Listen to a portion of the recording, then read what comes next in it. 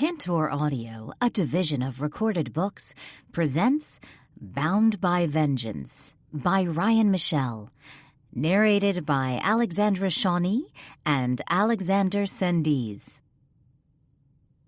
Prologue. The gun is steady in my hand, the weight of it not giving me a bit of comfort. The cold of the metal, the unforgiveness of its mold. It matches the way I feel inside. Hardened steel, molded and made by the hands of men. The firearm gives me no fear. It only feeds the burning need for retribution in my soul. Aiming it at him, thoughts of how I got to this place rush through me. The choices that were stripped, the consequences of actions and life that were altered and changed forever. All of it weighs heavily on me, but my strong shoulders bear it. Being a warrior is in my blood, carried through me from my parents. Eye for an eye is our motto. They would expect nothing less from me. The blood pumping through my veins was once a life source. Now my sole focus and the fury that courses through me is fueled by vengeance with every beat of my heart. He looks up at me, eyes blank. Bye, Riker. Without a second thought or a moment of hesitation, I pull the trigger. Chapter 1. Austin. Oh, Austin! Lexa, my former and hopefully current boss, tightly wraps her arms around me, tipping my body from left to right in excitement. Her short, spiked hair pokes me as she leans in. She's always stylish, staying with the latest trends and colors. Currently, the tips are a vibrant pink, but will surely change next week. Hi, Lexa. It's been 3.5 months since I stepped foot into Do or Die Salon.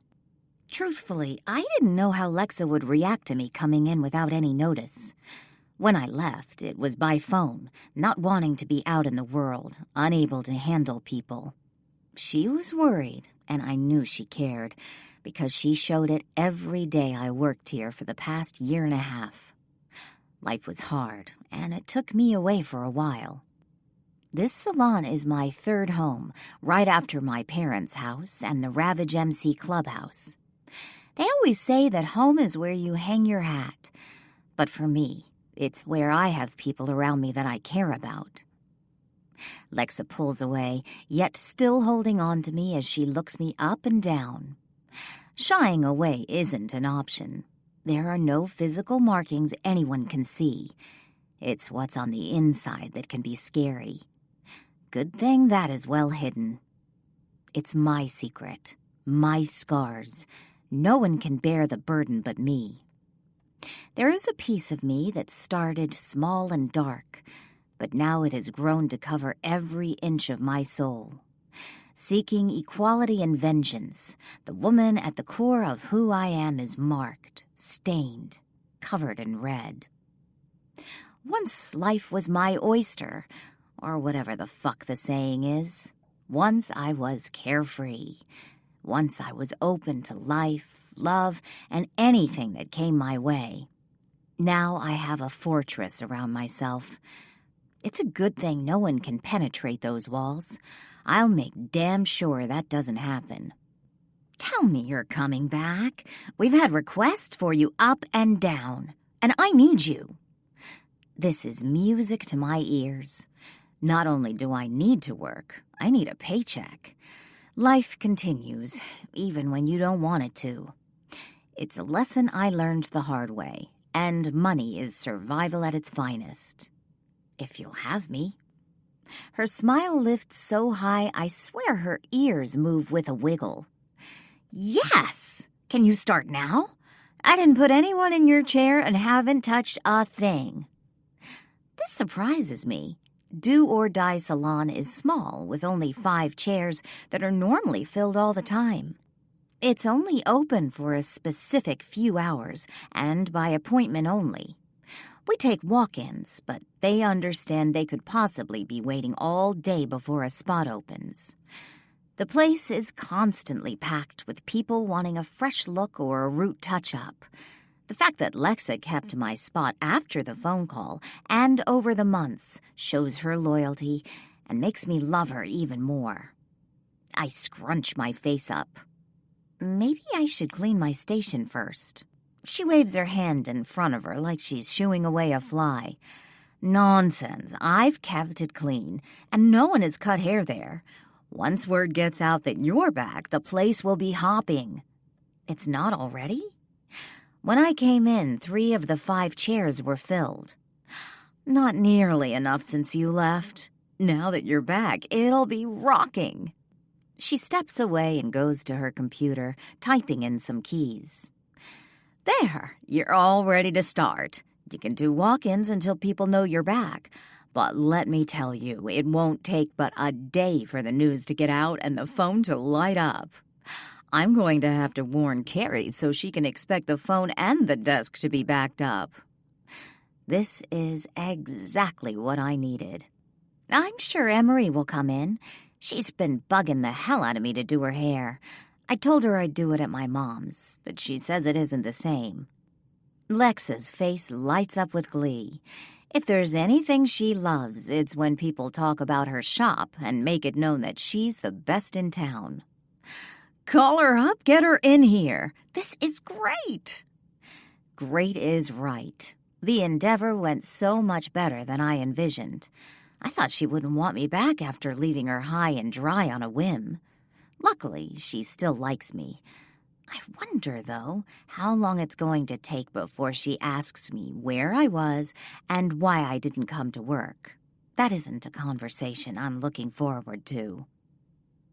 An hour later, the bell over the door rings and Emery, my best friend and cousin, strolls into the place, looking like she's won the lottery. She has the most beautiful hair.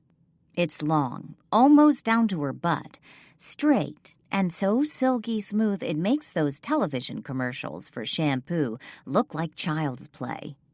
She always insists on adding highlights, but I think she's nuts. Her hair doesn't need them because she has natural ones that people here would love to have. I do it for her anyway. I'm so excited! She comes over, giving me a hug before setting her purse down on the small table against the window. The shop is set up a bit strange, but considering the way the building is, there isn't much of a choice. When you walk in the front door, there is a small reception desk to the left. Then the 5 stations where the stylists work are to the right. 5 black chairs with cabinets and large mirrors on the walls. Next to those are the 4 sinks for shampooing, and next to that are the hair dryers. On the opposite wall is the bathroom and places to sit and hang coats. It's long instead of wide, small, simple. What I like best about it is it's painted a vibrant purple on 3 of the walls and a cream on the other. Lexa has it decorated with stylish paintings. It's a very comfortable place to work. Me too. What do you want to do?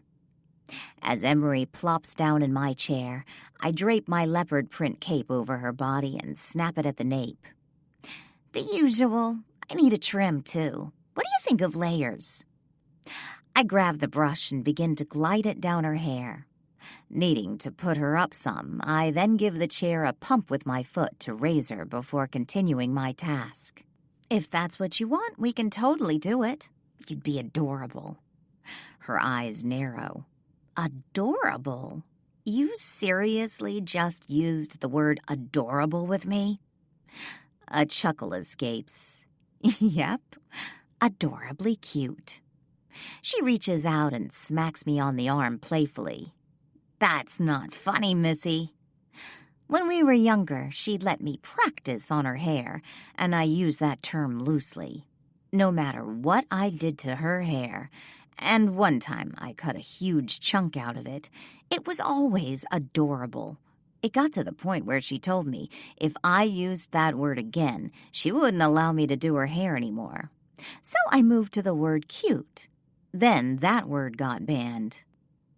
Sure it was. Let's do this. Let's.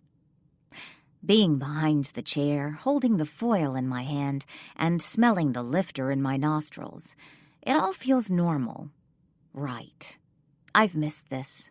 I needed this. My life is getting back on track.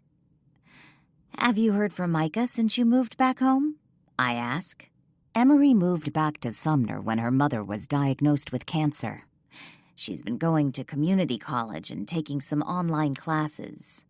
Micah, Tug, and Blaze's kid has been her childhood crush forever. They even went to the same school. Hell no, she growls, piquing my interest. I roll her hair in a foil before pressing it to her head, using the metal end of the comb to fold the edges. What does that mean? He had a girlfriend and decided to bring her with him when he came to see me. I thought it would be just him and me. Got dressed up and all that shit. Anyway, I ended up faking being sick so I could go home. What a dick. She looks at me in the mirror, eyes brimming with unshed tears. She was a brunette and really, really pretty. I probably would have liked her if she wasn't hanging on Micah's arm. But whatever. That's over. He's there, I'm here, and he doesn't want anything to do with the club, so I don't have to worry about him coming home. What if he does come home? I ask, parting another strand of hair. He won't. The confidence in her voice has me thinking she may be right. If she's wrong, it could go really bad really fast. Are we still on to get that place together? She asks, changing the subject as she stares down at her phone, no doubt on social media. The woman does statuses and tweets all day long. If I want to know something, checking her feed will tell me. Emery's phone rings before I can answer, and she holds up her index finger, indicating she wants me to wait. Hello? Hello? She hangs up. Unknown caller. I've been getting a ton of sales calls lately. It's starting to piss me off. Okay, you were saying... Yep, that's why the job, babe. Gotta get my funds back in order. Savings is good, but it won't last forever. Thank Christ. If I have to hear my parents going at it one more time, I'm going to lose my shit. Ever since my mother got the clean bill of health and the cancer is officially gone, they're like rabbits on crack. I kid you not. She complains, but deep down, I know she loves that her parents have that kind of relationship. She's told me many times. I can't blame her. From my perspective, living with my folks the past few months, I feel her pain. It's one of the many reasons I need out of mine. Being there gives me too much time to think about my life and what needs to be done to get it back on track. Set up a showing and we can sign. All my stuff is in storage. We have everything we need there. I have an extra bed, too, if you need it. When she shakes her head, I glare at her through the mirror. One thing you don't do when a woman has lifter and a brush is move your head. Sorry. She stills. I'm good. I have that under control. You think they're going to let us? I hold the foil and spread on the lightener with a brush, then fold the foil up into a packet, pushing it on her head. We're adults. Emery bursts out laughing, with me following right behind. Right. The place has a very secure system, the guy on the phone said. We can have Buzz and Breaker check it out to make sure. That'd be good. She calls my name, and I look at her in the mirror. Is it safe for you? Emotions well at the surface, threatening to come out, but I gather my strength and bury them deep where they need to stay. Of course, at least it is with my Glock. On a wink, I return to her hair, then set her under the dryer to process. She's right. My father is Cruz, president of the Ravage MC Motorcycle Club here in Sumner, Georgia. Many fear him, but never me. At least not yet. He's strict in what he expects, but I've learned he's fair. He and I are very close. If you looked up Daddy's little girl in the dictionary, my picture would be there. It doesn't mean he's going to like me moving out on my own again. I wash Emery's hair, cut, and then blow-dry it. We need a plan. You know that old saying, asking forgiveness is easier than asking for permission. Once it's done, they can't argue but so much. That's what part of my plan is anyway. Her brow quirks in that way she does when we're up to something, and she's all in no matter what it is. That's what I love about her. She's always along for the ride. She's the kind of friend I could call and she would be ready to hide the body without a single question as to why or whom. That's more than a friend or a cousin. It's a sister. Hear me out. My father will probably have issues with me having my own place, even in the Brookshire. I say we keep it to ourselves and sign the lease. Then we can tell both our families before we move, and hopefully they won't blow a gasket. The Brookshire is one of the nicer apartment complexes in Sumner. It has extra security upon entering and exiting the property. It's not what Ravage could set up, but it's better than nothing. We're 21 and 22 years old, she tells me, something I already know, and says nothing more. Yeah, I know how old I am, Emery. Doesn't mean they'll roll with it. My father is super protective. I get that. But I need my own space. It's imperative. Let's do it, she says, rising from the chair. I snap off the cape as she runs her fingers through her hair, letting it fall down her back. I love it. Thank God you're back. Yep, I'm back. In more ways than one. Chapter 2. Austin. Come eat, my mother, Princess Cruz, calls from the mouth of the hallway that leads down to my childhood bedroom. I close the box and tape the top of it. I've been going at this all day with my door closed. Now it's time to tell them. I'm nervous, not going to lie, but I'm going to tackle them both at once. I figure that will make things go easier, at least in the long run. The lease is signed, deposit and first month's rent is down. The place is ours, and I'm ready to get on with my life and my plan. I make my way to the kitchen, taking in the house on the way. My mom doesn't do flashy. Everything in her home is very down-to-earth and casual. The kitchen is large, the cabinets a rustic wooden color. The walls are painted cream, but then she has vibrant prints on one of the walls with pictures of her 3 kids on the other. The table fits 8 people, but it can be expanded out if needed. It's home, and I've always loved it here. It will be a great place to visit. Yes, visit, not stay. There you are. What have you been doing cooped up in that room all day? My mother asks, standing by the stove as she puts spaghetti on plates.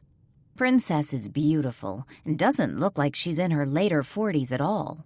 If anything, she looks like she's my age. With her vibrant red streaks and her dark black hair, she stands out in a crowd.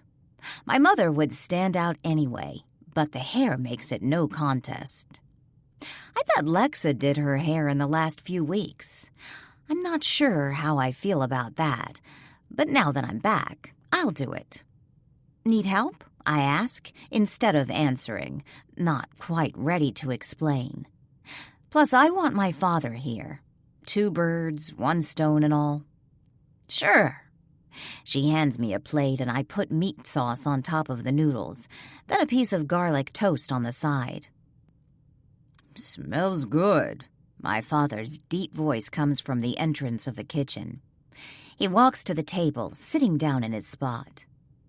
I carry the plate over and put it in front of my father. He looks up at me, love in his eyes. Thank you, baby girl. With a smile on my face and warmth in my heart, I make my way back over to my mother, who hands me another plate that I do the same thing to then sit next to my father. The food looks good and smells good, But inside, butterflies have decided to take a hit of crack and have a party in my belly, unsure of how my parents will take the news. I've been here for months under their watchful eye. Now this will change, a change they had to know would arrive at some point. When my mother joins us, we dig in. We're not a family that is particular about manners. Belching is a norm, mostly by my 2 brothers when they're here and my father. My mom always says it's a compliment to her cooking, considering she couldn't cook for shit back in the day and had to learn.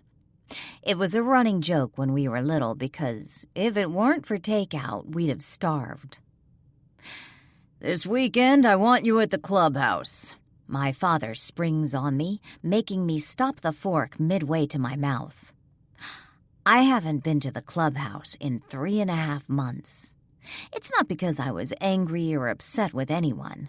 I just haven't wanted to deal with it. Deal with the questions or the looks of pity, since everyone knows what happened to me. Fuck that. My parents have been pretty lenient about my attendance at family functions, which I'm grateful for. Judging from my mother's demeanor and the sternness in her face, this isn't going to be one of those times where I'm going to get out of it. Between her and my father, they're going to strong-arm me. The timing is a bit sooner than I thought out, but I'll make it work. It's time. Sure thing. My mother's fork clatters to her plate, the sudden noise giving me a little jolt. Seriously? Yeah, Mom, it's fine. I'm back to work and getting my life in order. It's time to move on. A smile graces her face. This is good. I'm proud of you, Austin. My mother has always been on my side, my biggest cheerleader in life. I'm hoping that'll prove true with what I'm about to lay on them. With me agreeing to go back into the fold so readily, it may lessen the blow. Emery and I got a place at the Brookshire, and we're going to move in tomorrow. My mother stares at me, dumbfounded. My father glares, which was expected. Silence falls over the room as the air gets sucked out of it. The tension becomes so thick it's almost making me rethink my decision. Almost. I can only be thankful Knox, Cooper, and his woman Bristol aren't here to add their 2 cents to the mix. That would only add to my discomfort. No more of that is needed. It's time for me to get on with my life and not live in the past. Gripping the napkin, it tears and breaks into smaller pieces, but there is no stopping. My father pushes away from the table and crosses his arms, looking very imposing. That fucker is still out there. He had you tied to a table and stuck blades in you, repeatedly, and you want me to let you out of my sight? The pain in his eyes is stark, his features tight. He doesn't need to remind me of what happened. I remember every agonizing second of it. Memories flood my mind. The pain, the fear, the unknown. The way he looked at me, smiling as he pushed the knife inside my flesh slowly so it would be more painful. I still feel those moments when the metal entered my flesh. The man hates me, but not as much as I hate him. I lived it, Dad. His eyes softened just a touch at my tone and words. He was at my side while I recovered and saw the pain that man inflicted. He heard me cry and had to cover my wounds after adding ointment to them. My father is a man who likes control, and him not getting that, not having him, has been eating at him. I know it. I know, and I'm sure as hell never going to let you go through that again. We're working on finding him, but he's gone ghost. The club has been searching for him since it happened. That's what my brothers Knox and Cooper, who are patched members of the club, have told me. They couldn't tell me any more because it's club business. even though it's also my business. Since no one said anything about finding him, I suspected this would make things harder. I get that, but I can't let him win. Being cooped up in this house isn't living. Me working, having my own place, going to the clubhouse for family things, that's me living. We get that, Austin, my mother finally speaks. But he could come at any moment, and we won't know. I think fast, knowing the opportunity could be slipping through my fingers. It isn't an option I can lose. My parents are great, but they are demanding as well. The apartment has a security system, and we were thinking Buzz and Breaker could come and amp it up. If you wanted, they could put cameras on the outside of the place to watch who comes and goes. This is a bit of a stretch, but if it will make this happen, I'll suck it up. As long as the cameras aren't inside the apartment, watching my every move, I'll be good. Why is this so important to you? My mother asks softly, which is not her style one bit. She's more straight to the point and in your face. Her being on the gentle side tugs at my heart. I'm taking my life back, Mom. What he did to me, I can't change. What I can control is what I do now. In more ways than one. This is just the first major step. I should put you on lockdown, my father grunts out, and my stomach falls like a lead weight. Being on lockdown at the clubhouse will ruin everything. Not being able to leave the compound and having all the brothers watching me all the time is not an option at this point. Having the cameras at the new place is a stretch, but this can't happen. No lockdown, Dad. He studies me for long moments, face blank, not giving me anything. I feel it slipping away. My control, and I hate it. I need it back to feel whole again. I'm having the guys go full out with security. He cuts me off. They will monitor the place 24/7. He runs his hand through his dark hair that has a little more salt in it than it did a few weeks ago, giving it a tug. Fuck, I can't believe I'm letting you do this shit. If I have one inkling that he's in town, you're on lockdown, no questions asked. Something isn't right. Your ass is at the clubhouse. That isn't good, but I'll take it, for now. Relief falls over me like a warm rain. I'll take it. Step 2 of the plan. Check. Chapter 3. Riker. Last one! I call out to the guys as we pack for the next shipment the club is handling. It'll only be a day trip for this one, and Tug and Jax are fulfilling it. Screwing the screws on top of the crate, it's finished and ready to roll. On it! Cooper comes up with Knox not too far behind. They lift the crate and take it to the box truck out front. It was by sheer luck I found the Ravage MC. Living on the streets was hard, but I found myself a job and a place to live. The problem was, I still wasn't happy, and being pissed off at the world doesn't help a man. GT and Dagger were in a bar I attended regularly. They started bullshitting with me in a way that was comfortable, like I'd known them for years. We got to talking about the club, but they were pretty vague. They reiterated how it was focused around family. It was a time in my life when I needed that one thing. Family. And that's what the Ravage MC is, and it's what they have given me. Men and women who stand by each other through thick and thin, who have each other's backs, who give a shit, who truly care. It's more than I've had in years. I hopped on my ride and never looked back, following GT and Dagger to a family worth a damn. I reach in and grab a smoke, pulling one out and tapping the end of it.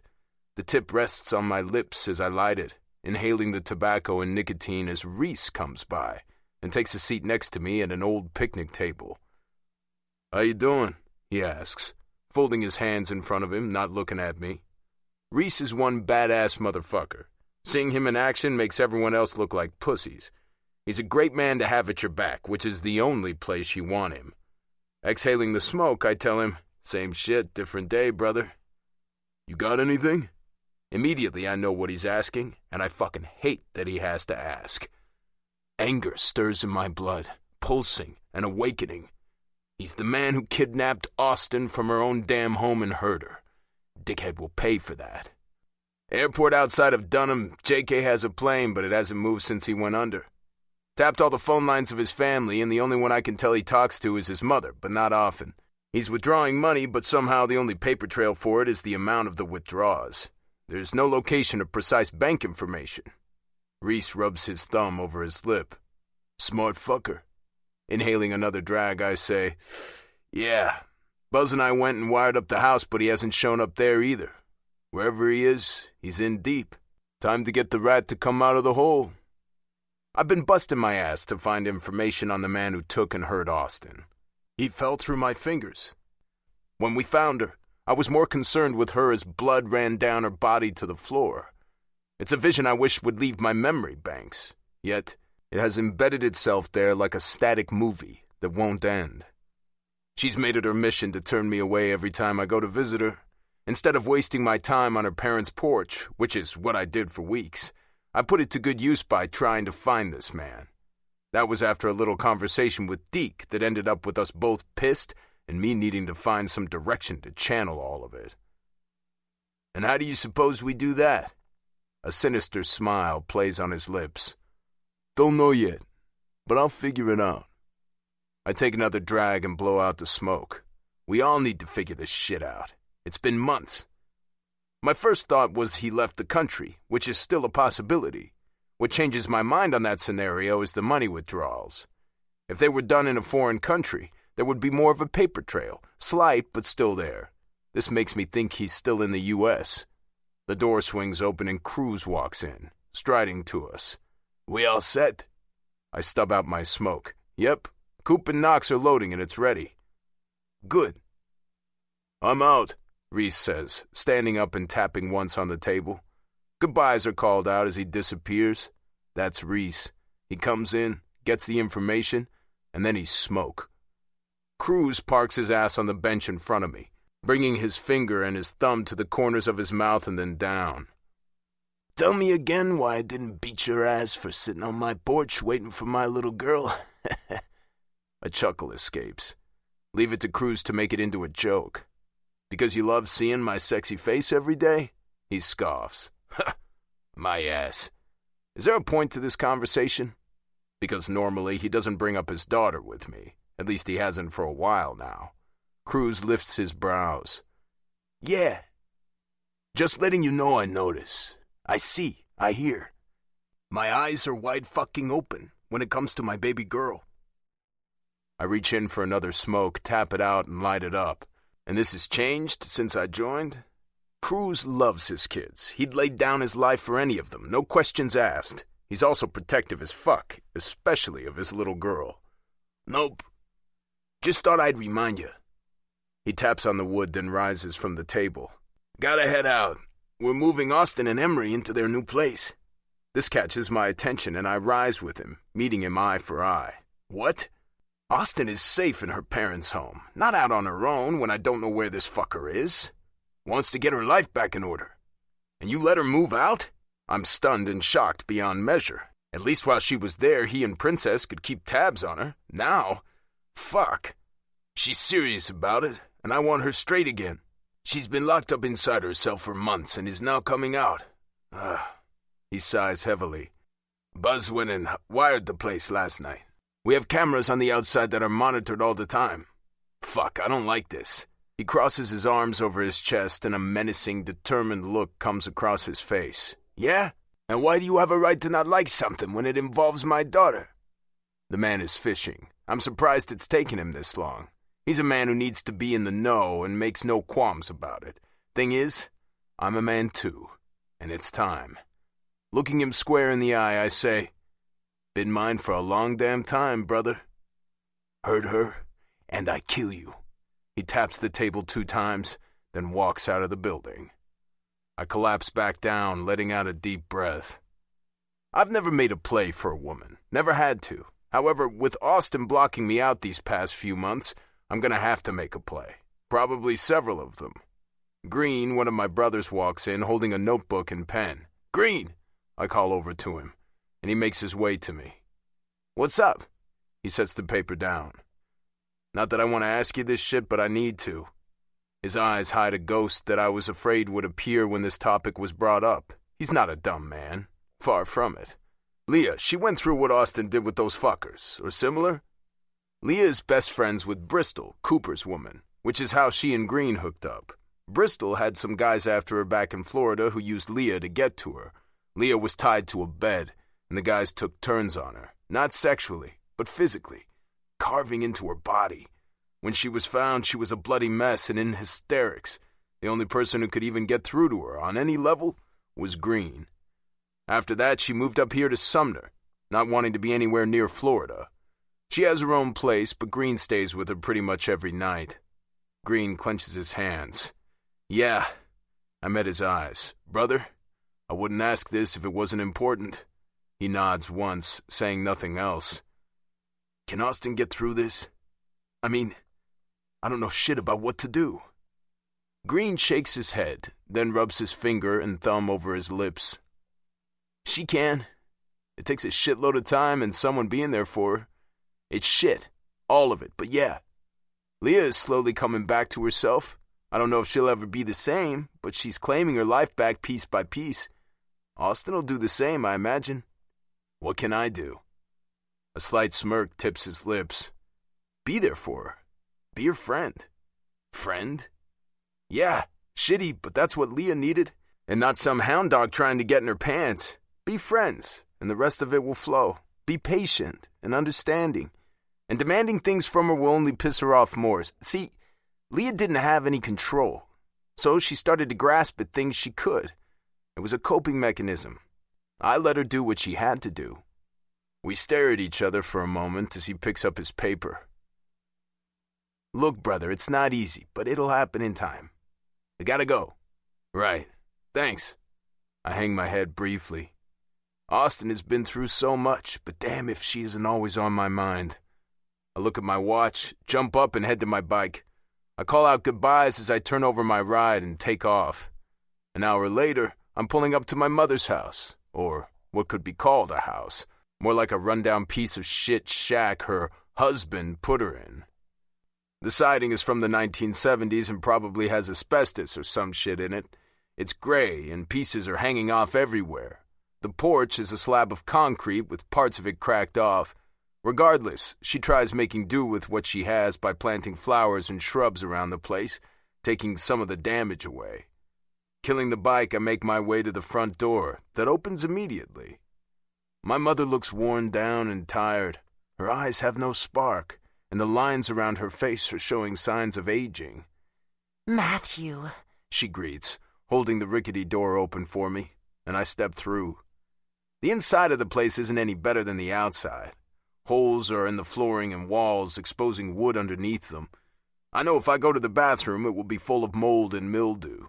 She lives in shit, and she wants to live in shit, which is her choice. I look around, searching for her husband.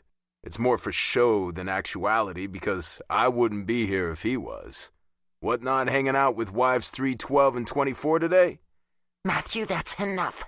Her scold is nothing to me, though I bet it works on my siblings. They're stuck, and that is something that scrapes my balls. A chuckle escapes. Just stating the obvious. "You have no right to dictate my life." She looks me up and down, the corner of her lip rising. "I mean, look at you." Holding my arms out wide, I let her have a good look. "What you see is what you get, Ma." "Do you have it?" Her question comes out fast as she peers out the window, no doubt looking for anyone who might see my bike in the driveway. She lives in a well-populated neighborhood, but I bet my right nut no one knows what goes on behind these closed doors. What, no hug? Her eyes narrow briefly, but she catches herself, sucking in a deep breath. "I'm sorry. It's just been a long time." 2 months, Ma, and you still won't let me see my brothers and sisters. There are 6 of them, and it's been years since I've been allowed to see them or talk to them. 17 to be exact. James doesn't feel it's a good idea. She moves around her small house, beginning to pick up some magazines and organize them on the small table in front of the couch.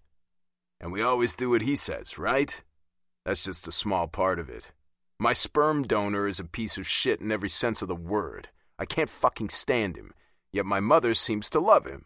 Truth is, I think she's brainwashed to do so. She's been with him for over 30 years. That does a lot to a woman's mentality. Considering she's only 49, that's some sick shit right there. She had me at 18, her first. He's my husband. It's ordained. It's faith. God chose, and this is the path we are meant to take. She protests, pulling up to her small height, her chin up. Not a lot I admire about my mother anymore, but her determination is still there. He hasn't completely destroyed that yet, but it will happen in time. If only she'd just change her mind and get out. Yeah, you, and what is it, 4, 8, 12? It's been a long time since we've had this conversation. His numbers have to be up there. How many sister wives I have isn't your business, Matthew.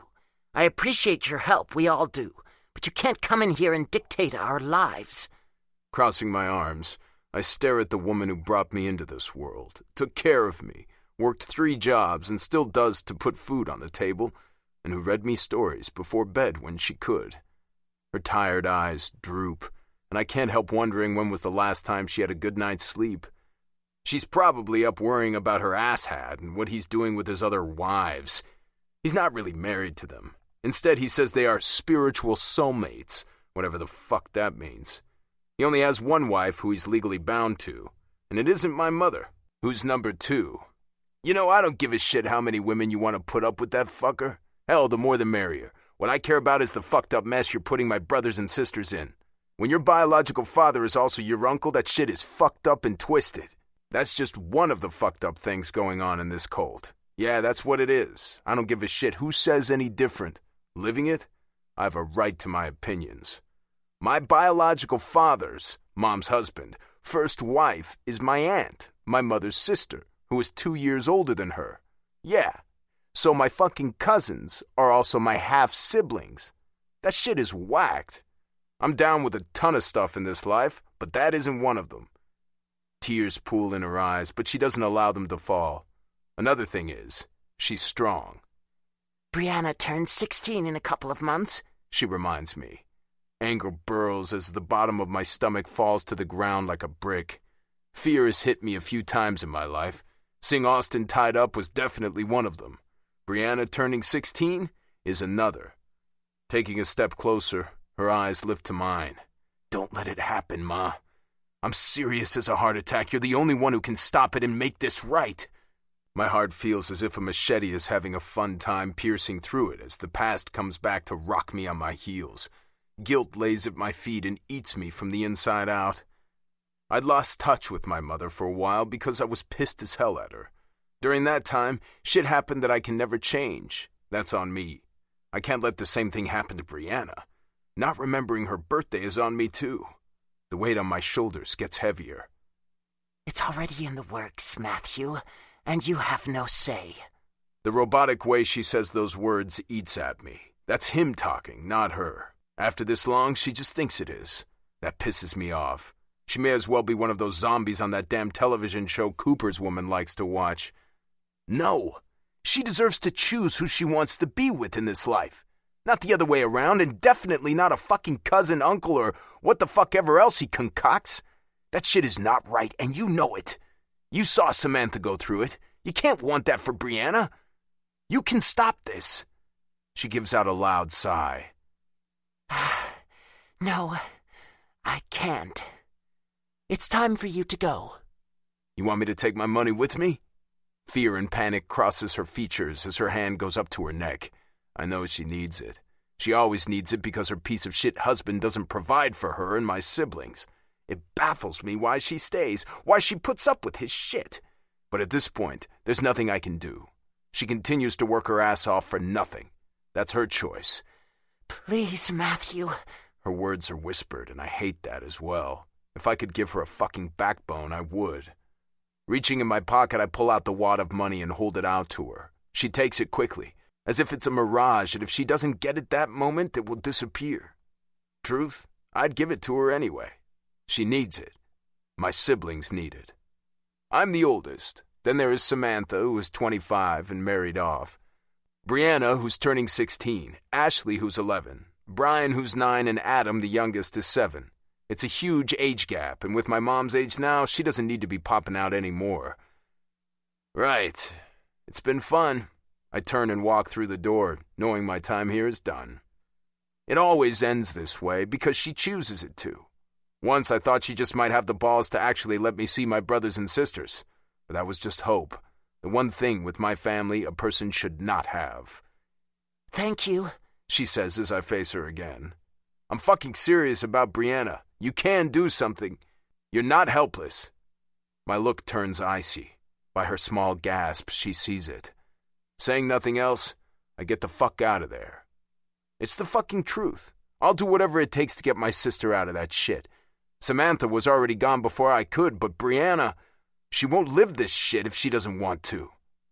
My phone pings with a text. Carly. I want a party. Me. And? Carly. Pick me up. Me. And do what with you? Carly. Take me to the clubhouse, idiot. I chuckle, sending her a text about the party coming up and that I'll pick her up for it. My cousin got out of this cult life a couple of years ago and looked me up. It took her a while to get her head on straight after being with all those fuckers for so long, but she's adjusted well and loves to party. Personally, I don't give a fuck. She wants to screw my club brothers, so be it. At least I know she's safe. Funny how life decides to toss shit in your face, but keeps right on moving. At least Carly was able to shake it off her and live a life that she wants. It's my job to make sure Brianna gets that chance too. I'll do whatever it takes for family. Chapter 4. Austin. That goes in my bedroom. Emery directs her brother and my older cousin Deke in our new apartment. Buzz and Breaker, who are techie kings, came in and did their thing, then taught us how to work the system. We have remotes on our phones and everything. Neither Emery nor I can see the cameras, but we know they're here. The entire time we've been moving, all I've gotten out of Deke is a grunt. One was when he got here, acknowledging my existence. At least there's that, even if it's not much. Pulling him aside and talking to him is a must, but not with all these people around. Love my family, but some things are better left unknown. Some things you take to the grave. I haven't talked to Deke since it happened, and I feel guilty for that. He blames himself for the fucker coming at me, but that's just not the case. He doesn't need to hold that burden. The asshole who hurt me does. He's one of the few I truly trust, and his avoidance hurts, but I have no one to blame but myself. How much shit do you need? My oldest brother Cooper asks, carrying one end of the couch. Yeah, there's like 2 other couches down there. Where are they gonna go? My twin brother Knox says from the other end of the couch. Gotta love brothers, or at least their strong arms. Let me educate you. This is a couch. The smaller one downstairs is a love seat, and the other is a recliner. They aren't all couches. I point to where the piece needs to go, and they set it down not so gently. Let me educate you. Knox leans in threateningly. Not that he scares me, though it would to normal people. I just stop myself from the eye roll. Being twins, we have a special connection, yet he gives me shit whenever possible. It must be in the brother rule book or something. I don't give a flying fuck what's what. Once this shit gets up here, I'm out. I tap the side of his face. Aw, love you too, baby brother. By 1 fucking minute, and you still bust my damn balls about it, he gripes, but he's not pissed. It's something we joke about regularly. I was born before, yes, briefly, but it counts. and holding it over him is for pure entertainment purposes. Nice goat. I move my hand back and forth in the air next to me like I'm petting a goat at my feet. Cooper chuckles. This is an inside joke between the three of us and our parents. It's a play off the "got your goat" saying that I heard growing up from my grandpa, Pops. Whenever any of us snags the other in a verbal blow, we make a deal about it and say, "Nice goat." "Fuck off," Knox says with a smile, then heads back out the door. Looking around at our new place, I take in the light cream walls and the wide open space that is the kitchen, living, and dining areas. The recessed lighting along the ceiling adds to the warm feel. There is no fireplace, which in Georgia, who needs one? Though there is a very large balcony off the living room area where we can fit a couple of chairs for relaxation. When we first walked in, it was pretty bland. But now with our things coming in and getting placed around the room, it's coming alive.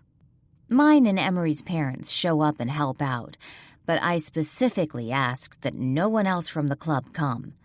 It's not that I don't want to see them. It's just the questions they are dying to ask. Moving on is hard enough with all the bullshit that could come along with it. After pizza and beer, I make my move to Deke, sucking in a deep breath as I do. Cooper already left, and some of the others are starting to get up too, but Deke needs to stay. Sliding up to him, I ask, "Can you stay for a few after?" "After what?" Deke is a rock of a man. He used to be an underground fighter and was estranged from the family for years until I went to him for help. Dragging him home didn't make him happy, and me shutting him out these past few months really hasn't made him any happier, or so Emery's told me. When we got home, Deke had to face a lot of shit from his father. Then he learned that his mother had cancer, not to mention the club and coming to terms with the reason he left in the first place, namely J.K. It wasn't an easy road for him, and I added to that hardship. As much as I wanted to talk to him before, something held me back. It's time to clear that up. I look up at him. "They leave? Can we go somewhere to talk?" He pulls out his phone, looking at the time. "Need to be back to Riley in an hour. Let's go now." Right. When we leave, nothing is said by anyone except for goodbyes. I hop into his monster of a truck, and he fires it up. It feels like old times. "Where are we going?" I ask in a rush when I wake up to find we are flying down the road in Deke's truck. Home. Anger bubbles inside me, along with a twinge of fear. "You asshole! You told me I could stay with you." I move to get the seatbelt off, only thinking one thing. Must get out of this truck. He reaches over and grabs my arm, tightly holding me in place. Damn man is too strong for his own good. "No, I said you could stay last night. Already called Knox and he's expecting us." "Fuck, Deke, do you have any idea what you've done?" I groan, falling back to the seat and dropping my head onto the back window with a thump. The cramps in my stomach are no match for the pounding of my heart. I'm fucking dead. "Should have thought of that before you hopped in a car with someone you didn't fucking know. That's some stupid shit right there, Austin. Know you're smarter than that." I sigh heavily. There's so much he doesn't know, and he would have had he returned home at any point in the last 4 years. Fuck, Deke. You have no idea what you've done. You have no idea what's going on. Fucking enlighten me so I know what I'm getting myself into. He's right. He's driving me back home to a place he doesn't want to be. I owe him something. Not all, but something, even if I don't want to give it. My insides ache. My voice softens. I lied. He slams on the brakes, and I put my arms out to the dash to brace myself, my head moving forward with the truck. I blow the hair out of my face in a huff. "What?" he clips, anger pulsating out of him. Knowing I'm too late, I still say, "Don't get pissed." "Too fucking late. Talk." Pain hits me hard in the gut as an emptiness inside me makes its presence known. I'm hollow, vacant, a void. My heart is strangling just at the thought of telling him. "You can't tell anyone, Deke. I'm confiding in you. I can't let anyone know why I was in Grayson." I picked that town for the sole purpose of going to Deke afterward, but nothing ever seems to go as planned. "Talk," he barks, making me jump in shock. "Deke," I snip back. "I mean it. This is serious shit." "Talk. I'll decide." From the look on his face as he stares at me, he's not going to let this go. I opened that door, and now I have to walk through it. "You're not going to let me go unless I tell you." My thoughts trail off, and I pause for a few moments, getting all my thoughts in line. I didn't hitchhike. I'm not stupid. I took the Greyhound here, not wanting the tracker in my car to keep tabs on me. "Well, at least you have some sense." I let out a huff. "If you'd have been around the last 4 years, you never would have bought the hitchhike thing in the first place. I needed to do something, and it couldn't be in Sumner. Emery told me a while back where you were living, so I planned that something here so I could crash with you for a couple days." A vein throbs in his throat, and his breathing is deep, telling me he's pissed. "What something? And don't fucking blow rainbows up my ass, woman." I'm unable to hide the small smirk that comes to my lips. No matter the situation, I've learned to take the small joys, and Deke just gave me one. "We've missed you." "Austin," he warns. No one knows this. Not a single soul on the planet. Yet here I am, just going to tell Deke after he hasn't been around for 4 years.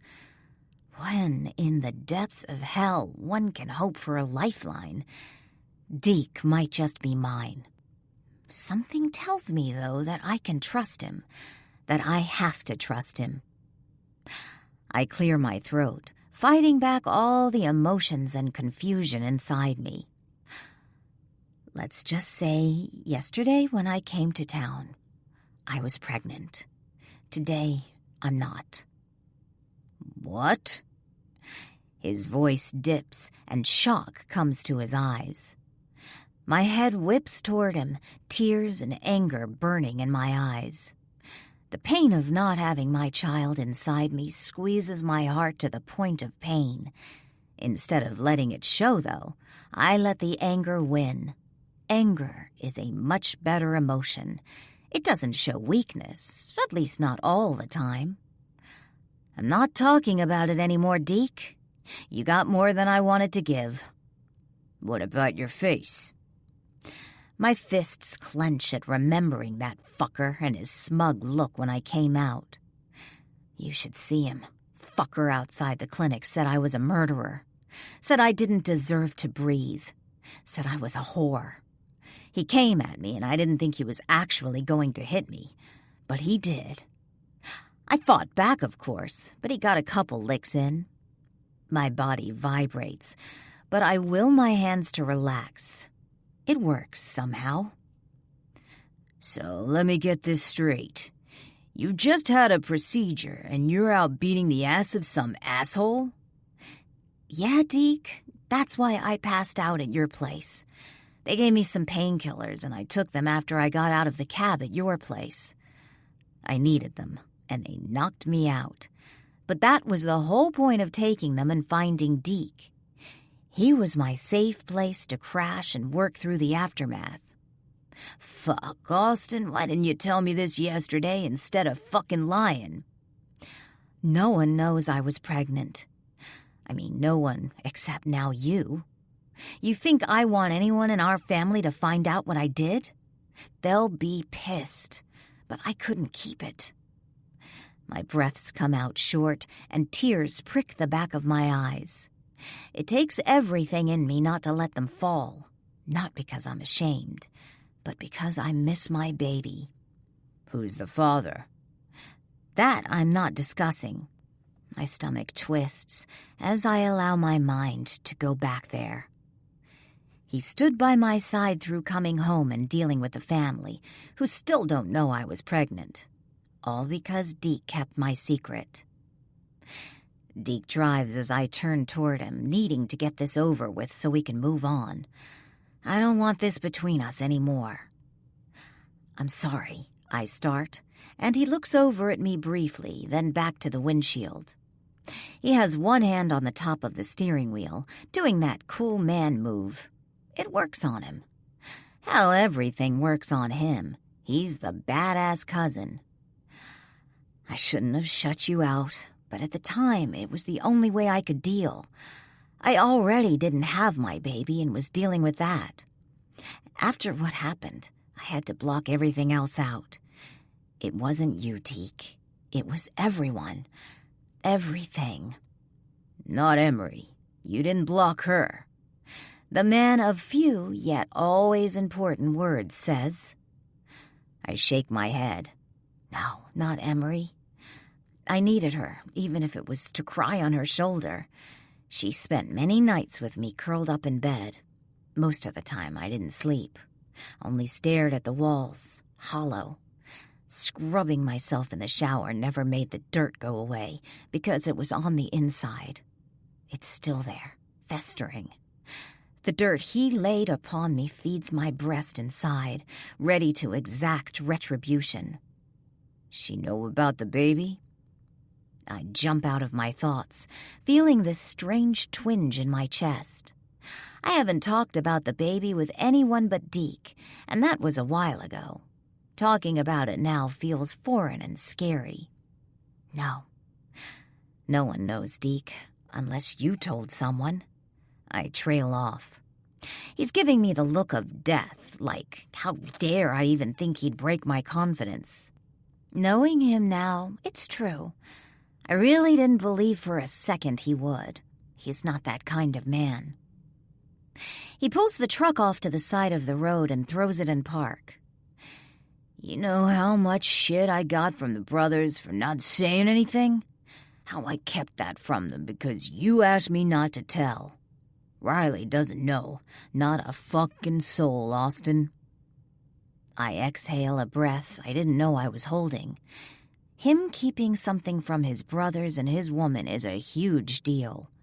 It speaks of courage, honor, and loyalty. Deke has that in spades, making me like him even more. Thank you. Yeah, thanks.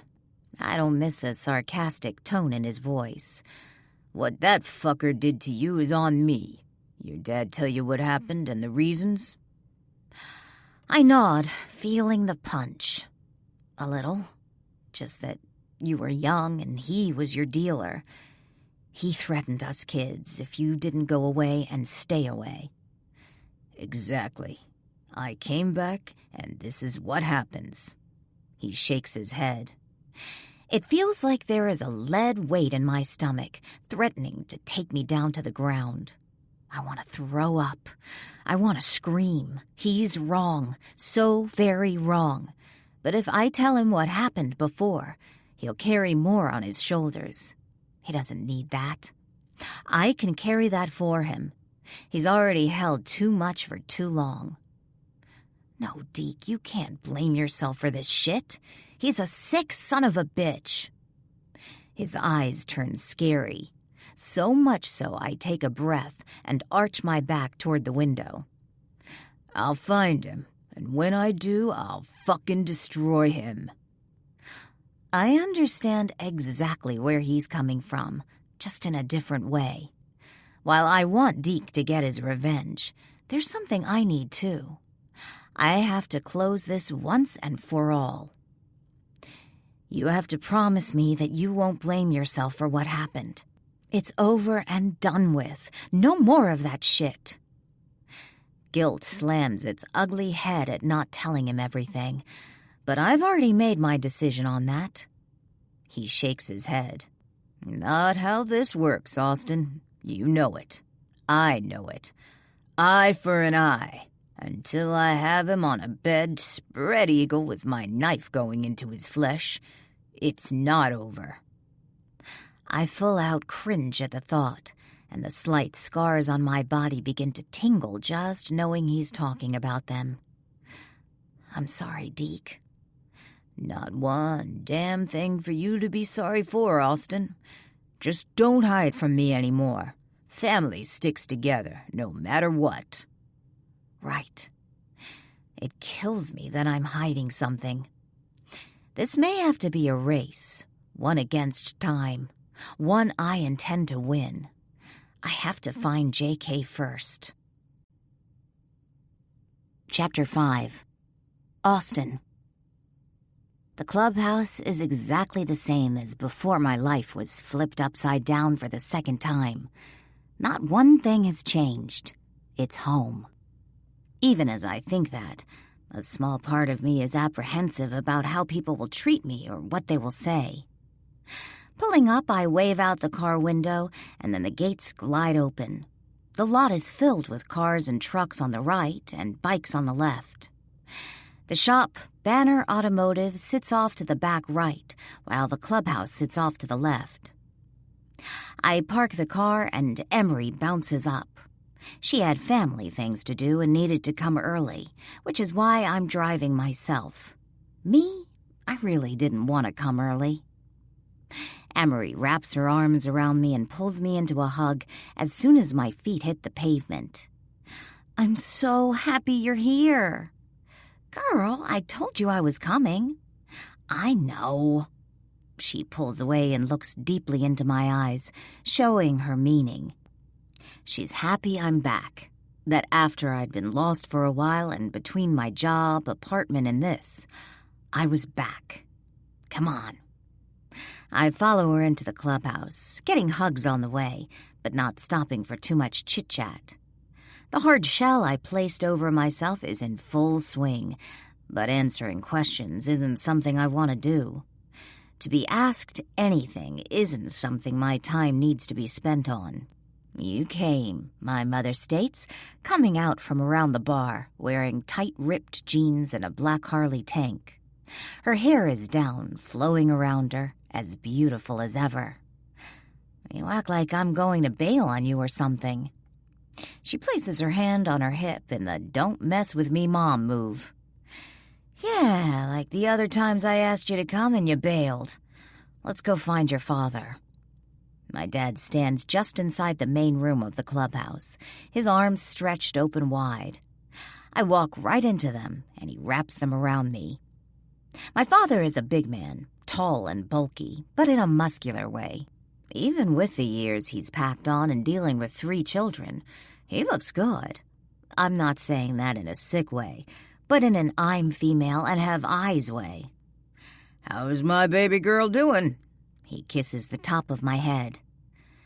"Good. Mom's giving me shit. Nothing new there." He pulls away, smiling down at me. "I bet she is. And looks like she won, considering you're here." I shrug. Figured I'd let this one ride. He chuckles deeply. "Yeah?" "Yeah, years of practice and all." In reality, getting one over on my mother is harder than breaking out of a prison. This is me and my dad, though. Joking, laughing, being us.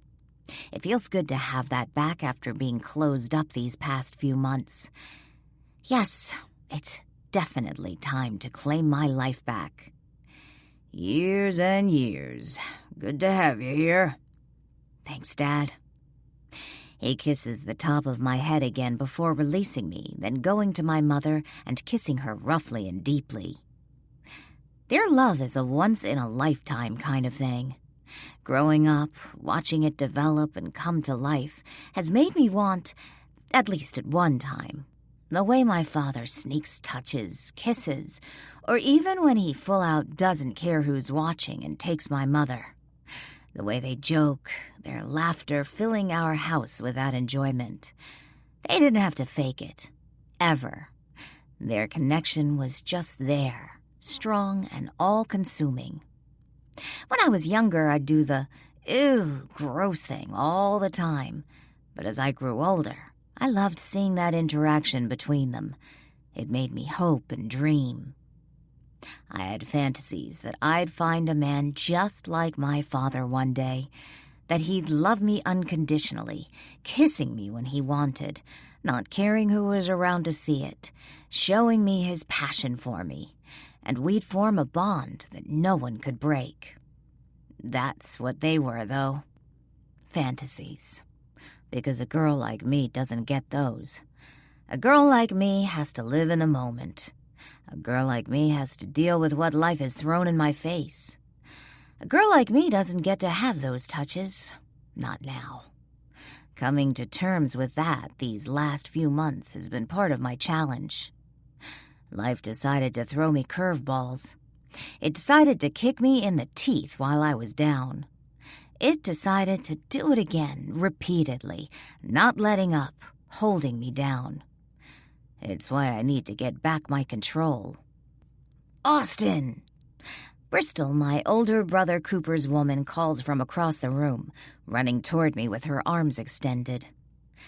Guess today is going to be a day for hugging. She wraps her arms around me. You're here. That I am. Bristol and my brother have been together for a while. She's a pistol of a woman who has a strong business sense. She and my brother started managing storage units for the club. She used to manage some back where she's from, but now runs the clubs. She was going to come help us move in, but something came up at work. She pulls away, a wide smile gracing her face. Come help Ma and me in the kitchen. She pulls me by the hand into the kitchen, where my grandmother, who we call Ma, is whipping up food. She turns to me and does the whole hug thing. So happy to have your beautiful face here again. She gives me a squeeze, not asking questions. This goes on for a while, the hugs and greetings. With as large as our family is, it takes hours. Luckily, I didn't get the "Are you okay?" question too many times. It's not until hours later that I get my opportunity, deciding it's time. Taking back my life means I need to get information, and today is the day to get it. I have a reason to be at the clubhouse, and an opportunity I can't let pass. Moving quickly down the stairs to the basement, I make my way to the door I need. Turning the handle, I find it's locked, which is expected. I reach into my bag and pull out my lockpicks, a present from Tug, one of the brothers, who taught me how to use them. Quickly and efficiently, I take care of the lock and open the door. Before me stands rows of computers and a hub. I shut the door, lock it, and move to the monitors. Buzz taught me many things about computers and took lots of time with me in doing so because I showed interest. He just didn't know I'd be using his knowledge to hack into the Ravage system. I like to think of it more as gaining needed information from those I love. They're family and we're sharing information. It's a good way to look at it. A hairdresser who can crack computers. No, I haven't put that on an application, but I may be able to find a good job for it. There should be something out there that would fit that bill. I fire up the machines, knowing Buzz has it set up with a ton of security that I'll need to whittle through. It will take me some time, but I've been taught by the best. I tried to do it from my apartment to avoid this, but the system won't allow me to get in remotely. Therefore, I needed to come to the central hub. Buzz has the computer set to lock down if the wrong things are typed in, so I must be meticulous with my entries. The floor above me creaks and groans with people dancing. A faint sound of music comes through as well, and I find myself humming to the current song. I've always worked better with music. This is good because I don't have a lot of time, and I have to get it right. Cracking computers has become second nature to me. It's like riding a bicycle. Even with months away, I can pick it right back up. Companies keep coming up with special ways to stop people from getting into each other's systems, but each of those is easier than the last. It's a joke. It only takes me a few minutes before I'm in. I type in the search J.K. Bridges, my stomach coiling as the information is brought up. Files, spreadsheets, and documents line the finder. Not having time to go through it all right then, I insert the flash drive and download it all. It only takes minutes. Then I put everything back exactly where I got it, leave the room and lock it, joining everyone back upstairs. When I first get to the top of the stairs, I look around, noting not one person even cared I was downstairs. Why would they? Sneaky, yes, but necessary for us all. Sucking in a calming breath, I find Emery, Knox, Cooper, Bristol, Deke, and Riley sitting at a picnic table outside. I join them, feeling the flash in my pocket and wanting to get back to the apartment so I can look at it. "Family giving you a hard time?" Knox asks with a grin. He and I have a good relationship. We don't have the connection that some twins have, where we can read each other's feelings or any of that. But we're close. Nothing I didn't expect. Actually, I expected a lot worse. More of an interrogation of some sort. Luckily, that didn't happen.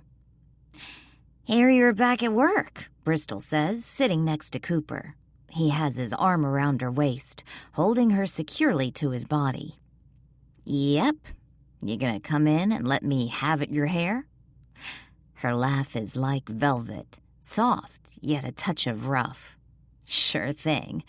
I want pink or something fun." I can totally do that. I look at Knox, whose hair has grown very shaggy over the last few months. He shakes his hair back with a grin. "Nah, I've got to catch up to Coop here." Cooper, the oldest of us all, has long hair he puts up in a man bun or ties at the nape of his neck. I've heard every woman who's ever encountered him swoon over the damn thing, gushing about how hot it is on him.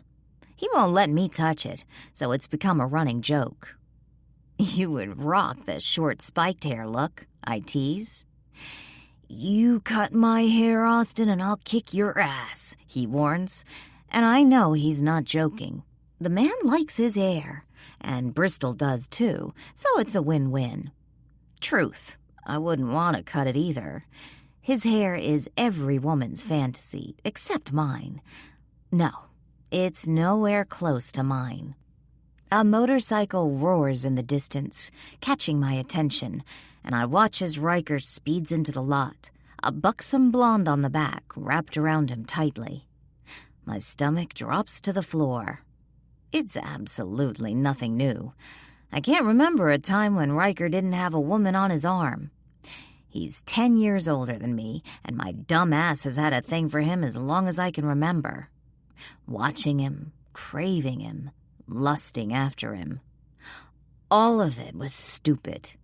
Is stupid. Now that I've given up, it shouldn't sting so badly. Yet it does. My father told me that while I was recovering, Riker sat outside on the front porch, refusing to leave. I briefly thought maybe he had a thing for me too, but seeing him now with a woman wrapped around him like a glove, nah, it doesn't matter anyway. Riker isn't going to happen. The sooner that gets through to my heart, the better off everyone will be. The blonde climbs off, kisses Riker's cheek, and then bounces off with a wide, satisfied smile. It's not the first I've seen and won't be the last. It's like a train wreck. You know it's coming, and you just have to watch anyway, cringing the entire time.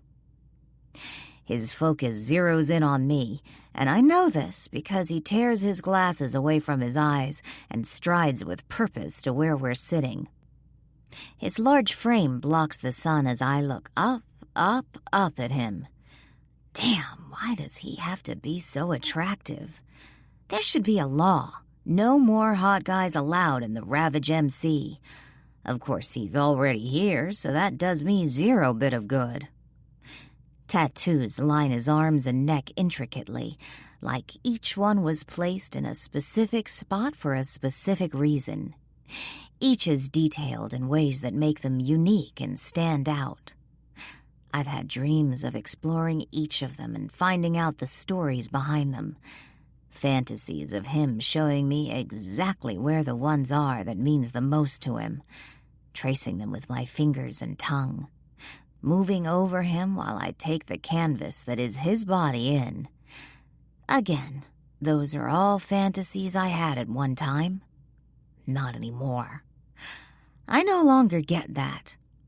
Even if he wanted to, and as much as it sucks, it's life.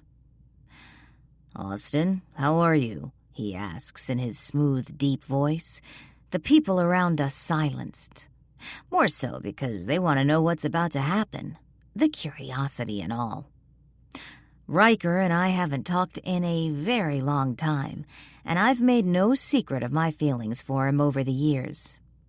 As stupid as it was, I was out there like a billboard sign, just waiting for him. Since they all know what happened to me a few months ago, this is like a soap opera ready to happen. Drama, go. Good, I lie. Thanks for asking. I turn my gaze back to my family at the table. They're now watching Riker and not giving me an out. I exhale deeply. "I've been calling you." He sits down on the bench in front of me. He has, many times. Texts, too. I've ignored every one of them. There's no reason now to pretend that we'll ever be together. He's made it clear over the years that it isn't going to happen. It just took J.K. hurting me twice for it to sink in my head. And now that it has, that dream is a puff of smoke. "Well, I've got shit to do," Cooper says, standing up and pulling Bristol with him. "Me too," Deke adds in, doing the same with Riley. Not moments later, the rest of my family leaves me sitting across from the man I crushed on for years, the man who never knew I was alive. He never saw me, and only now seems to. It sucks, because it's too late. Better to get this out of the way now than wait. "It's cool you called me to make sure I'm okay." "I'm good, Riker. You don't need to call anymore." He reaches over and grabs my hands, but I pull them away quickly. "Austin." My name comes out like a plea. I rise, needing to get the hell out of there. I've waited forever to hear my name on his lips like that. Wanted it more than anything. Dreamed of it since I knew what that tone meant from a man. Hearing it now is a slice to my soul. I have to go. I move around the table, but don't get far before he is standing in front of me, blocking me. I have to look up due to his height. He's gorgeous. His beard lining those delectable lips. Damn, it's another reminder of what I will never have. "Please, let's go talk." His eyes plead with me in only a way Riker can do. The fun spirit isn't there. Only all this seriousness that is unlike him. "No, there's nothing to talk about. I told you I'm fine. Thanks for helping find me. I gotta go." He captures my arms, sizzling my skin with his touch. "Baby, don't do this." "Riker, I'm not your baby," I whisper as he leans down and captures my lips. I find myself kissing him back, allowing him entry into my mouth. As his tongue sweeps in, I taste the mix of tobacco and tar on him. It's not the sweet of a cigar or the tart of chewing tobacco, but rather the salty, bitter linger of a cigarette. He steals my breath as desire and disgust of him bringing another woman here intertwine. It's the best first kiss a woman could ask for, and when he pulls away, it takes everything in me not to burst into tears, knowing it will also be the last. Without words, I run to my car so I can get the hell out of there. Sometimes, everything we want isn't what we need. Facing a new reality isn't easy. Chapter 6. Riker. She runs away from me, but not before I see the desire mixed with pain in her eyes. Not wasting a second, I dart after her, through the crowd, taking the same path as her. She reaches her car first, fumbling in her purse for her keys, but I get there before she finds them. "Austin!" I call out, but it's like she's made it her mission to find the keys and ignores me. Using my index finger, I place it under her chin and lift her head until our eyes connect. Fear radiates in them, yet her shoulders are straight, challenging me. It's something I love about Austin, her strength that oozes out of her. Sometimes I wonder if she even knows it's there. She may have been knocked down, but she's up and moving. That's her. I can't do this, she says softly, looking at me like she can see right through me, like she can see all the fuck-ups in my life and all the way down to the core of me. It's how she's always looked at me, and it scares the shit out of me. No one else has ever been able to do that, or make me feel that burn. She was only 9, I believe, when I joined the club at 19, but none of this started then. It wasn't until around her 16th birthday when I, along with every other man on the planet, noticed her. It was sick. It made me feel like the slime ball that is my father. I fought it, pushing it down. No matter how she looked at me, I kept it in the no-go zone and continued to do that for years. Then her getting hurt tweaked something inside me, made me want and crave and desire in a way I never thought possible. Suddenly, all the things holding me back didn't seem the same. Protecting and taking care of her suddenly became top priority. Now, judging from her expression, she looks as if she's closed that door on us. It'll be my job to open it back up. Thinking back to what Green said, work will need to be seriously done. We're just talking, Austin. You just kissed me. Fire breathes life into her, and her cheeks warm. My cock instantly gets hard, and I have to will him down.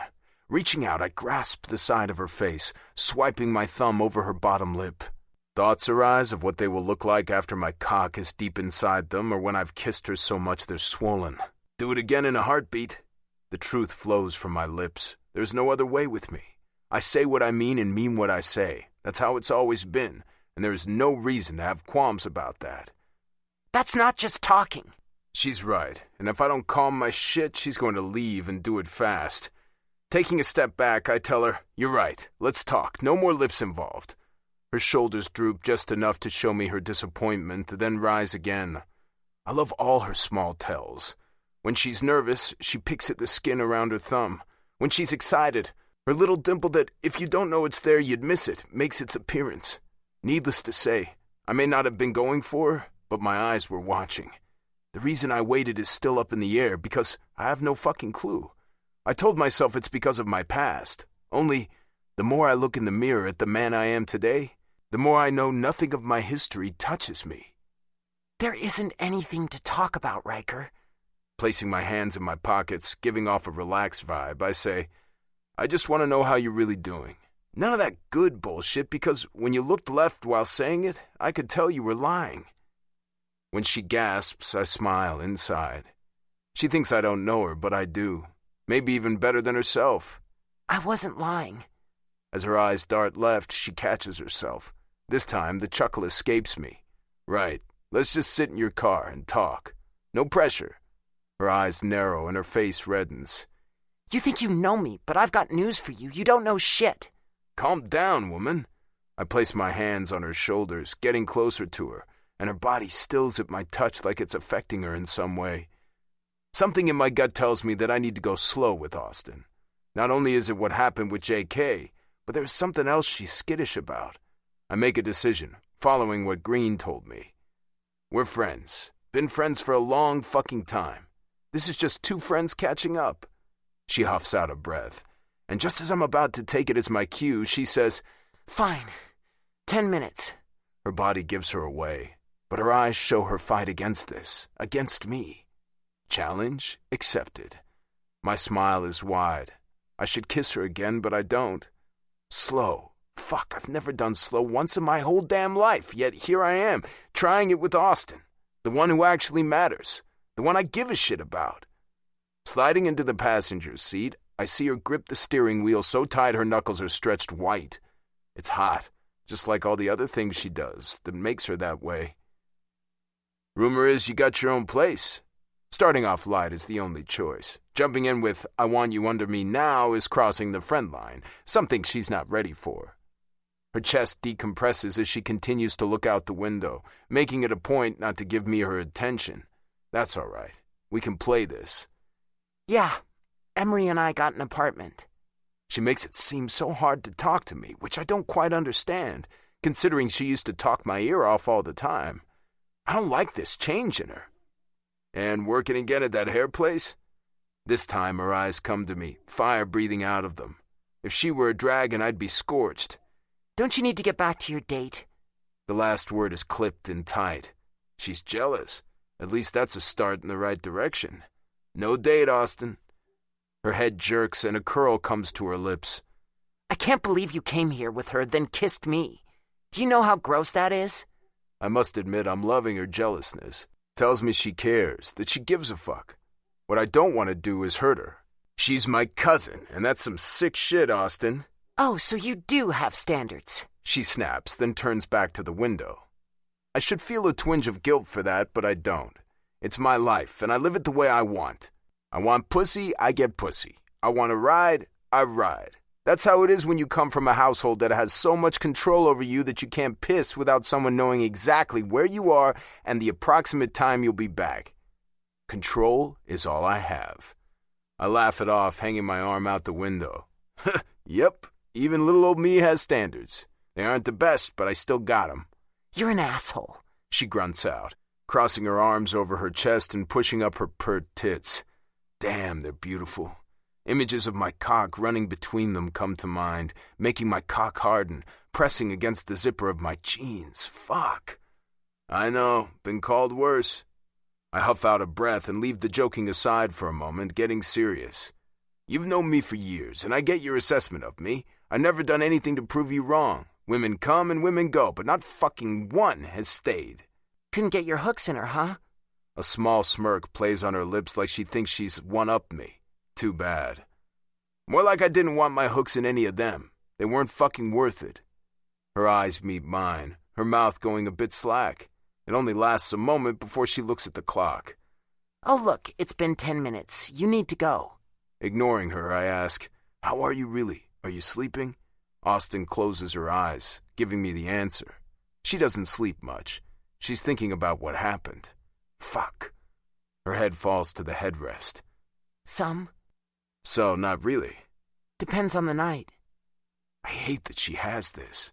Hate that I'm not there to help her through those nights. Something else she's not ready for yet. It's on me to figure out how to change that. Eating? What is this, 4,000 questions? She clips, irritation dripping from each word. I've only asked you 3, Austin. The tension in the car is thick, not only with the lust that I have for this woman, but from her anger, frustration, and fear. It's all there, plain as day, like all her cards are laid out on the table. She huffs out. Right, some. Which means she isn't eating as much as she should. Fucking woman. You have to take care of yourself. Yeah, I do. Now please go, friend. Friend is set as a challenge, one that is fully accepted and will be succeeded. You got it. I rest my hand on the door latch. You need anything, Austin, you call me. No hesitations, no questions asked. I'll be there. Without another word, I exit the car. She sits there for a few moments before firing up the car and darting out of the lot. Feet apart, I rub my hand over my face. Fuck. This woman is going to put me through the ringer. The thing is, I know coming out on the other side will be worth it. Every fucking moment will be worth it. Therefore, I'll do this friend shit and get her past all the demons or do my damnedest to try. Pulling out my smokes, I tap one out and light it with my Zippo, inhaling the tar that will coat my lungs as I make my way back to the group of partiers. I feel the burn in my lungs. My heart pulses inside my chest, craving more of her. All in due time, Austin. Chapter 7. Austin. Hands hold me down. 3 sets of them. Whatever they gave me makes it easy for them to control my movements. I'm weaker.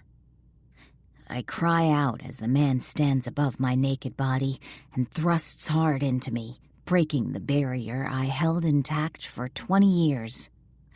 "Fuck yeah, virgin pussy, my favorite," he grunts as tears fall from my eyes and pain courses through my body.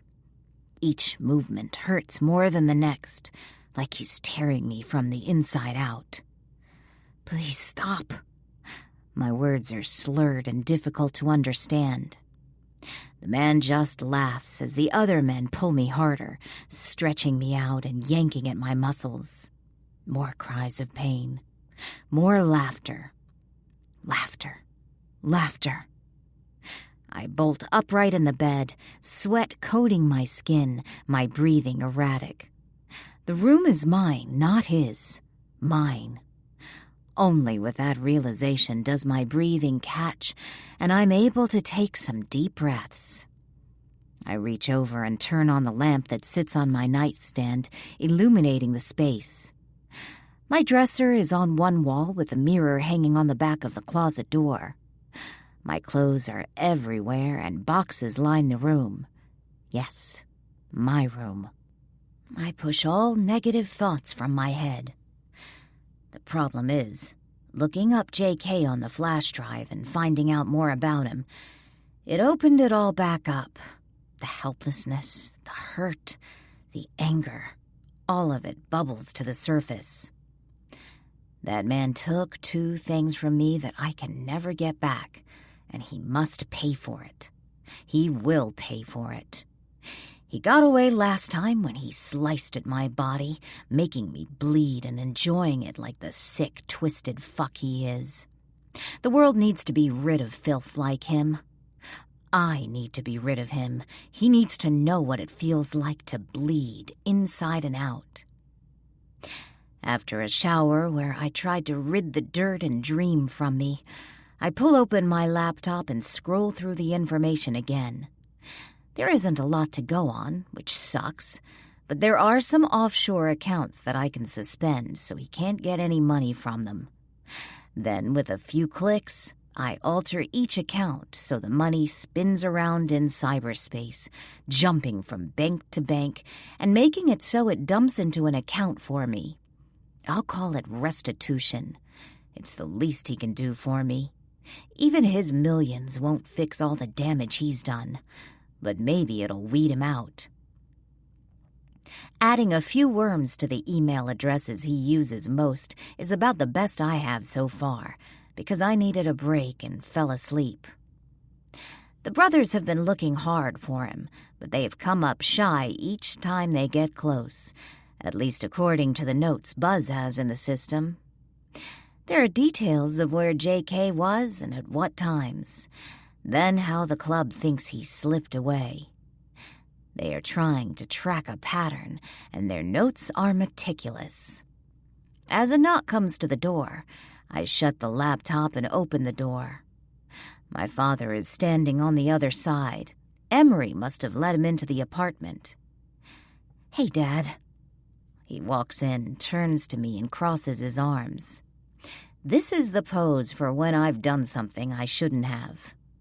Fear spikes that he figured out about me going into the computers. I don't see how, though, considering I put everything back the way it's supposed to be. He's so damn smart, I wouldn't put him past him to know. Shit. Care to tell me what that scene with Riker was about? Part of me is relieved. Not that I want to talk about Riker, but it's better than the computers. Nothing. There's nothing. Bullshit. Don't play games with me. Riker isn't a man who will accept that. Anger spikes, but I control it. Thought you didn't get involved in shit like this. If it involves you, then yeah, I get involved. He moves closer to me. You've changed since that shit happened to you, and I don't know what to do to help. I have in more ways than one. Some things will never be the same. I don't think I'll ever be back to the me before all this went down. That doesn't mean I'm not a survivor. That's what my parents taught me, how to fucking survive. We all change, Dad. It's part of growing up and becoming your own person. He steps closer. Not like this. Not changing who you are and becoming something you're not. My dad and I are close. There were times when he was so protective it felt suffocating. Then there were other times when I wished anything for him to be with me, yet he'd given me space. He's always said we need to spread our wings and fly, but it doesn't mean he has to like it. With my brothers, it's different. I know it. They know it. He knows it. I accepted it a long time ago.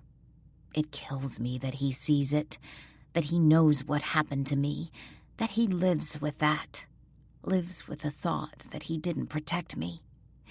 He did, though. He gave me strength. He blows out a deep breath, stepping away from me and moving toward the door. Then he stops with his hand on the handle. Riker comes off snarky with quips, but there's more to the man than meets the eye. His loyalty runs deep, and he's not a man to let go of something he wants. Dad, you playing matchmaker? I tease. Nah, I just want you to know what you've got in store. He winks. Don't. Riker was a childhood crush and nothing more. At least, not now. Not ever. I could tell him that Riker wants to be friends now. But there's no point in that either. Keep telling yourself that. He says no more, leaving the room and shutting the door behind him. I move to let him out, but then I hear the front door shut and don't bother. He's locked it. I know it. Riker. I remember when he first started prospecting for the Ravage MC and coming around. The first moment I saw him, my world stopped and tilted on its axis. Something inside me changed. Even young, I felt it. I just didn't know exactly what it was at the time. He's 10 years older than me, and I was only 8 when he prospected, and 9 when he joined. Never. Not once did he ever show any interest in me, other than his brother's kid or younger sister. He'd rub the top of my head jokingly, and I hated it. Even when I turned 18, nothing but more of the same, each time more irritating than the last. I spent years making it no secret I wanted him, but he never wanted me. I got it. And it took a life-changing event to put that in perspective. Now he's suddenly taking interest? Like I'm a challenge or something, which is so far from the case it's actually funny. If he knew everything, he wouldn't want anything to do with me. It's better this way. He wants to be friends, but I'm not even sure how to do that with him. I know spending time with him isn't a good thing. The ways he looked at me in my car, his pointed, no-holds-barred words, his body language, and the way he held back from touching me when I knew he wanted to. He'll be a diversion I don't need right now. My mission isn't Riker. It's JK. I sit up, needing to get my mind off Riker, and flip open the laptop. I click on a file, and my stomach bottoms out. Pictures of the compound I was held in and hurt pop up. JK's smiling face is in several of them. My gut squeezes so tightly, vomit threatens to come out. My eyesight is hazy, like there is a fog over it. I'm unable to see 10 feet in front of me, though sounds of movement are all around me, along with murmurs from a stern voice. That voice. I remember it. I hear it in my nightmares, the ones that were only tamed when Deke stayed at my house. I desperately have to get out of here, far away from him. However, my arms feel like 100-pound weights, yet light at the same time. I go to move them, but they don't budge. It's the same story with my legs and torso. Blinking, I try to make sense of where I am and what exactly is going on. When I left my apartment, I looked everywhere around me before exiting. I didn't expect a taser to come shooting from a distance and knock me on my ass. He injected me with something. Probably the same thing as last time. The same thing that made my limbs go weak. Then my mind. Last time. Panic fills me at just the thought as the memories bombard me, ones I want to forget and move past. This doesn't bode well for me. I barely got away before. I didn't think I'd ever be able to stand on my own 2 feet again. This time will be worse. I know it. He's evil. Beyond evil. Cooper told me to get right to the clubhouse. He warned me the brothers would notice if I'm not there. They have to because, for once, no amount of the brute force my mother taught me is going to help. Not when my body is uncontrollable and my brain is as high as a kite. My head jerks from a powerful force, maybe a hand. There are no cries or tears. I don't feel the pain, only a slight sting in the movement. The drugs must be more powerful than before, because I felt everything last time. Remember everything. The brutality, the tearing, the burning, everything. You fucking little cunt. Get rid of my baby. Now I get rid of you. Fear slices through me. I try to move my arms and legs, but it's no use. He pulls my hair so hard my neck angles down in an unnatural way. Again, no pain, only pressure. No, it was mine. The other 3, I made them use condoms. Not me. When I pushed through that virgin barrier, I wanted you filled with only me. Wanted you to remember who you belonged to. Then I find out you killed my baby. The pressure becomes more. Now I do cry out. Had my guys track you and found you after you murdered my baby. Bitch, you're going to pay. In every fucking way possible. Bile rises up my throat, burning as I try to push it down. This man hurt me in more ways than just physical, and I hate him. Hate what he and his men did to me. I can still feel the pain of when he took me. Can still feel the guys holding me down by my arms and legs while I screamed out, trying to fight back. Every damn detail of what he did to me is etched on my soul for eternity. My baby. I fight back the tears at thinking of the life that grew inside me for such a short time. Pain spears through my heart. The emptiness I feel in my stomach grows. Innocent. I can't fight the tears as one falls out of the corner of my eye and rolls down my cheek.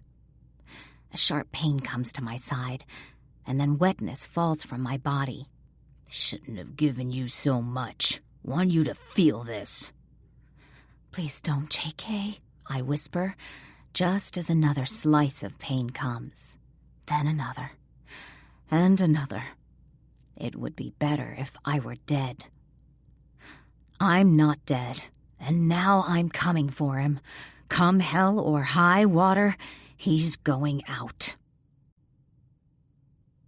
Chapter 8. Austin. 1. My arms strain as I pull my weight up until my chin touches the bar. Then I let my body fall back down. 2. Repeat. Up, knees bent and ankles crossed. Down. 3. Over and over. The repetitions continue, sweat pouring from my face, down my chest, and to the floor below me. Regulating my breathing, I work to fight the quivering now coming from my muscles that want me to stop, urging me to take a break. There is no break. There is no stopping, not until I feel I've had enough. My body can handle more, so I push, moving on to crunches, then twisting my body, my abs feeling each movement. Austin, Charlie calls from the mat in front of me. Charlie's an older man, but I bet he could still kick my ass if he wanted to. The man has moves. I've seen him in the ring before, sparring. He's owned this gym for as long as I can remember and takes a special interest in those who visit his establishment. Good for him. Not so good when you don't want to talk. Just work out until your body can't anymore. I should have gone to the clubhouse and worked out where my mom taught me years ago, but I needed different scenery. This is what I get for that. When my feet hit the mat, I rub my hands down my short spandex workout shorts. They are red hot and more than likely have a few blisters. It's always the sign I've done my work here. Charlie, good to see you here. He smiles as I walk over, grab my towel, and wipe the sweat off my face and neck. Nice change of pace. His face grows serious. I know what's coming. Even though I hate it, I refuse to be a bitch to him. How you holding up? And boom. Placing the towel around my neck, I tell him, Good. Every day's getting better. You need anything, you let me know. I must admit, I'm surprised that he dropped it so quickly. Most people would go in for the kill when they have me to themselves. Not Charlie. I respect that. Will do. It's time to get the hell out of here. Walking out of the gym, I'm alert as I take in my surroundings just to be safe. What I'm not expecting to find is Riker standing against the door of my car, arms and ankles crossed in front of him, sexy as hell, with his eyes on me. Hiking my workout bag up my shoulder, I make my way toward him. What do I owe this honor? I tease to lighten the mood. Considering our car conversation and him wanting to be friends, this is how I decided to play it when we saw each other again. I'd be me, but a knowing me, a controlled me, a me who won't let her feelings get involved in any way, shape, or form, a me who has her eye on the prize. He shrugs. I got the short straw. Huh? I have no idea what he's talking about. Bodyguard duty. But then Cruz told me it was your body I was guarding, and I was all over it. His eyes grow dark with desire in a way I used to dream about. The straw suddenly didn't seem so short. While I do like that I have the joking, teasing Riker back, what he says doesn't make me happy. I stand in front of him, wanting to roll my eyes, but refrain. Bet you say that to all the girls. Riker shifts, standing to his full height, which luckily blocks the sunlight from my eyes, but unluckily makes me have to look up at him. His glasses shine in the sunlight, while his muscled, tattooed arms bulge out of his black t-shirt. His jeans fit him as if they were custom-made, hanging low on his hips. All of it is hot. Too hot. Shit. What the hell is bodyguard duty? You and me. We're a team now. I blink rapidly as my chest constricts, trying to process what he's saying. No, this wasn't part of the deal. Riker can't follow me around all the time. That'll be the same as if I lived at home, which is why I left. You're shitting me. His gorgeous smile appears, lighting up his entire face. Nope, where you go, I go. Don't you have a job? He works at Banner Automotive with the rest of the guys and has club stuff. He doesn't have time to babysit me. He moves his head just a touch. You're my job now. This can't be happening. I pull out my phone and dial my father's number. He answers on the second ring. What's this about Riker being my bodyguard, Dad?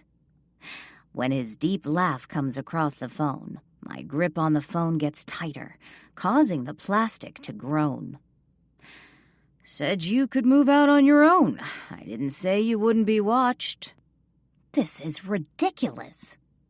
I turn from Riker and bite the side of my thumb. He can't be around me all the time, Dad. It's either that or you go on lockdown. Don't give a fuck what you pick. Choice is yours. But I'm not fucking around, Austin. You will be safe. You will be protected.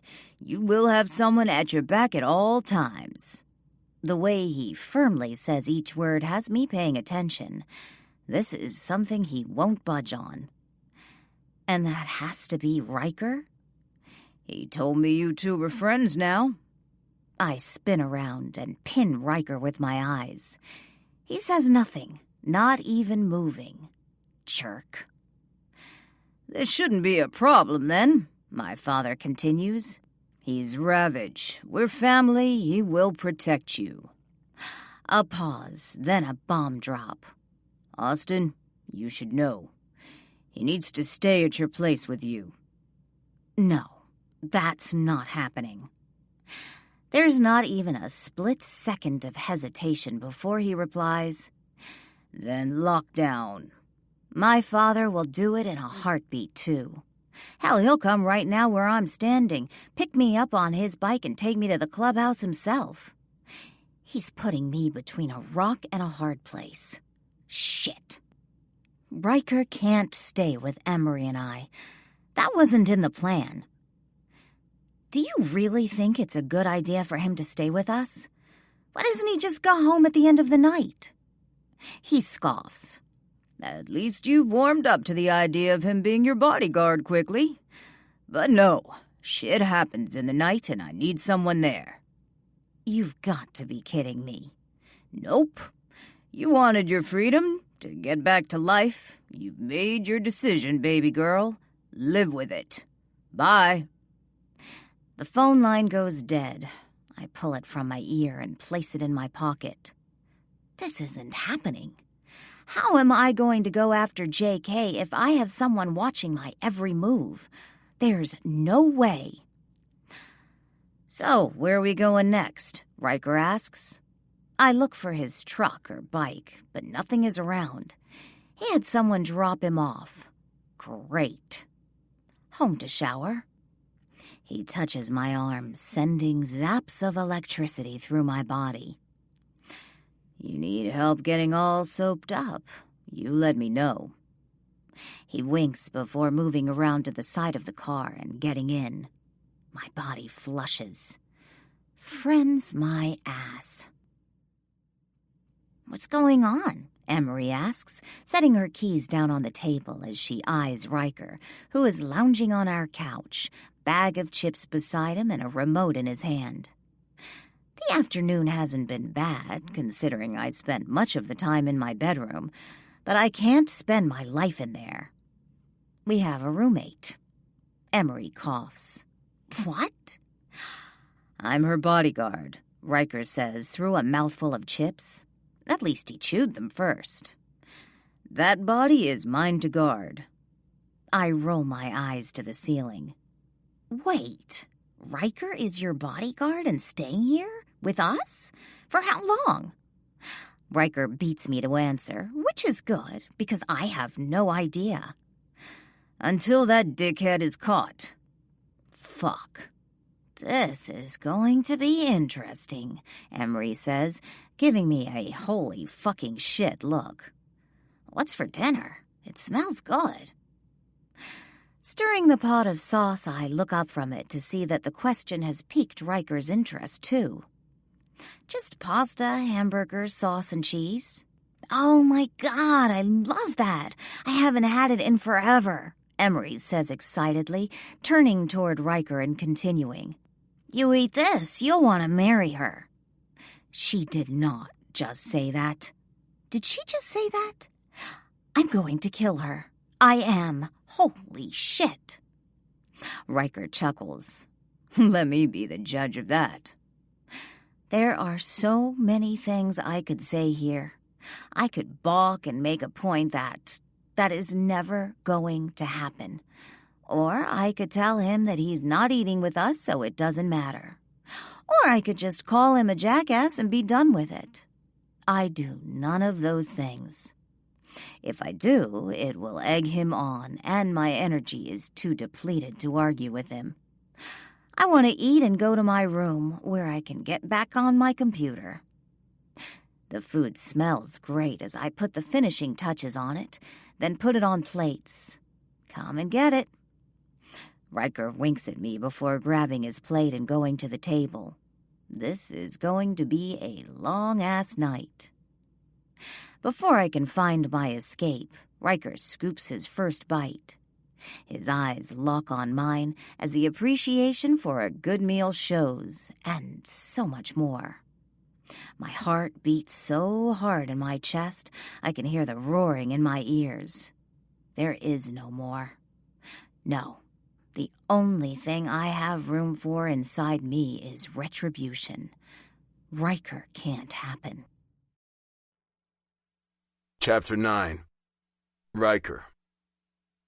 Fuck, every fucking time she rolls her eyes to the ceiling, I want to grab her, pull her to me, and devour her lips. But watching her today, really watching her, she has more hesitation in her than I initially thought.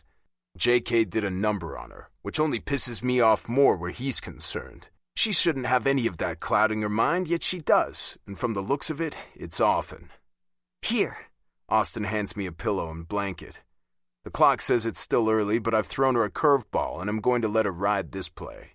The way she cooked dinner, only to scurry to her room, lets me know she's off balance having me here. She needs space. I reach out and take them. Thanks. She turns on her heels. Night. Seconds later, I hear the door to her room clicking shut. Emery left, so it's just Austin and I in this small space. My cock grows hard as I toss everything onto the couch. Friends. What the fuck was I thinking? You don't have to come, Austin says from the door, a large bag hanging off her shoulder. Nothing more I'd like to do than hang out at a fucking hair place. She laughs. I love the damn sound of it. It was missed for so long. I'd do whatever is needed to keep it. Sure, maybe you can get in the chair and I'll give you some highlights. Hell no. She laughs harder and I suck it in, inhaling it like a drug. Like a concoction I never want to go away. It's heady and intoxicating. She reaches up and runs her fingers through my hair, sending a shock from my scalp to my fucking boots. It could use a trim. My breathing comes quicker. This holding back shit is harder than I ever thought it would be. It's driving me crazy and I can't just pull her to me and take what I want. She removes her hand, taking the sensations with her. Come on, I don't want to be late. Just think, we get to do that all again tomorrow. Austin throws her head back to the passenger side headrest, happiness radiating off her in waves. She loves her job. Full out loves it. She talks with the people there like she's known them for years. It may all be superficial shit that doesn't get to the core of who she is, but that doesn't matter. How she deals with so many people all the time is admirable. There's no way in hell I'd be able to do that shit. That blue-haired biddy needed to get laid. Her laugh fills the car.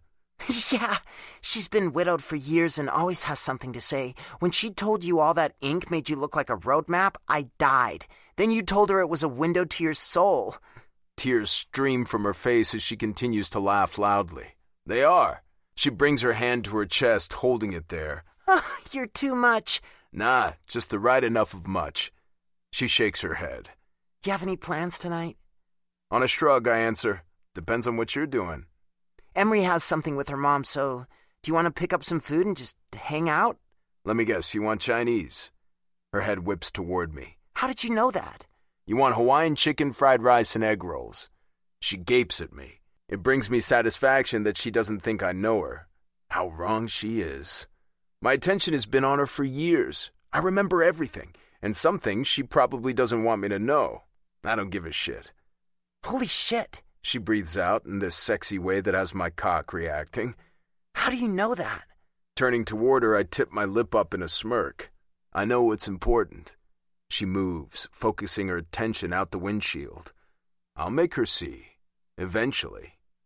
We get the Chinese. We eat the Chinese. She's quiet during dinner, and when I suggest we watch a movie and pick one with The Rock in it, her eyes widen in shock once more.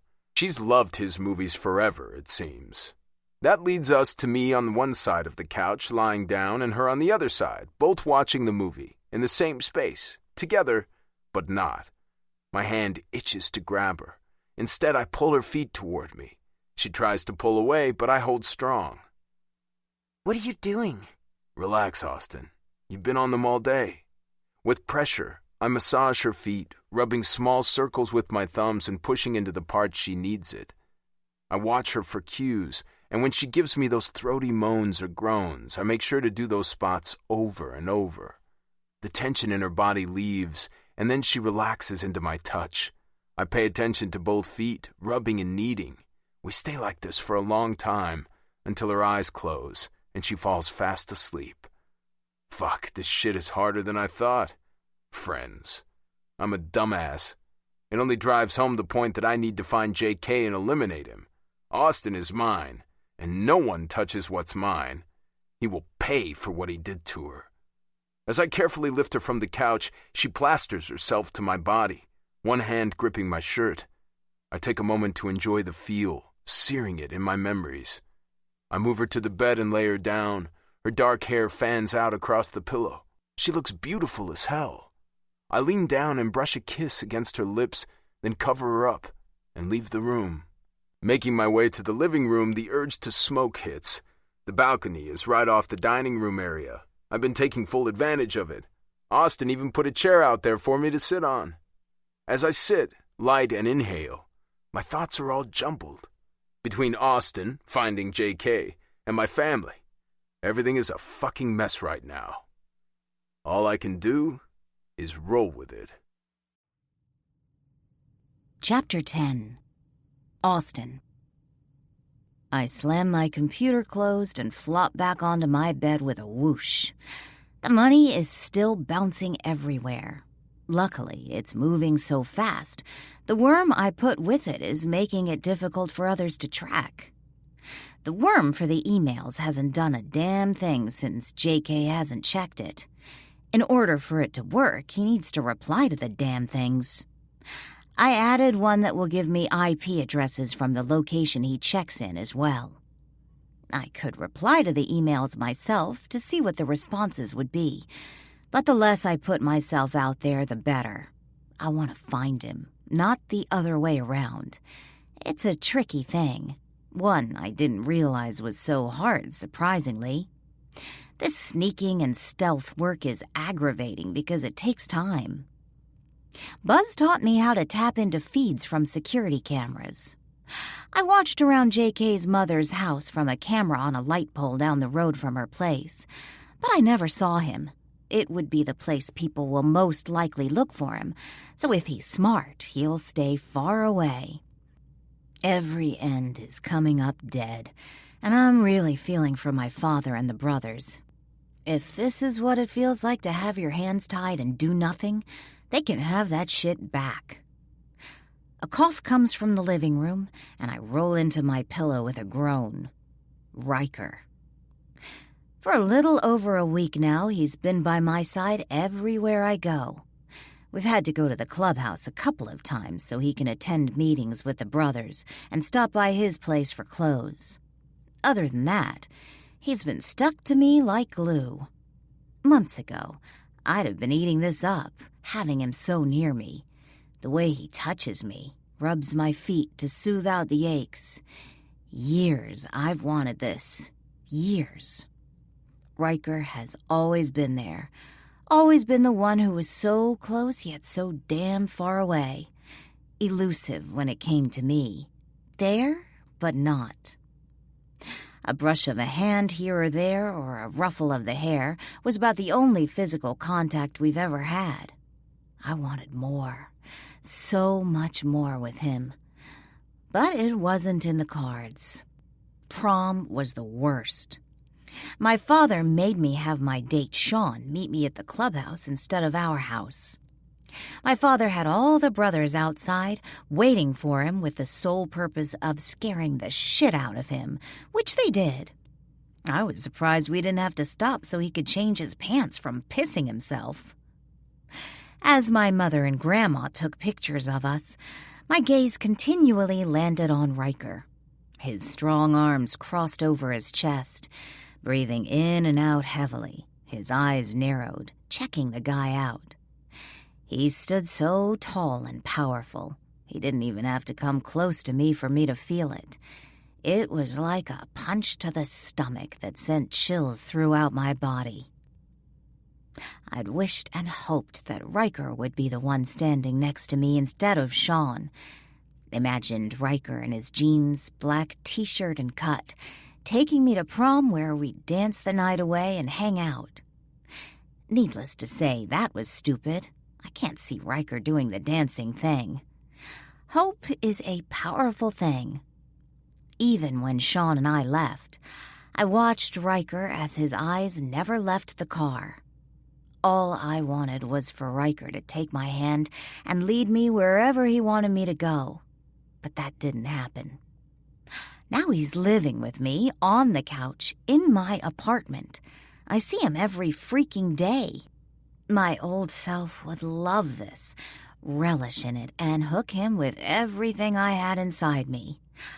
Unfortunately, life has a way of screwing people, of twisting plans and making them unreachable, unattainable, and crushing at the same time. It throws what you desperately want in your face like splattered mud, yet you still can't have it. Even with him here in my space protecting me, I can't. It's all because of one man who decided I was an easy target one night and went in for the kill. He tore me from the inside out, making me damaged, used, and disgusting. To this day, the shower still doesn't clean the filth he put all over me. It doesn't erase the phantom feelings I get from time to time. It doesn't clean me. Nothing will clean me and take me back to my old self. I rub my belly as the emptiness inside consumes me like it does every other time I think of my baby, the one he gave me that I couldn't keep. It's a mixed place to be, this piece of you created with a monster, and a hell you can't imagine ever surviving again. There is still a longing inside me, though turning back time isn't an option. Even if I could change things, how? There isn't anything that could have been different in my eyes. I just know there is this piece of me, no matter the circumstances of its conception, that's dark and empty, devoid of life. It eats at me every moment, every breath feeding and growing. I groan, wiping the thoughts from my mind, just as there's another noise from the living room. Looking at the clock, I see it's only 10:30. Going to my room for alone time has been my regimen, but this is getting ridiculous. Pulling off the covers and clambering out of bed in my pajama shorts and oversized t-shirt that I stole from Knox a while back, I make my way to the living room. The sounds of the television filter through the hallway as gunshots echo and words are said that can't be made out. Riker lies on the couch, his boots on the floor in front of him, his feet up on the cushions. His arms are behind his head, and his focus is on the TV. As if he can sense me, he turns and our gazes lock. My pulse spikes as the hairs on my arms prickle at the fierceness of his look. We're lost in each other for a brief moment in time, and it's glorious. I give a slight cough, breaking the connection, and turn toward the kitchen. I'm hungry. You want anything? I hear rustling and know he's getting up from the couch. His pattered footsteps tells me he's coming my way. Sucking in a breath, the refrigerator jingles from the condiments on the door as I open it. Nothing looks good to me. Leftover spaghetti, Chinese, cheese, blah. His stare is on me.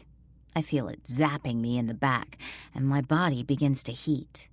Ignoring this, I check out the freezer and, lo and behold, mint chocolate chip ice cream. Ding, ding, ding, we have a winner. "I'll take some of that," he says, leaning his shoulder against the door jamb.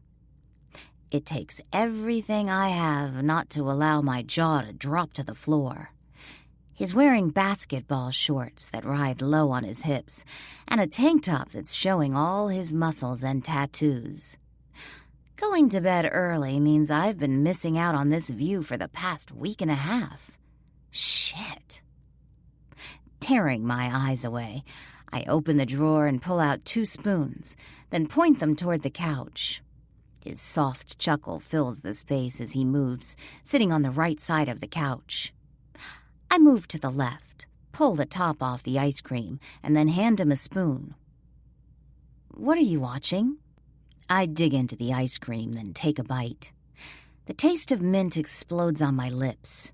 Holding back a moan is difficult. "Die Hard. Nothing else looked good." He digs into the mint chocolate chip while I try to hold the carton steady for him. My arm shakes at his movements. Or maybe it's just being this close to him.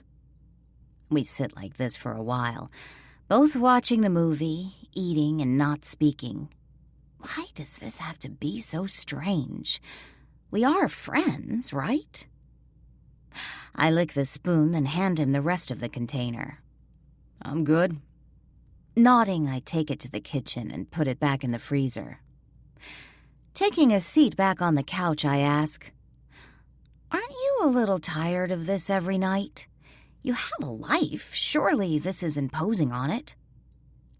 He stretches his arm out over the top of the couch, close to me, but not touching. "Someone's gotta guard that hot body." He winks, and part of me melts.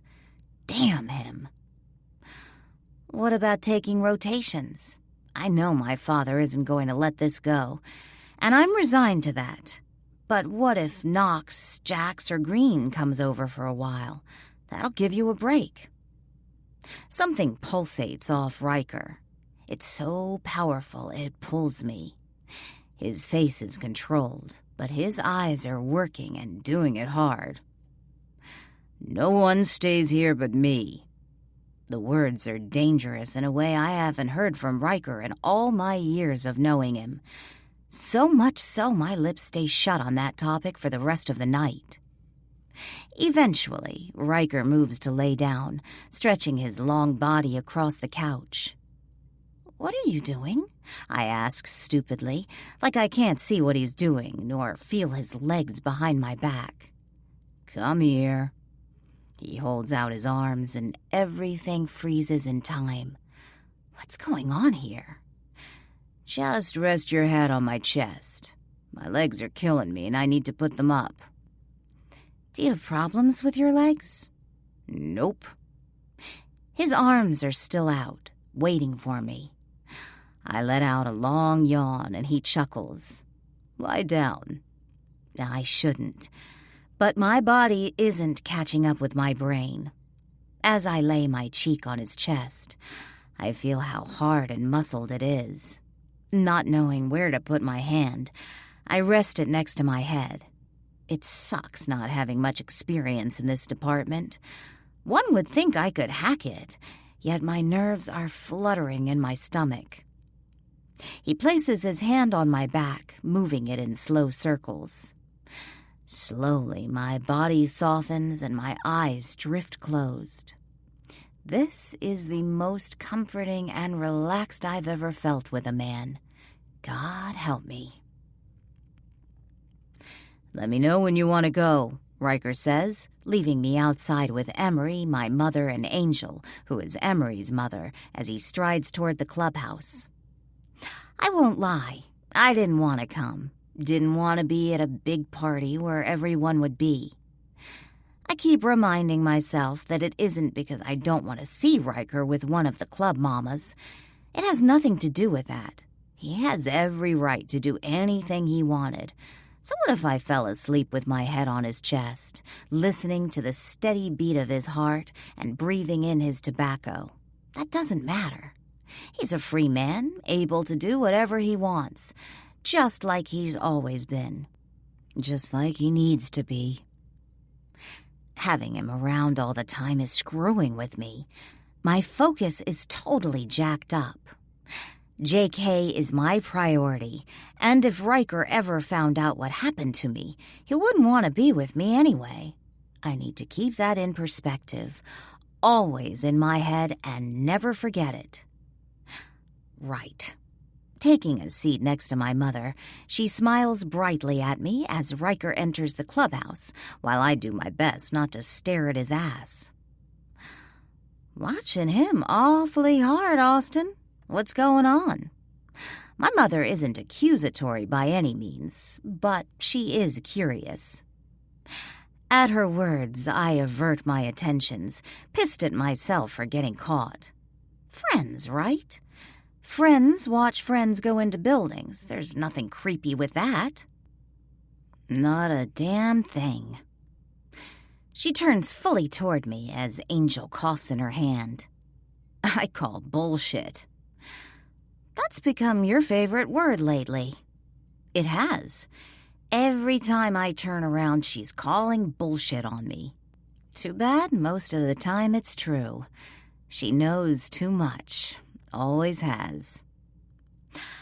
I call it like I see it. My mother flips her hair back over her shoulder, then clasps her hands together, giving off a relaxed vibe. Yet you know she's going to zing you with something. Riker's living with you. You've always had a thing for him. He obviously has one for you, so... Closing my eyes, the intake of breath does nothing for my calmness.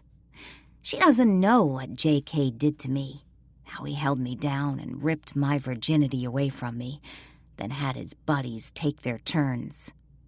She doesn't know how that spoiled and soiled me from the inside out. She doesn't know I had to get rid of the baby that came from that.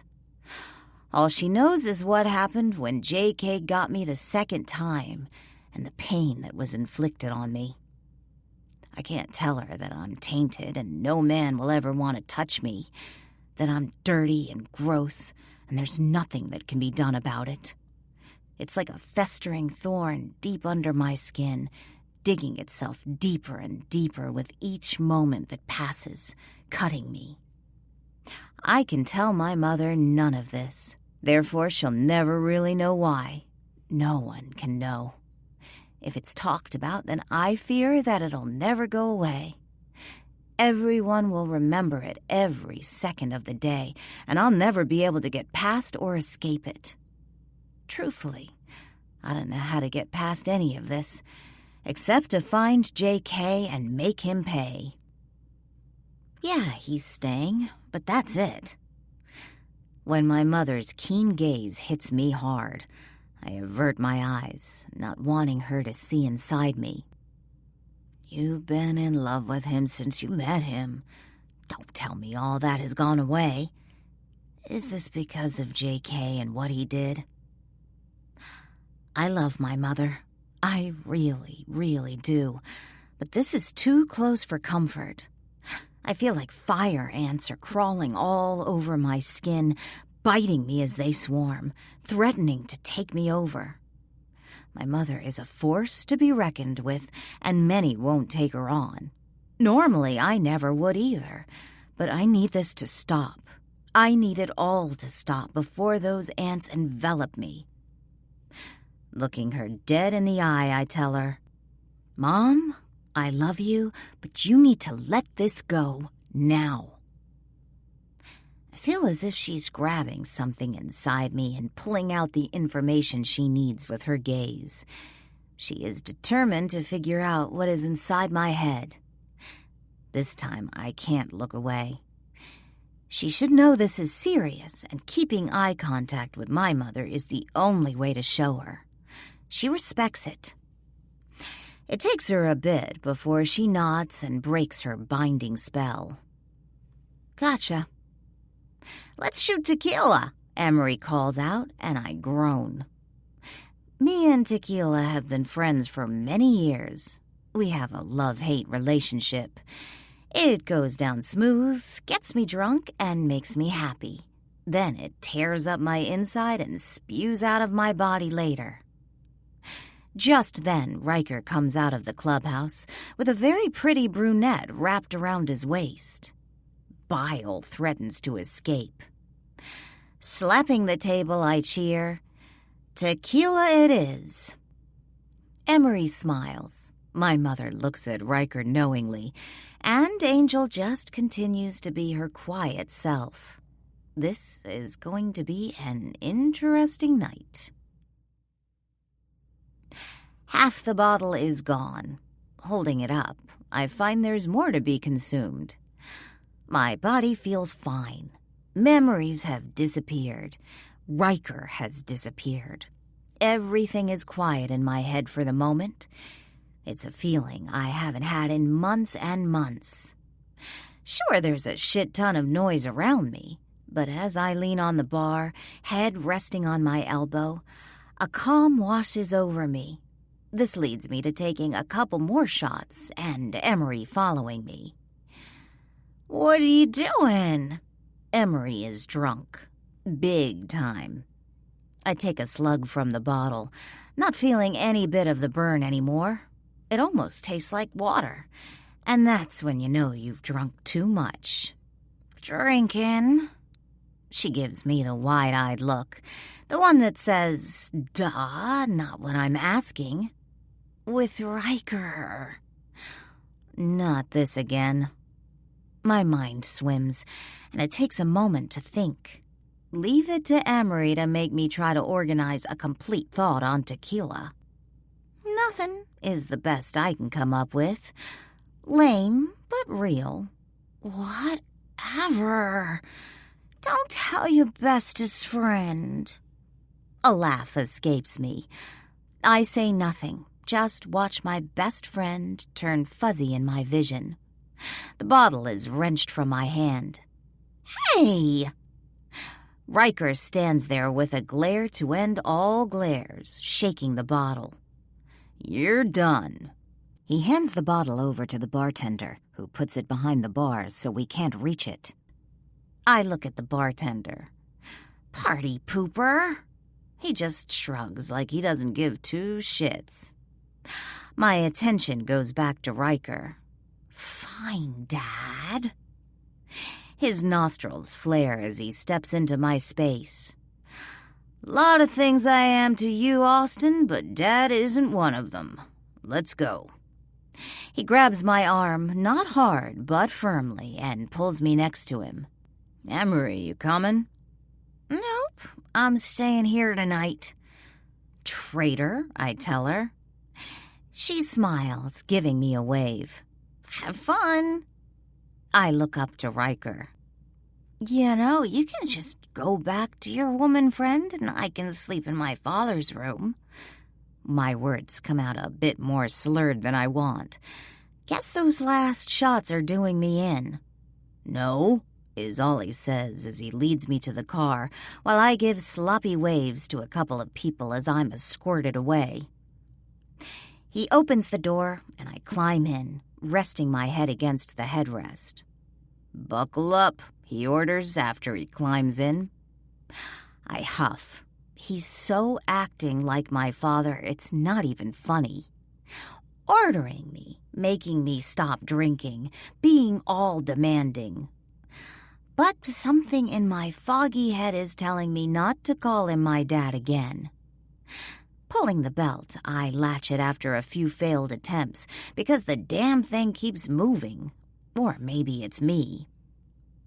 The ride home is quiet. Riker peeks over at me several times like I'm going to go poof in a ball of smoke and disappear like some magician on crack. I touch my body. Nope, still here. I let a chuckle. "What's so funny?" he asks. "I'm just imagining I'm a magician and going to go up in a puff of smoke." I throw my arms out wide. Poof! He throws his head back and laughs deeply, a sound I do love to hear. It gets my girl bits tingling, and that is not a good thing. Drunk and Riker, that's not a good combination. "Yeah, we'll see how you feel in a few hours. Let's get you some food." He pulls into a drive-thru and orders me a greasy burger and fries that I devour. When we make it back to the apartment, he has to help me into the place because my balance is a bit off. He leads me to the couch and I fall onto it with a groan. The burger and booze aren't working well together, mixing like a concoction of death. Faster than I thought my body could move, I race to the bathroom, slam my knees to the tile floor, and begin to pray to the porcelain god. I knew this would happen, but this part is the hate I have with tequila. Great going down, shitty coming up. As my hair is pulled away from my face, mortification sets in just as I throw up again, the contents of my midnight snack now gone. Damn it, and the food was supposed to soak up all the booze. Go away, I tell him as I cough, but he doesn't move, just gathers my hair, keeping it behind my head. Do what you gotta do, Austin. I've gotcha. God, he's got me? The words I've always wanted to come from his mouth. Why did he have to wait so long to say them? I shake my head as another bout comes on. My stomach doesn't have much in it. Eventually, as the nausea dissipates, I fall to my ass. When Riker releases my hair, I feel it fall down my back. Then he moves and I hear water running. Then a cold towel is pressed to my forehead. He crouches down in front of me with so much compassion on his face. I'm so drunk I can't stop the walls around my stiffened heart from chipping away. Another reason for me to hate tequila. Thank you. Anything for you.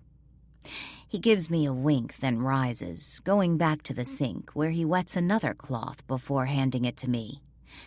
For your mouth.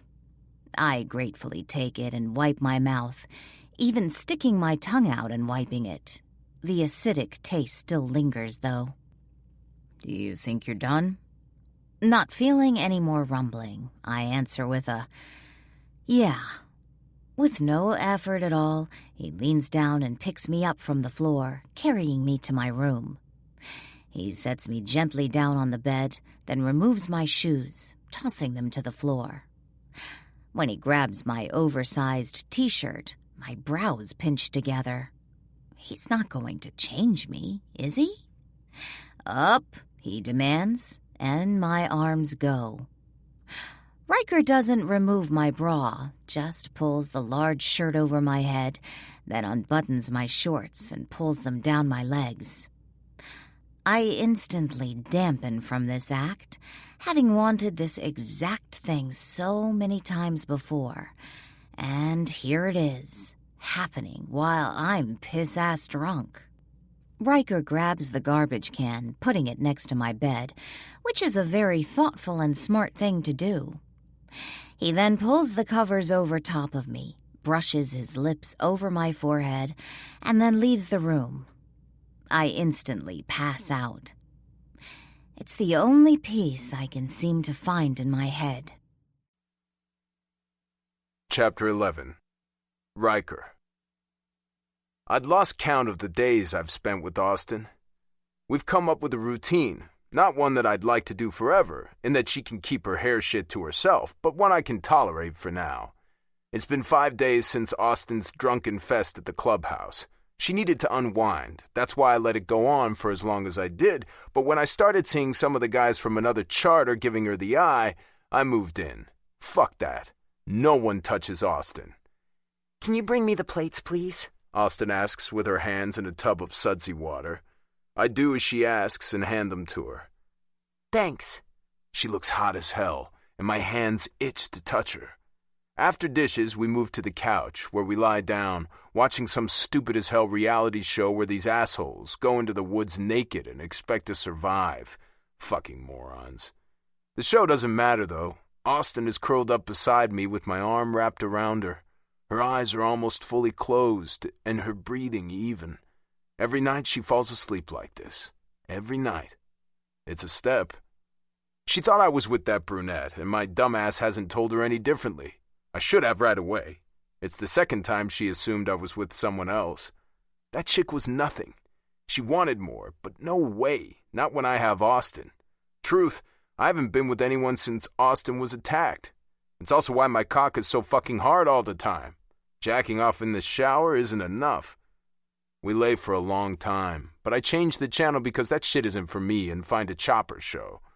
My cell rings. It's a number I don't recognize. I take it anyway. Yeah? Matthew? Only my family calls me Matthew. I got rid of that name when they banished me from home. Matthew doesn't exist anymore, only with them. Who is this? There's a hesitation on the other end. It's Samantha. My body locks for a moment. Then I move out from under Austin and rise from the couch. I haven't talked to my sister Samantha since I left my mother's home when she was only 8. What's wrong? More hesitation, and then her voice is quiet. I need to leave. Me and my 2 babies, we have to get out of here. I rip my hand through my hair as I pace the living room. Are you hurt? No. The answer comes immediately. I just can't live like this anymore. Can you come and get me? This is so strange on so many levels, especially since I haven't talked to her in so long. Part of me wants to rip out of there and go get her, but the logical side of me needs to know this isn't a setup of some kind. Some may say the world has made me cynical. I say it's made me smart. How'd you get my number? She blows out a breath, her voice trembling when she says, Mom, she talks about you sometimes when we're alone. She said she talks to you, so I stole her phone and wrote your number down. I've had it for a while, but... But what? I just need to leave. Can you help me? Austin rouses from the couch, her sleepy eyes taking notice of me. Whatever she sees has her sitting up straight. Yeah. Where are you? She gives me her address and says, You have to be really quiet. No one can see you. My neighbors are very nosy and will call Rob. Right. Be there in a couple of hours. Thank you. She disconnects the phone as I focus on Austin. Need you to get dressed and come with me. She nods and, with not a single question, runs to her room. I hear her drawers opening and closing as I lace my boots up. She comes out moments later with black jeans, dark blue shirt, and a leather jacket. Sexy. Gun? Absolutely. She lifts the back of her jacket. I know why she's wearing it. We jump in the truck and take off like a shot. I'm thankful I had half a mind to bring one of my rides over here the other day. I didn't want to bring the Harley because if someone touched it, they'd be dead. I don't have time for that shit. Austin is very quiet, twisting her hands in her lap as she stares out the window. She wants to ask where we're going and what we're doing, but she's holding it in like a champ. It's not that I care if people know. It's that I don't like talking about it. I don't like exposing myself to people's ridicule or attitudes toward a cult that isn't in my beliefs. I have my opinions on it, and to me, that's all that matters. I don't give a fuck what others think. Unfortunately, a part of me does care what Austin thinks. We're going to pick up my sister. Her head whips toward me. Sister? You have a sister? I have several brothers and sisters, Austin. You've never brought them around or talked about them. This is true. She sounds shocked as hell that she didn't know something about me. Gripping the steering wheel, I huff out deeply. That's because I don't see them, or I haven't in years. Why not? I turn my head toward her briefly.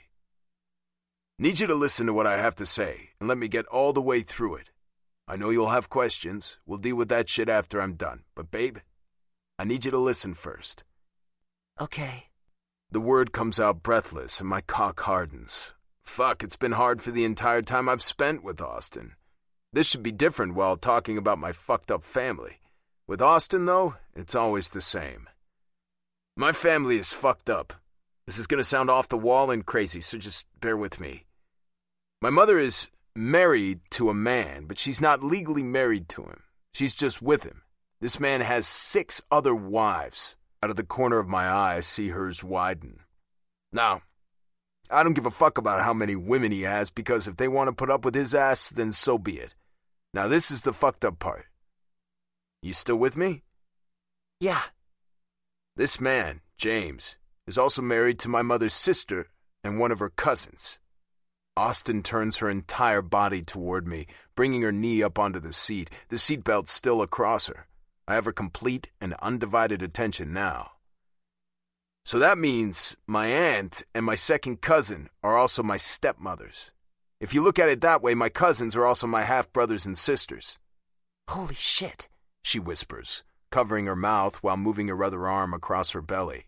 Yeah, it's a fucked up thing that I don't want any part of. But the thing is, once you're in it, you're in. James will keep you in at all costs. Getting out is difficult for some. There's so much brainwashing going on that Mother wouldn't even know her name if he didn't tell her what it is. It's a shitty spot, but it's where my mom wants to be. Austin remains quiet, yet her leg begins to bounce. I know she's trying to control herself from asking questions. I continue. The other fucked up thing is, when girls are 16 years old, they're matched with male contenders to marry. They don't have much of a choice on who they marry, but most of the time, it is a cousin or half-brother of some sort, which is fucking jacked in my opinion. They don't get married until 18, but are considered that man's spouse right away. Samantha married our cousin, half-brother, and from what she said on the phone, they have 2 kids. She wants out and wants me to come get her. That's what we're doing. Looking over to Austin, I see her staring at me. Ask what you want. This guy, James, is he your father? Sperm donor, yes. I fucking hate answering this shit, but it's Austin. I'd do anything for this woman. He's a polygamist, and you have a shit ton of brothers and sisters out there that you don't know. Why is that? Staring out at the night sky, I watch it fade to black at the horizon, just like my situation. Black, empty, unwanted. At least, that's what I felt at the time. 14 and being pushed out of the only home you've ever known? Now? No. I just hate opening all this shit up. It's like pulling a scab off a wound and letting it bleed all over again. At 14, I was kicked out of the family. No! I can hear her outrage, showing me that she cares. Love that. Wish it wasn't for this, though. Yeah. I had lots of questions about what was going on and why people were marrying their families. Each question turned into another question. I was sent to a camp where they try to make you think the way they do, brainwash camp, but it didn't work. When I went back home, James told me to leave, that I was no longer wanted in the family. I left. Where did you go? Streets. It wasn't pretty. Did drugs and all that shit, stole to eat. You name it, I did it. Survival was the only thing on my mind.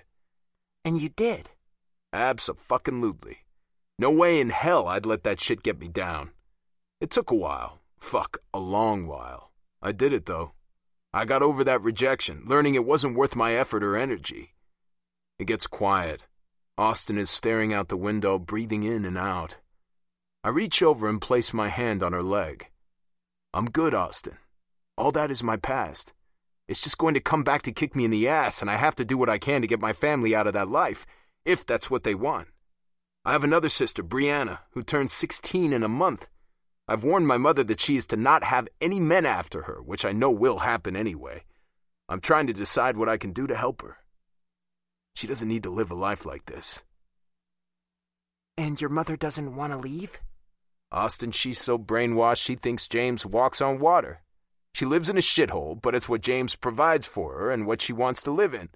I can't force her to leave. I wouldn't anyway. If that's how she wants to live, she's a grown adult. My siblings aren't. When Samantha married, I didn't find out about it until afterward. With Brianna, I know now.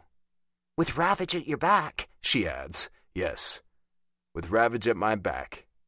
She places her hand on mine that is still on her thigh and holds on to me, not releasing. Neither do I. And Samantha wants to get away and called you to come get her? Right. Her and her 2 kids. She gives my hand a squeeze. Didn't expect this tonight. No shit, me either. I need a smoke, but with Austin holding one hand and the other on the wheel, it isn't an option. I'm not moving, so I suffer. I'm happy you found the Ravage MC to give you the family you need. Her words come out a little choked, but she pulls it together. I don't want her crying for this. It's in the past, and there's no reason for it. Exactly, Austin. I have a family, one I can depend on that depends on me. That's all that matters. Right. An hour away from our destination, according to the GPS, my cell rings again with the same number as before. Samantha? She gives me a soft, "Yeah." "We're about an hour out." "Turn around," she demands, shocking me. "I'm not leaving. Please don't come here." What happened between those 2 phone calls? So many scenarios run through my head, all compressing together in a heap. Is she hurt? Did he find out she was leaving? Did he threaten her? There is movement on the other end of the phone, like she's switching ears or something. "I'm just not leaving my husband. Sorry I called you." What does that mean? "Please don't come. I won't let you in, and you'll make my neighbors curious. Rob will find out, and he can't. You'll make it worse." Is he going to hurt you? The thought kills me, but it's something common in this culture and forces me to ask. It reinforces the fear and makes everyone do what they are told. "No, just don't come, Matthew. I'm not leaving." The phone line goes dead. I toss it into the cup holder, then bang my hands on the wheel. Fucking hell! Rage boils in my blood. My grip on the wheel is so tight I'm pretty sure it's going to crack. Taking the ramp off the highway, I see a McDonald's lit up and pull the truck in there. With my hands in my hair, I lean into the steering wheel, resting my forehead on it and trying to calm the anger. Austin's hand comes to my shoulder, and my body jolts at first, then relaxes at the touch. "What's going on?" I don't move, just talk through my arms. She's not leaving. Doesn't want to leave her husband and is sorry she called me. "Do you think her husband found out?" Fuck if I know. "I'm so sorry." She moves her hand around in small circles, a comforting caress. It's exactly what I need right now. Can't make her come. I mean, I could drag her out, but it'll do no good. She'll just go back. She has to want to leave. Same thing with my mother. I'll be damned if Brianna goes through this shit. "True." Will you grab my laptop and pull up the address? I almost hate the request, because her hand leaves my back, but this needs to be done. Plus, I need to get my anger in check before I do it. "What do you want me to do?" You already have it up? I turn my head to see a sexy smile playing on her sensuous lips. "Oh yeah. Do you want the security cameras or the aerial view? Or do you know if there is an alarm system in the house we can tap into that has cameras?" She stuns me completely. My mouth gapes. I've watched her for years, but never once was I clued into her computer skills. You know how to do all that? She shrugs. "Yep. Buzz taught me a lot." He damn well did. Just find out whatever you can. See if the husband is anywhere to be seen or if the house is quiet. I lean back in the seat and look up to the ceiling of the truck. My hopes for saving one sister crashed and burned quickly tonight. It's like a roller coaster ride, going up and down with a force I'm ready to get the fuck off of. "All is calm. No lights. No movement outside the house. They don't have interior cameras. What do we do now?" Huffing out a breath, realizing she said we, I answer, the only thing we can do. Go home. Chapter 12. Austin. My mind is spinning like a tilt-a-whirl, trying to make sense of all the information Riker just gave me. There are so many more pieces to this puzzle than I ever imagined. I glance over at him. He looks part pissed off and part hurt. Imagining Knox being in a situation like this and me not being able to help him would kill me, just like it's doing to Riker now. My hands itch to reach over to him, but his body language is closed off, and the silence in the cab is deafening. If this is what he needs, though, I'll give it to him. He answered all my questions, and I'm sure I'll have tons more after this fully processes. It's just a lot to compute. When we pull up to the apartment, Riker blows out a deep breath. He's had one cigarette after the other on the way home, and it's done nothing to calm him. He lets out a ragged breath. "Come on, let's get some sleep." His gruff voice holds so much disappointment, it breaks my heart in two. When we enter, I see that Emery's door is closed, telling me she's home and asleep. Riker locks the door and moves over to the couch. I grab his hand and pull him to my bedroom, not thinking anything but wanting to soothe his pain. "Austin, what are you doing?" The click of the door shutting echoes through my room. Get ready for bed. I'm beat. You want me to sleep in here? Yep. I move to my closet and change into my pajamas. I hear his boots hit the floor, then his jeans. I shouldn't do this. In my mind, I know it. But in my heart, I want to be his comfort tonight and soothe his pain in the only way I know. He crawls into bed as I turn out the light, then make my way over to the bed, stretching out beside him and resting my head on his shoulder. He wraps his arm around me. Damn nice sleeping in a bed. Fucking better having you by my side. He leans over and kisses the top of my head. I don't want to think of the ramifications for this. I don't want to think at all. Get some sleep, Riker. Good night. Night, beautiful. My heart flutters as we fall asleep. I wake with a start, my face plastered against a hard, bare chest. Fear hits me until I lift my head, seeing Riker. Only then does breathing come. Nightmares didn't haunt me last night, which I'm eternally grateful for. They are sporadic, always lingering, and I never know exactly when they are going to hit. Luckily, last night wasn't one of them. Riker's breathing is steady and calm. His heartbeat thumps against my hand. His body is warm and inviting. Everything that I always dreamed of is right here in my bed with me. Just a second longer.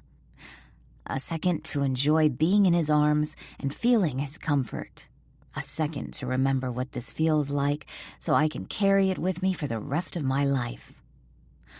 All too soon, reality hits me in the face. I inch out from under Riker's arm. He doesn't so much as move as I exit the bedroom, which is good because he needs rest.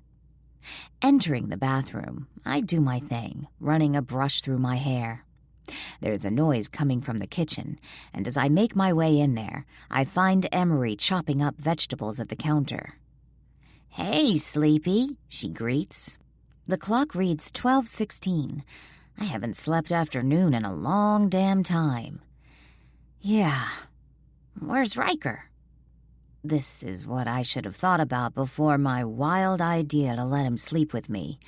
She's going to blow this totally out of proportion and probably won't keep her mouth shut about it. I snatch a mushroom and toss it in my mouth.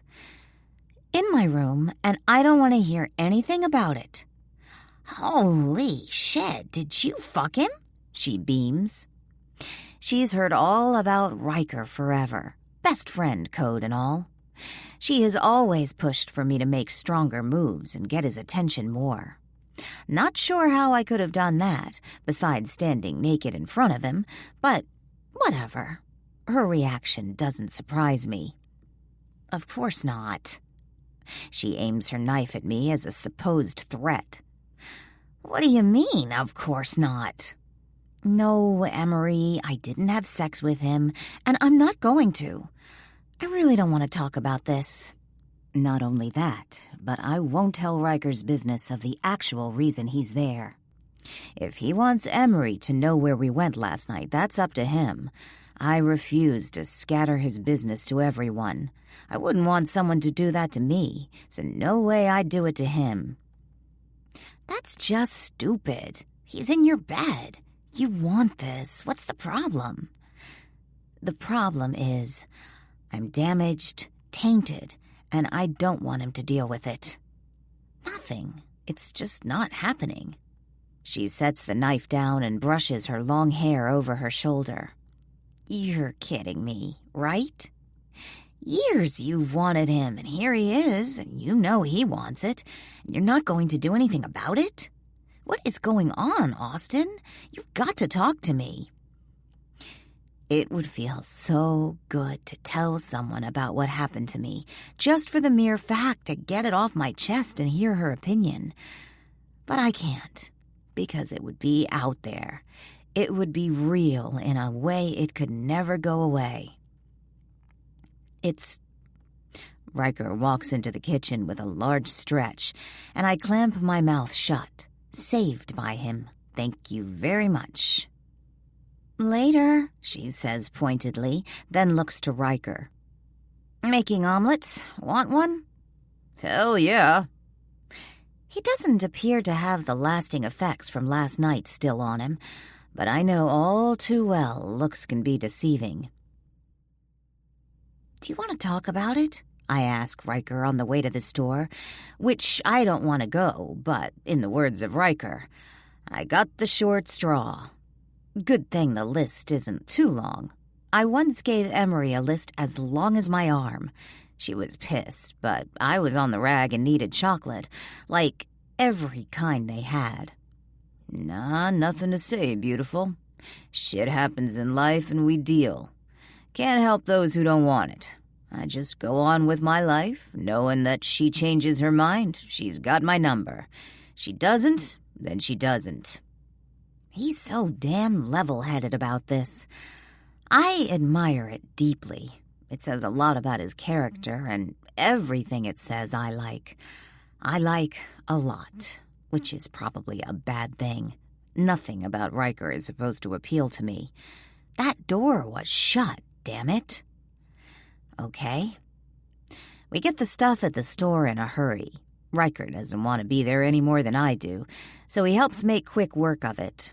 After unloading and putting away all the groceries, Riker goes to the bathroom while I go to my bedroom, doing a quick check on my computer and finding nothing.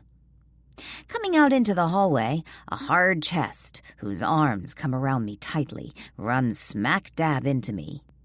My hands go to his pecs in reaction, palms out. Inhaling, the scent of him and tobacco invade me. Heat thumps through me as my heart picks up speed. I slowly lift my head. His chin is down, eyes smoldering, hot with lust, looking down on me. The air around us turns static, passing between the two of us. My chest compresses as the world stops, and all I can do is take him in. His beautiful face that I've loved for so long, the scruff of his beard, the tattoos on his neck, his dark eyes eating me alive. The entire powerful package that is Riker right here, in this moment. Nothing else matters. Just him and I. He dips his head down and finds my lips with his. I'm lost. My chest plastered against his, squishing my breasts in the most delectable way. Our lips entangled. His hands sifting through my hair. His length growing along my thigh. He tastes so good, and as our tongues collide, the passion escalates. It's like we can't get enough of each other. We can't. I can't. My brain kicks in, and I yank myself away, shaking my head. No, we can't do this. I try to back away, but he holds me in place. Heaving in a breath, he counters, "We can absolutely do this, Austin." Pulling out of his hold, the loss of his touch is instant. You don't understand. If you understood, you'd know. Shaking my head, I dart into my room and lock the door. He pounds on the outside of it, begging me to let him in. I can't. Some secrets are meant to be kept. Some doors are meant to remain closed, even if they tear you up inside more than you already are. Chapter 13. Riker. She's been in that damn room all day, and every time I ask to come in, she shuts me out. I saw it, though. That spark. She still loves me. Yes, loves me. I've known for many years, but it wasn't the right time. Now is the right time. If she would just let me in. She's locking herself up inside, and it's frustrating as hell. Head in my hands, elbows resting on my knees, I unseeingly look down at the carpet in front of me, trying to figure out what my next step is going to be with her. What's bothering her is deeper than I thought, and going slow is probably my only saving grace. If I would have rushed it like I wanted and taken what I wanted, she wouldn't have responded. At least I feel better about that decision. Green was right. Fuck, though, I need to get in there. The door to the apartment swings open and Emery steps in. What's wrong? I lean back into the couch. You know, death, destruction, famine, all of it. The joke doesn't come off well, and Emery picks up on it instantly. She drops her things onto the chair, then sits at the other end of the couch, knee cocked up on it, facing me. Talk to me. I think I've done enough talking these past few days with telling Austin my entire life story. It's all good. No worries. Liar. Austin turned you down, didn't she? Damn, woman knows Austin well. When I say nothing, she continues. She's changed. She doesn't want me to see it and tries to cover it up, but she can't. Not from me. There's this darkness, like she's almost given up on a lot of things in life. I know what JK did to her was terrible, but she has too much spark, and to watch it fizzle and burn out is killing me. My chest aches just as my anger rises. Emery pats me on the leg. No, you don't want my advice, but I'm giving it anyway. She loves you, has for years. I know you're giving her time because of what happened, and that's cool of you and all, but you're going to need to dig harder. She's erected walls around her that need to come down. Get the sledgehammer out. Her last bit makes me laugh as I lie back on the couch. You know she's going to be pissed you talked to me, right? She shrugs. If it pulls her out of whatever the hell this is, I don't give a shit. It'll be worth it in the end. Emery gets up, and I hear the distinct click of her door. Fuck this. At Austin's door, I hear her crying, which tears a deep part of me to shreds. Checking the lock, I go to my truck and get my kit. Within seconds, the door swings open. Austin pops up from the bed, tear stains all down her cheeks and eyes red-rimmed. What are you doing? I kick the door shut and lock it, tossing all my shit down to the floor. Pulling off my shirt and taking off my boots, she watches me the entire time, her breathing hitching from her crying bout. Her bed creaks as I climb onto it and grab her body, pulling it to mine and pressing her back to my front. Riker, stop! She protests, but it's half-heartedly. I lean into her ear. Shh, beautiful. I've got you. Fresh tears hit her, and her body shakes in my arms. I fucking hate this shit, but I'm happy I'm here to hold her through it. It takes a while before her tears dry up and her breathing steadies. I continue to hold her, absorbing it all, taking on her pain and feeling it right along with her. She's too young and beautiful to be feeling any of this. Suddenly, she turns in my arms, still in my grasp. Thank you. I lean in and kiss her forehead. Anytime. Looking deeply into her eyes, I see her hurt and pain shine through like beacons in the night. Whatever is hurting her is deeper than what happened to her when I found her that day. There's something else lingering that is gouged at her soul, branding it for life. There's a hurt so deep, so life-consuming that my insides feel it too. Talk to me, baby. I keep my tone calm and soft, not wanting to break this moment, yet wanting so badly for her to confide in me. She shakes her head as wetness pools inside her eyes. Whatever it is, let me take it on for you. Austin continues to shake her head, then burrows into my chest, trying to hide from me. I give her that play because she needs it, and because she's wrapped in my arms. Her body begins to shake again, and I hold on tightly. Kissing the top of her head, I tell her, "You're safe. I got you. No one will touch you again." Her breaths hiccup, and then she begins to breathe deeply in and out, her tits pressing against my chest. I want it to go away. It's so soft I almost don't hear it. Just make it go away. Rubbing her back, I ask, "What do you want me to make go away?" Her breath catches. The dirt. What dirt? She clutches my chest. That covers me. I tighten my arms around her as it hits me. She feels dirty from what that asshole did to her. She can't get it off her. She can't get clean. That would explain the 30-minute showers. While I thought she just loved being in the water, Austin's been trying to scrape him off her. Fuck. Not wanting to scare her, I ask, "What do you want me to do?" After what feels like hours, but is probably only minutes, she lifts her head. You called me beautiful. Did you mean it? Fuck yes. She closes her eyes, then opens them. Then make me feel it. I cup the side of her face, gently moving my thumb back and forth. If she wants me to show her how beautiful she is, how much I desire her, I have no problems doing so. Keeping myself in check is going to be the most difficult part because taking her the way I want isn't an option. She's giving me this, though, and I'll take it. I graze my nose along hers, hearing her breaths hitch. Then I touch my lips to hers in a sensual kiss. Austin gives it back to me, but she's hesitant and unsure. Leisurely, I caress her bottom lip with my tongue, and she opens for me. She loosens up and meets me stroke for stroke, digging her nails into my shoulders. Cupping the back of her neck, I take it deeper, and then it's as if her brain shuts off. She melts into me, the starchiness in her body completely disappearing as she gives into it. She rolls to her back with me hovering over her. I pepper kisses down her neck, moving my hand to the hem of her shirt. As I drag it up, her breathing accelerates, and then it seems as if nerves hit her as she brings her hand to mine, halting my movements. Talk to me. She exhales, almost like she's willing herself to go through this. Show me.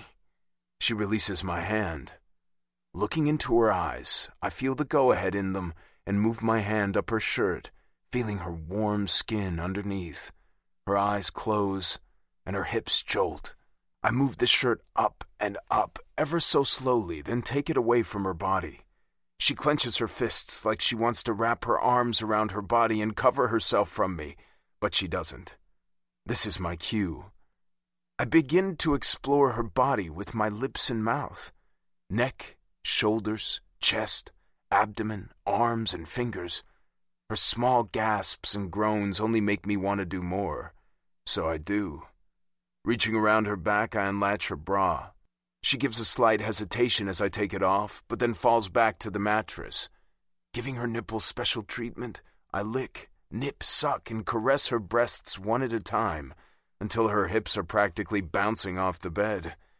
She threads her fingers through my hair, holding me to her chest and pulling my hair in tune with her thrashings on the bed below me. Riker, she gasps, saying words for the first time instead of noises. My cock hardens at hearing my name on her lips while she's like this. It presses painfully against my jeans, but I do my best to ignore it. I slowly kiss my way down her abdomen to her belly button, then her shorts.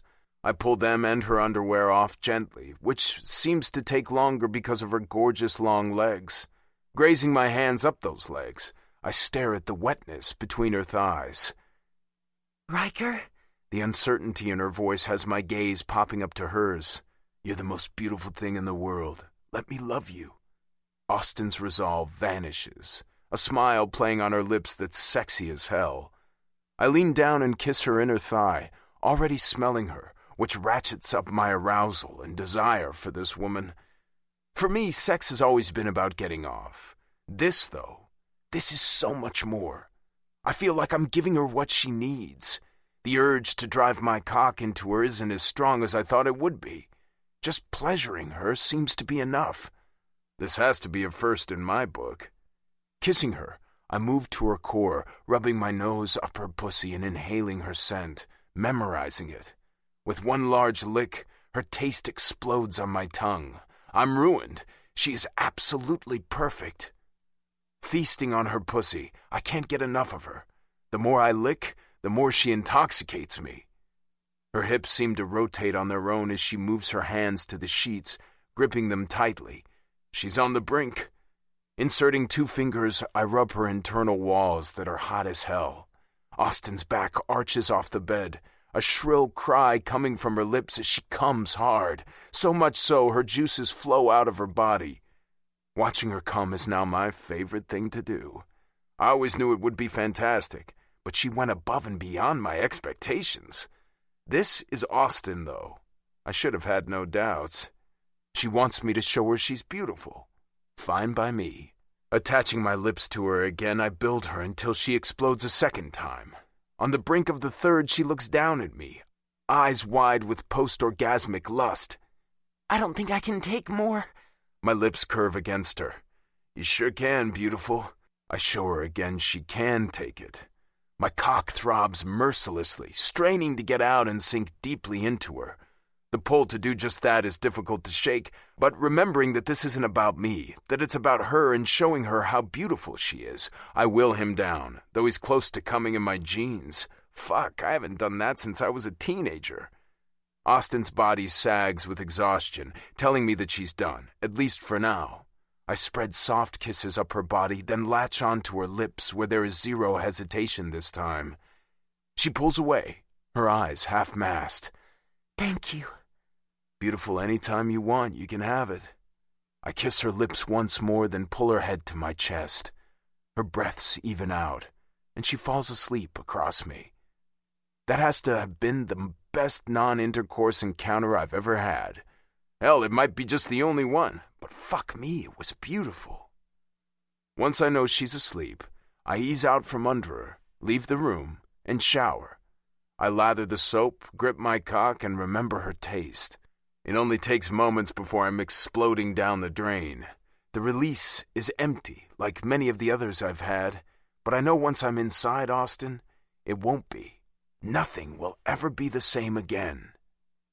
Drying off, I climb back into bed with Austin, curl her up against me, and fall asleep. Movement wakes me. Austin is trying to slip out from under me. I wrap my arms around her waist and pull her back to the bed. Morning, beautiful. Where are you running off to? I kiss her ear. The tenseness is back in her body, and I hate it. To get dressed. She tugs at my arms, but I pull her back flat on the bed and look down at her. Worry lines appear around her eyes, and a hint of panic is inside them. I kiss her softly on the lips. I got you, Austin. Promise you that. She heaves out a breath. This can't happen, Riker. I'm sorry I asked you to do that last night. I shouldn't have. That was my pleasure, beautiful. And yes, it will happen. Repeatedly. As I move closer, her eyes dilate, and her breathing comes quicker, telling me she's turned on just as much as I am.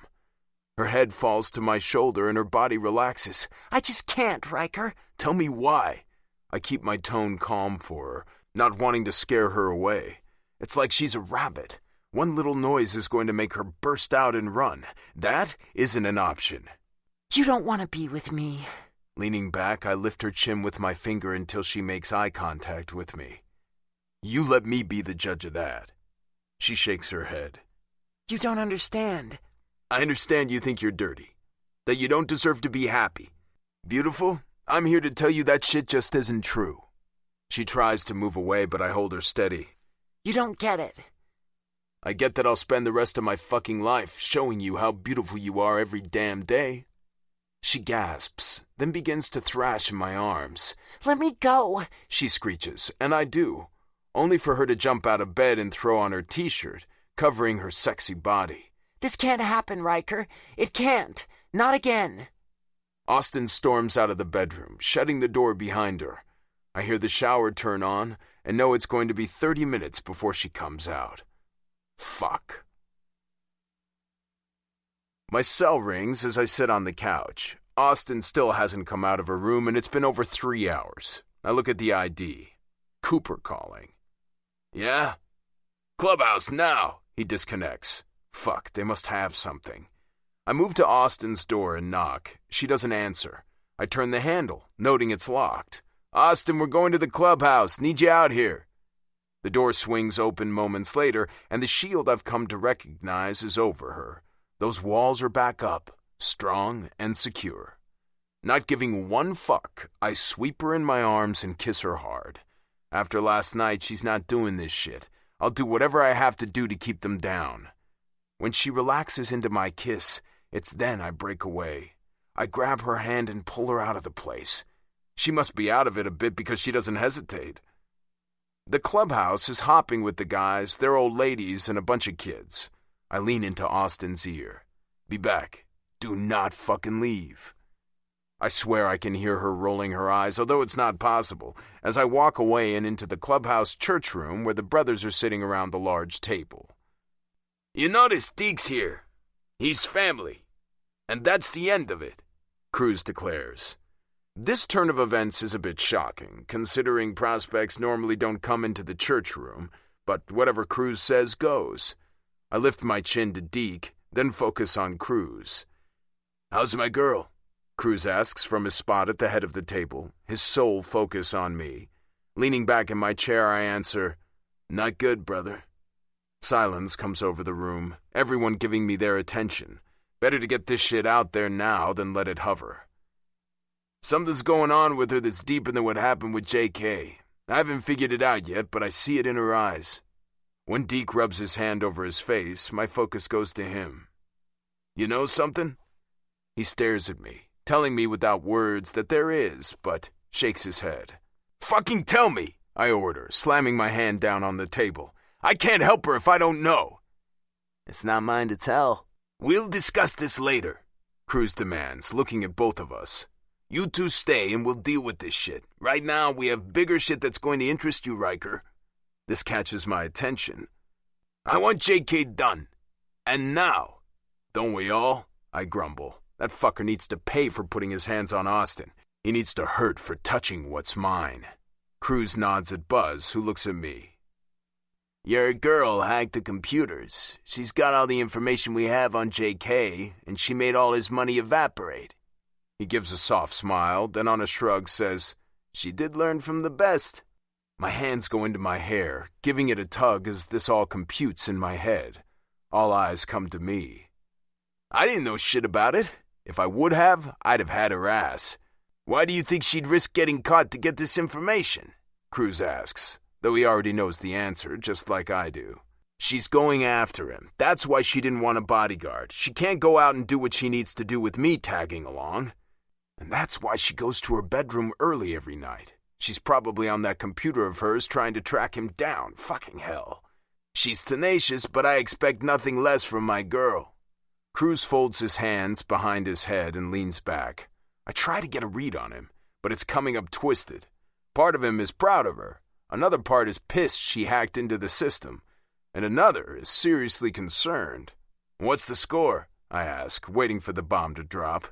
Cruz looks around, then at me. "Your Honor, she doesn't go anywhere, including sneaking out at night, without you knowing about it. Buzz tapped into her computer, so we know what she's doing. I get why she needs to do this, but she will have us at her back. This fucker will go down." "Right." It's my turn to lean back in my chair. She just earned herself every night with me in her bed, on alert. I don't give a shit what has to be done. No one will touch her again. "Everyone good with this?" Cruz looks around and gets nods, which surprises the shit out of me. Not even Dagger, who's known for his smart-ass remarks, has anything to say. "Good. Everyone out but Deke and Riker." "Dad?" Cooper asks, rising from next to Cruz. Cruz shakes his head. "Nope. Out." Cooper reluctantly goes, the door clicking shut behind him. Deke sits on the opposite side of the table from me with his arms crossed over his chest, obviously not wanting to tell me what the hell is going on with my girl. Yes, my girl. "Brother, you need to tell us what the hell is going on," Cruz says. "This is a club issue now, and we need to know this shit going forward. You don't want everyone to know? Fine. That's why I had them leave. But us right here, we need to know." "Can't," he responds without hesitation. "Made a promise before I became part of Ravage. Can't go back on it."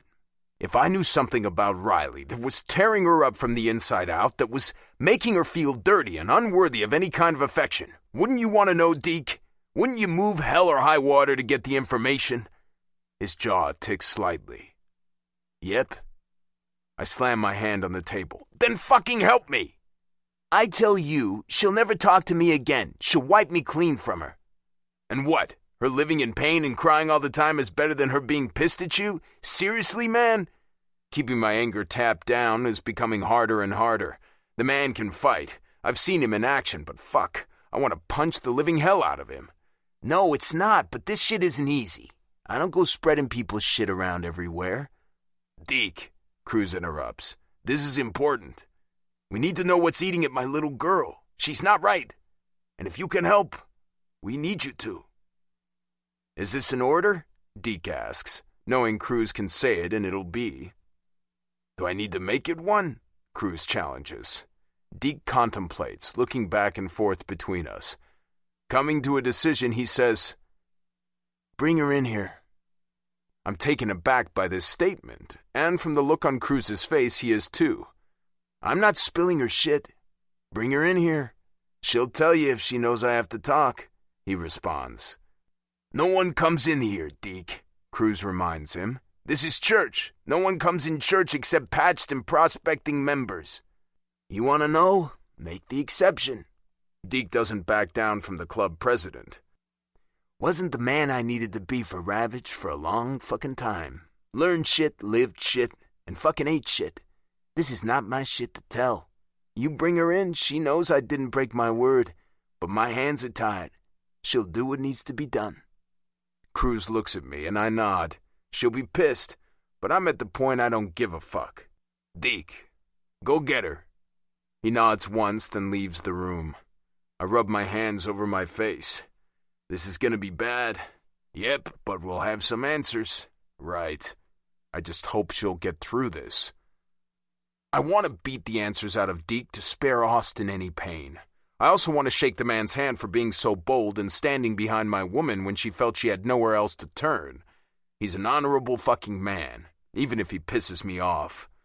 That was my mistake, one that won't happen again. I'll always be the person for Austin to turn to from now until my very last fucking breath. Chapter 14. Austin. The soda sits in front of me, untouched, not even popping little bubbles anymore, while conversation flows around me, here but not. That seems to be my existence now, here physically but mentally distant. Last night was an idiotic thing to do, to ask him to touch me, to make me feel less dirty. Why did I do that? Sadness and emptiness creeps inside, knowing he did make it go away. While I was there in the moment, I didn't feel used, battered, or dirty. He made me feel loved and accepted, like I was beautiful.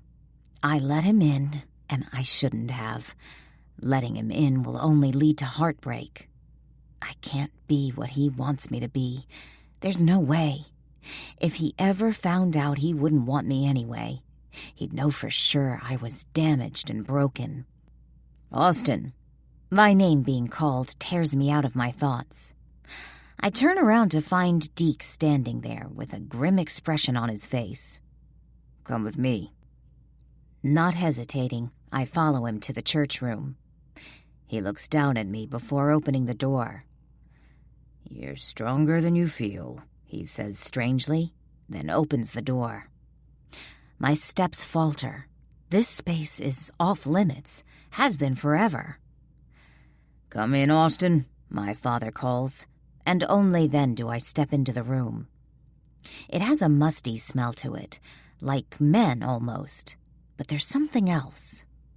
Pictures line one of the walls, and part of me itches to go look at them. The large wooden table stretches out the length of the room with chairs all around it. My father holds out the chair next to him. Have a seat. I nervously make my way to him. As I sit, Riker stares at me, and Deke stares off into space, looking like he'd love to be anywhere but here. Deke, my father says. By his twisted face, it looks as though Deke's been thrown under the bus. Fuck. His focus comes to me, but it's soft and caring. This scares me. This entire thing scares me. My body even trembles. What's going on? I ask with a tremor in my voice, hating it's there, but not being able to control it. Then the world falls out below my feet, and I fall into a dark hole I can't escape. It's as if I'm Alice, floating toward another world, one where nothing can hurt me and nothing can touch me. Except it's not. This is reality, and it's horrible. They need to know the reason you came to me, Austin, Deke says. Time stops. My stomach hits the floor just as the emptiness and void that's inside punches me in the gut. I find myself shaking my head repeatedly, not wanting this to be real, hoping the motion will make it all go away. Deke lowers his voice. They want me to tell them the why, but it's yours to tell. I don't want to be in this spot, Austin, but if you don't tell them, they're going to force their hand, so I don't have a choice. I rise from the chair and find my thumb inside my mouth, chewing the corners of my nail. My feet find themselves moving back and forth behind my father as everything twists and pulls in my head. I can't tell them. I can't. Just can't. No. Austin, Deke calls out, and I stop. You either tell them or I have to. I don't want to be the one to do it. His eyes plead with me, telling me he doesn't want to be the one to spread my stuff. I hate this, but I've already asked so much of him. I can't do this to him, too. You're stronger than you think, Austin. Right. I continue my pacing, needing to think on how to approach this, and coming up with a conclusion that there is no other way but to rip off the Band-Aid. Deke's had enough pain in his life. I can't add to it. But this pisses me off. I focus on my father. Why do you need to know? Why is it your business? If I wanted you to know, I'd tell you. But I haven't, so doesn't that tell you that I want to keep this to myself? He rises, coming toward me. It's eating you up inside. I've told you before that I'm concerned. Deke knows something, and we need to know so we can help you. It's time. I huff. Yeah, it's time to tell something I don't want to, and I have to or else Deke will have to violate my trust. This is some fucked up shit, Dad. My back is against the wall. I'm out of options. One look at Riker, and I want to fall into his arms and make it all disappear. But I can't do that either. I'm pretty sure he started this because of how I was last night, which makes a headache rise. Fine, but sit down. My father raises his brow, but does what I ask. I don't want to look at any of them or see the pity and questions all over their faces. I don't want any of it, yet they've given me no choice. Fuck. The pictures on the wall stare at me. No one says anything, like I shouldn't be looking at them or what have you. My entire focus goes to the pictures. I went to Grayson because I needed somewhere away from here. Emery talked about Deke living up there, and after some research, I knew it was the spot. I suck in a breath, it doing nothing to fortify my nerves. I needed to have my pregnancy terminated, and there was a place there. That's why I went to Deke, and that's what he hasn't told anyone. A chair scrapes along the floor, but I don't turn around to look at who it was. It doesn't matter. The emptiness in my belly grows, reminding me of the choice I made, the one I have to live with for the rest of my life.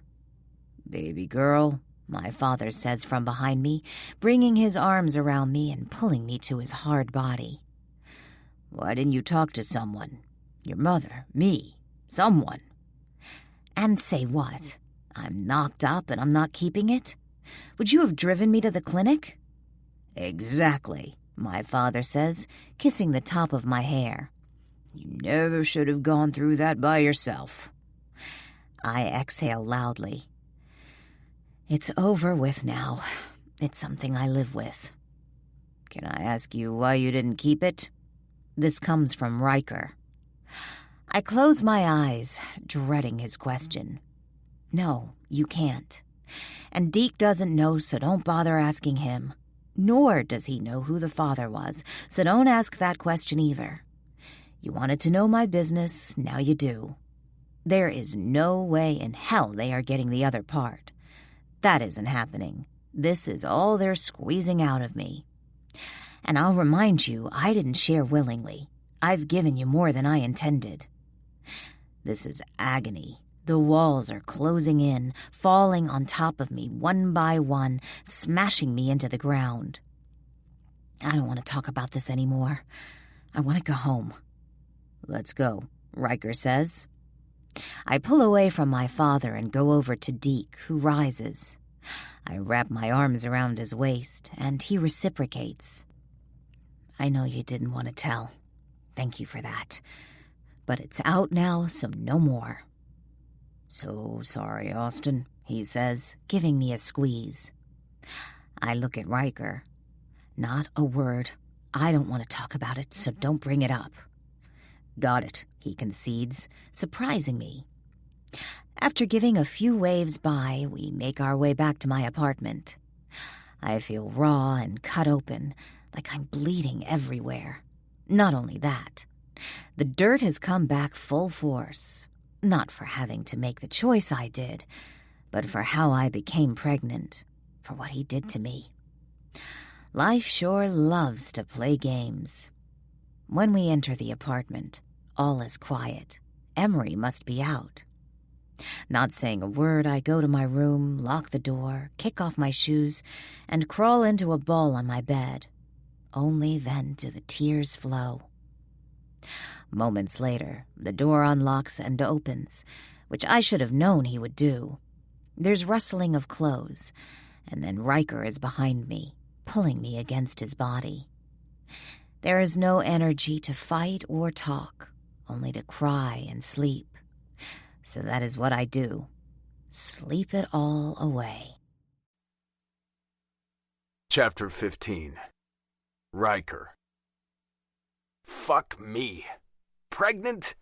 She was pregnant and I had no idea. As much as I've watched her and kept tabs on her, I never saw it coming. It's like a slap in the face, one that's waking me up to so much more that is Austin Cruz. Deke's a good man, keeping that shit tight to him, but we needed to know. The only thing is, I don't have a fucking clue what to do from here. I don't know what was holding Austin back, but this isn't what I expected. Not one little bit. How the hell do I erase this and make it better? Fuck. She says she won't say who the father is, but I'm going to find out, and when I do, he'll wish he never laid a hand on Austin. She hasn't brought any guys around the clubhouse in years, and I haven't heard of her dating anyone. That's something I would know. Was it a one-night stand? Even if it was, the fucker needs to be beat down for leaving her to deal with this shit on her own. No man, no real man would do that. Yeah, that's going to be my next goal. Find out who this dickhead is and destroy him. Her breathing evened out a while ago, but no way in hell am I moving. She's mine to protect and care for. I'll do my damnedest to do that. I wonder if the abortion is why she said she was dirty. She has no reason to feel that way. We all have choices in our life. Regardless, I can see this one is tearing her up. Asking questions is out, at least for now. She's too raw, and causing her more pain is not my intention.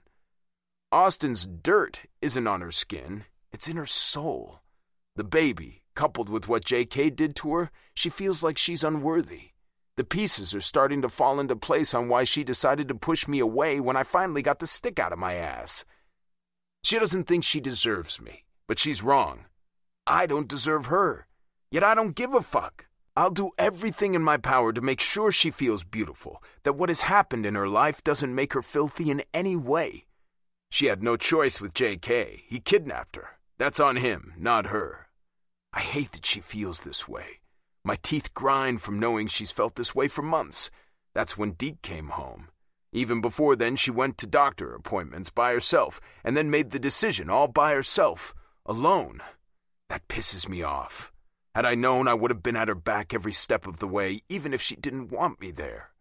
Squeezing her a little tighter, I dread tomorrow morning. Austin will be pissed at me. She's too damn smart for her own good. She'll know I voiced my concerns, and that's why she was brought in. I'll take the heat for it. Let her yell and get pissed at me. Maybe focusing her anger on me will help. Hell, I don't know. On that note, I close my eyes and drift off to sleep, holding my girl. Let go. Austin's voice comes low and lethal as I wake up from a deep sleep, consciousness not quite there yet. What? I said, let go, she says louder. I can feel the anger pumping off her body. She's pissed, and has every right to be. I hate it, but I also respect it. Releasing her from my grasp, she rolls quickly away from me and off the bed. I want you to get out. Her eyes are narrowed into slits, everything directed at me. Now. Sitting up, I swipe my hand over my face, knocking the sleep away from them, then rise. Before I go, I say, "This shit doesn't change the way I feel about you. You're beautiful, and I'll stop at nothing to remind you of that." The door slams behind me, and then Austin yells some curses loudly and angrily. 1 step forward, 5 steps back with this woman. I knew it, though. Fuck.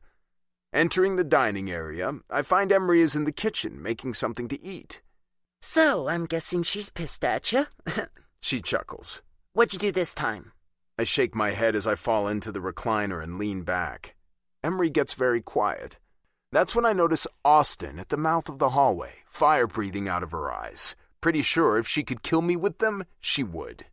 She storms into the kitchen and opens the fridge, taking out the orange juice, then slamming the door so hard the shit on the top shakes. You might as well know since Olive Ravage MC is going to be talking about my business. I make a move to stop her, but her icy glare stops me. The reason I went up to see your brother was because I had an abortion. Emery's mouth falls open, her eyes bulging out. What? She whispers softly.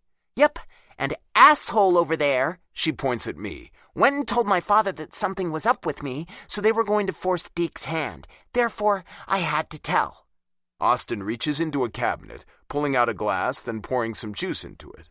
Taking a quick drink, she then says, Yep, so now everyone is going to know my big secret. Emery moves fast, wrapping her arms around Austin. Whispered words are said that I can't hear. Emery doesn't let go of her for a long time. When she does, they both are misty-eyed. Austin does everything in her power to avoid me, like I'm the plague. Do you want something to eat? Emery asks me, obviously understanding Austin's cold shoulder. Just then, a knock comes at the door and I move to answer it. Knox stands on the other side. "Hello," he calls out, stepping inside the apartment with a wide smile, and I take this as a sign. "You staying for a while?" "Yep." He looks over at his sister, still smiling. "Good. I'm heading out for a bit. Stay until I get back." Emery gasps from behind me. I know why. I haven't left Austin's side since I started being her protection, but I know she needs a break from me to gather herself, so I'm going to give it to her. Anyway, I really need to get on my bike and ride for a while. "Sure, yeah, no problem." Knox's focus skips between the three of us. I don't care what he's thinking. I make my way to Austin's room and lace up my boots. Austin's saying something in the kitchen. I can't make out what it is, but it has a very hostile tone. Grabbing my keys, I head back into the main room, and yes, Austin is still firing daggers at me. "I'm gonna head out for a while. Be back in a bit." "Good," Austin says, just as I slam the doors shut. I need the wind in my face and sun on my skin. Pulling out a smoke, that's exactly what I do while I think about how I'm going to patch things over with Austin. I need a ride. The air, the freedom, and time to soothe the rage inside me that wants to rip JK limb from limb. This is far from over, my beautiful woman. No, Austin Cruz, this is just the beginning.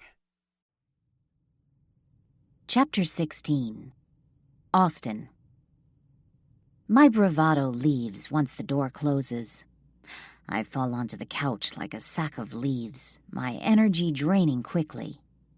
Closing my eyes does nothing to help the messed up, twisted feelings swirling inside me, threatening to take over and implode around me.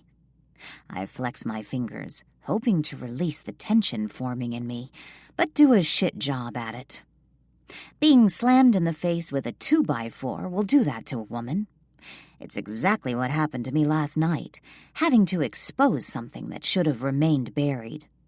It's left me raw and wide open. So wide, all the anger is focused on Riker for starting all this.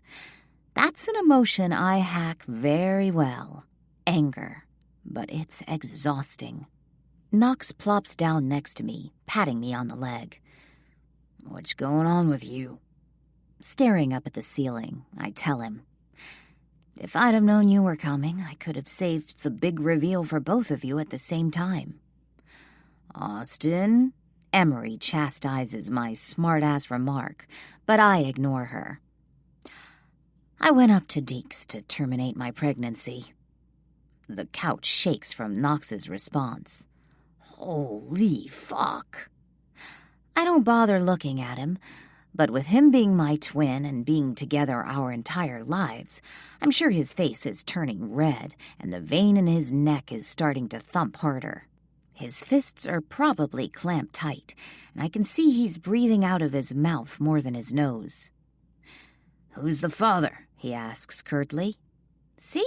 Pissed off. That I'm not discussing.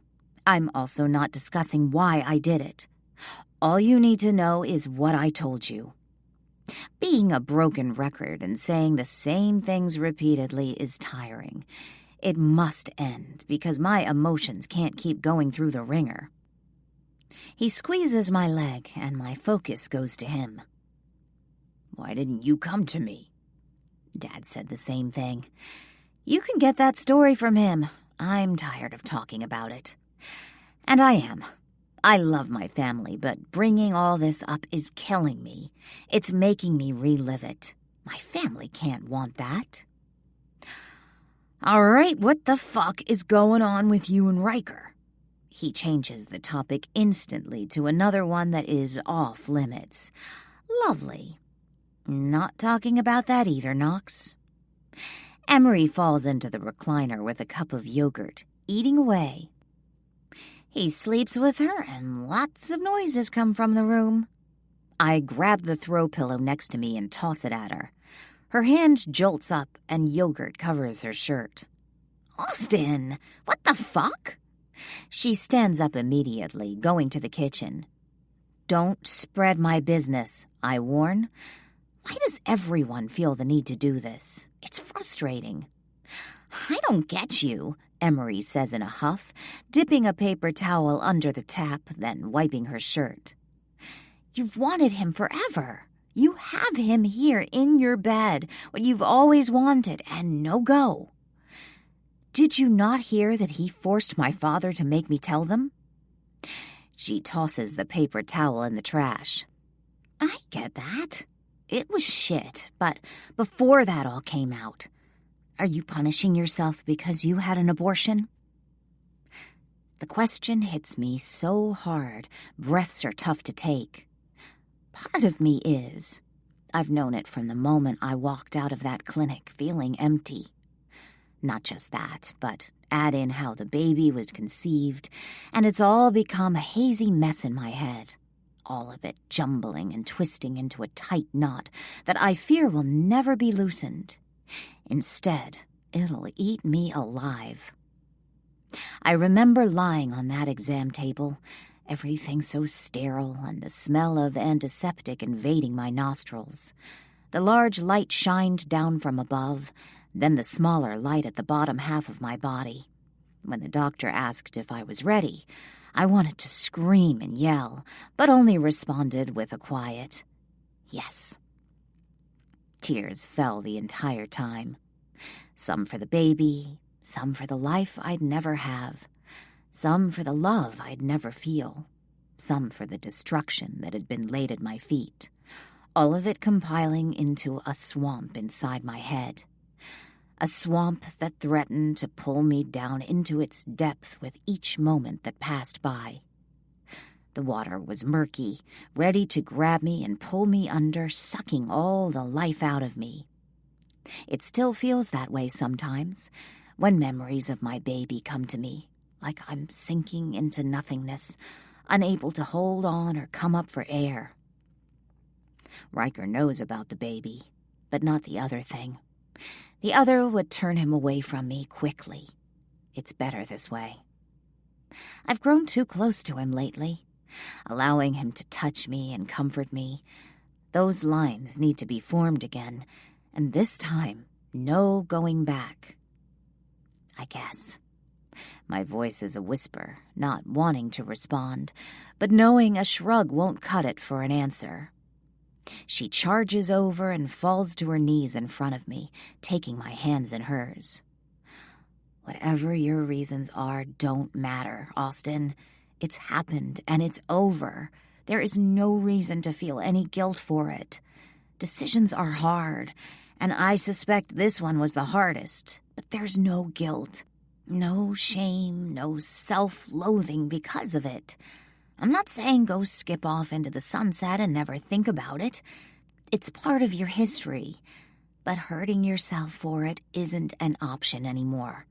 Austin, you deserve to be happy and loved. Tears well up and roll down my cheeks. I needed those words from her. God, how I've needed them. Being alone through it, I'd often wonder if I made the right decision, or if I ever deserved to have a baby again in my life because of what I did, let alone to ever be happy. Why should I be happy when my baby isn't here? It doesn't seem right. Emery's words, though, they're what I needed to hear because the guilt is eating me alive. If they knew the reason, they would understand, but they won't know. Emery is right. It doesn't matter the why because it's over. At least that part of it. The darkness inside me is still seeking vengeance, though. But it happened, and now I need to move on. Thank you, I choke out. And as I do, a weight lifts from my shoulders, one that's been holding me down for months and months. The tightness in my chest begins to loosen, and I can breathe a bit more than before. You're not going to like what I'm going to say next. I toss my head back to the couch. I just had an epiphany in my life, and now she's throwing me a curveball. She taps me on the leg, and I lift my head. I know you're pissed at Riker. Emery, I warn, but she doesn't stop, just railroads right over me. He did you a favor. My body jolts as heat sprouts in all directions. Hear me out. I give a slight nod, barely containing myself. I'm not saying he should be sharing your shit, but you've grown up in this club, and you know how things are. It came from a good place. I know it. Riker loves you, Austin. Oxygen will not fill my lungs, and my heart stops. Everything I've always wanted comes at the worst time possible, as is my luck, it seems. He does, Emery continues, when words don't come for me. He caters to you here. I've watched it. You need a pillow, beautiful, or you can cook for me every night, as he shovels in your food like he's a starving man. Anywhere you want to go, he's there, and it's not because he was told to do so. It's because he wants to be here, Austin. Sucking in much-needed air, my brain tries to compute everything she's telling me, but it feels like a hamster on a wheel, running around and around. He did you a favor by pushing that information out of you. Now your family knows, and you don't have to hide it. You don't have to feel that pressure alone. You have us to lean on. You want to be pissed at him now, so be it. But he did it from a good place, not being evil and vindictive. Yeah, what she said, Knox throws in typical Knox fashion, and a chuckle escapes me. It feels good to have someone to talk to about this. There's no denying Emery that one. I sag further into the sofa, not knowing what to do. Be pissed, not be pissed. It sure does take a lot out of a person, being angry, keeping it up all the time. My life is a tangle of webs that need to be untangled and let loose. He's been gone for 4 hours. Knox has called him 3 times, wanting to leave, but can't because of me. I told him to go, that we'd be fine, but he gave me the evil stare in return. As the time ticks on, my stomach begins revolting, tying itself into knots. "Would you stop pacing and biting that damn thumb?" Knox says gruffly, looking at his phone like it'll magically ring any second. Ripping my thumb away from my teeth, not realizing it was there in the first place, unease washes over me. Is he coming back? Is he hurt? Is he so pissed off at me he can't be in my presence? Time moves slowly, like the tick of the clock has taken way too much Valium. 5 hours and no Riker. Butterflies swarm in my stomach. 6 hours and no Riker. My mouth dries. Drinking water doesn't help. 7 hours, pacing the floor. When the rumble of a bike can be heard, I dart to the window just as Riker kills the bike and pulls off his helmet, shaking his head so the hair lands in a sexy way. He makes quick work of entering the apartment, and my feet lead me right to him. I throw my arms around his neck, letting the worry and anxiety fall away and enjoying the feel of him in my arms, safe and in one piece. "Hey," he says. I don't move. Instead, I squeeze him harder, and he kisses the top of my head. We stand there for long moments until I finally get myself under control and step back. "I'm happy you're here, but I'm still pissed at you," I tell him, then turn away, heading to the couch and falling without any grace. "What the fuck, man?" Knox says, already moving toward the door. He loves me, but his life is busy and something he can keep to himself. "Been fucking calling you for hours." Riker pulls out his phone. "Yep, I see you have. Been riding. Didn't hear. Next time we're setting a time limit." Knox calls out his buys and is gone, slamming the door behind him. Riker sits next to me on the couch, leaving room between us. The space feels like a 1,000-mile deep void, so close, yet so far away. He exhales. "When I was asked how you were, I answered honestly that I'm worried about you, that you have something inside that is eating at you, and I need to help you. Whatever it is, because I want to see the smiles and laughter again. That's when your father called it. But beautiful, I wanted Deke to talk too, so I'm not putting it all on your dad. Deke went to bat for you. That man is loyal to the core." I repeatedly twist my hands in my lap, listening to him, unsure of how to feel. I want to be pissed and smack him upside the head. Part of me wants to storm out of the room or yell at him, but none of that comes. The pain is there, though, like he sliced through my heart and soul, leaving me bleeding in front of everyone, exposing me for the horrible person I am. "I'm sorry, Austin." He turns his body fully toward me, cocking his knee up and pressing it into the back of the couch. "Would you have told me if I asked?" No. The answer is immediate. I would have gone to the grave with it, which had been the plan all along. No one would ever know. It's another reason JK needs to be dealt with. He can never reveal it. It was going to be the one secret that would never come to light. But that was all a lie, which scares me. "How do you feel now that it's out there?" I cross my arms over my chest, trying to cover the hole I feel there. I need a shield of protection and a way to guard myself. 2 of them, because I feel very exposed, like he's cutting me open raw, stripping me down to nothing.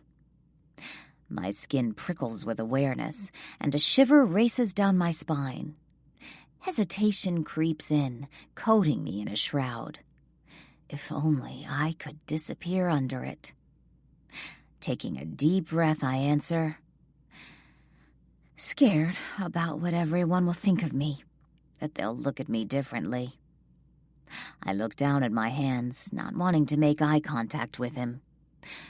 Relieved that I don't have to hold it all in anymore, but I'm still pissed at you. His smile is wide and one I could get lost in, unable to break away from. Whenever he's around, the keeping my distance thing lasts a minute before the walls just crumble. I should be pissed at him for that, too. Add it to the shit pile. Be pissed, beautiful. That's fine. I'll take it. But you don't need to be scared. Who gives a fuck what others think? That has no bearing on you whatsoever. Their thoughts and opinions are theirs, not yours. Whatever they say or how they act is on them, not you. Not only that, I'll beat the shit out of them. My lips tip up as his words wrap around me like a warm blanket. A blanket that is covering the bloody wounds deep inside, slowly stopping the flow. We sit in silence, but it's comfortable. The anger is still there, but it's fizzled quite a bit. I'm not sure what to make of that. A yawn escapes me, and before I can say anything, Riker has my head on his chest, remote in his hand, and I'm fast asleep. The night ended up chaotic. My mother, father, Angel, GT, and pretty much anyone in the clubhouse they could round up came to my small apartment. They spilled out the front door and balcony, each of them with pointed stares at me. They already knew, so I was happy I didn't have to tell the story again. They were there for moral support, which felt nice. My mother, on the other hand, was pissed. "Austin!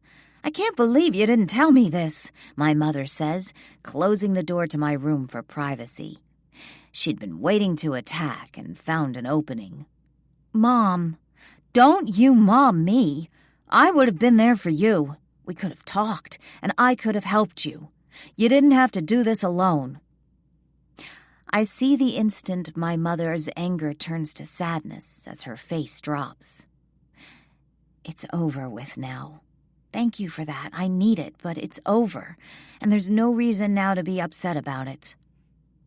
That was the moment she wrapped me in her arms and hugged me so tightly I thought she would break me.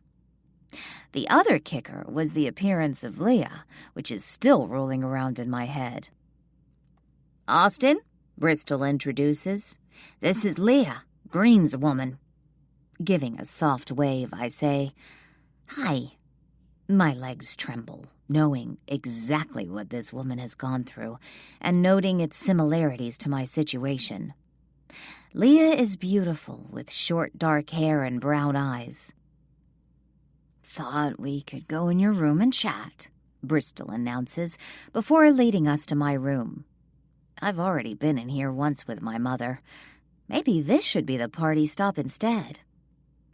Leah fiddles with her hands, worry lining her face. Her chest heaves up and down rapidly. Bristol puts her arm around Leah, and she jumps. Then she seems to be okay. "You don't have to talk about anything," I reassure her, seeing a small bit of relief cross her features. I watch as she breathes in and out slowly. It's an amazing thing to watch when a woman pulls up courage from down deep. "It does get better," she starts, having my full attention. "It's hard. There's pain, and the fear will sometimes override you, but you need to ride it out. It's not easy. It actually sucks, but it's necessary. It's been months and months since..." She shakes her head. "And I still have a hard time talking about it. But each day is better. Keep your chin up and never let the past define who you are. Never let what happened to you take away your happiness in life, because you only get one. One life to make work for you and do the best you can. Don't let the actions of someone else dictate how that life will be lived." She exhales deeply and sits on my bed, looking as if she spent every last bit of energy she had inside her to say those words. I hate that she's so broken. Is that what I look like? "Thank you, Leah." I sit next to her. "It is hard, and I appreciate you saying those words." She looks up at me, her eyes haunted. "Seems you need to follow your own advice." I give her a soft smile in hopes she'll be able to relax a bit. I'm working on it. Every day is a challenge, but it's coming. After that conversation, fatigue from everything settled deeply inside my bones. Riker ended up sleeping on the couch. I told him I needed space, which wasn't a lie. I used that time to try to build my walls back up and use concrete to keep them in place. It didn't work. Leah's words continually ran through my head like alarm bells, not shutting off throughout the night. This morning, when Riker drove me to work, he grabbed my hand and kissed the top of it, saying nothing, but his touch was everything, comforting and honest. Now he sits in the salon's waiting area, playing on his phone, moving his thumbs quickly across the screen. Two women, a couple of chairs down, ogle him, their eyes filled with lust and want. Not that they can be blamed for that. Riker is hot. There's no question about that. Life must go on, and there is work to be done. My mom always said that the true measure of a woman is how they deal with problems. Now that task lays directly in my lap. There you go, Althea, all curled and colored. I turn her so she faces the mirror, and her face lights up. Her hand goes up to her hair. Oh, I love it. Thank you, dear. That is the one thing all clients do. As soon as I get their hair done, they have to run their hands through it like they have some magical touch that will make the hair just perfect. To each their own. You get used to it. Althea hands me a tip, then moves to the front of the building to the cashier counter. After cleaning up, I walk up to Riker, purse in hand, and his head comes up from the phone. Time to go. He moves quickly. So quickly I try to hold in a laugh. He doesn't like it here, and I can't blame him one bit. Being around women all day is hard, and I'm one who he doesn't get a break from. Sometimes women are catty or talk behind each other's back. They'll make plans with two of them and leave a third out. Women, at least here at the salon, are so different than men. Men. They'll fight it out and be down with whatever is bothering them. Women can hold a mean grudge. Something that happened years ago, they can hold it over your head forever. My mother, though, is a fighter. Put up or shut up. I go with her way of thinking. Let's go to dinner. My stomach takes that moment to rumble. That's the thing about Riker. It doesn't embarrass me one bit. Dinner it is. Nerves light off like firecrackers as we sit in a booth at the local mom-and-pop shop. Him on one side, me on the other. There are so many things to talk about, yet I don't want to talk about any of them. I wish I could just disappear sometimes and not be an adult. Forget having to make decisions and thinking. Just be free again to think the world is perfect and the bad stuff will never touch me. That'll never happen again. Adulting sucks. After we order, the waitress brings us our drinks. I twirl my straw in my cup, knocking the ice around, not sure what to say or what to do at this point. Riker breaks the silence. Talk to me, Austin. I know you're pissed at me, but talk to me. I'm not even sure what to say, so I just open my mouth and let it roll. Never again, Riker. Swear to me that as long as we know each other, you will never, ever repeat my business to others. He leans back in his seat. I reserve the right to break the rule if it means helping you. No, that's not going to work. He leans into the table, his elbows on it, his face close to mine. It has to work because I'll do whatever I have to keep you safe. I'll break anyone who stands in my way of it. You will be safe and you will be loved. There's no question about that in my eyes. While what he said was sweet, it also pisses me off. I clasp my hands in front of me, lacing my fingers together so I don't scratch his eyeballs out. So you'll tell the club everything I tell you? You're not listening. I said I'll do whatever I have to protect you. If that means pushing something like the other night, then so be it. It doesn't mean I'll go to the club, or anyone for that matter, and talk about private things.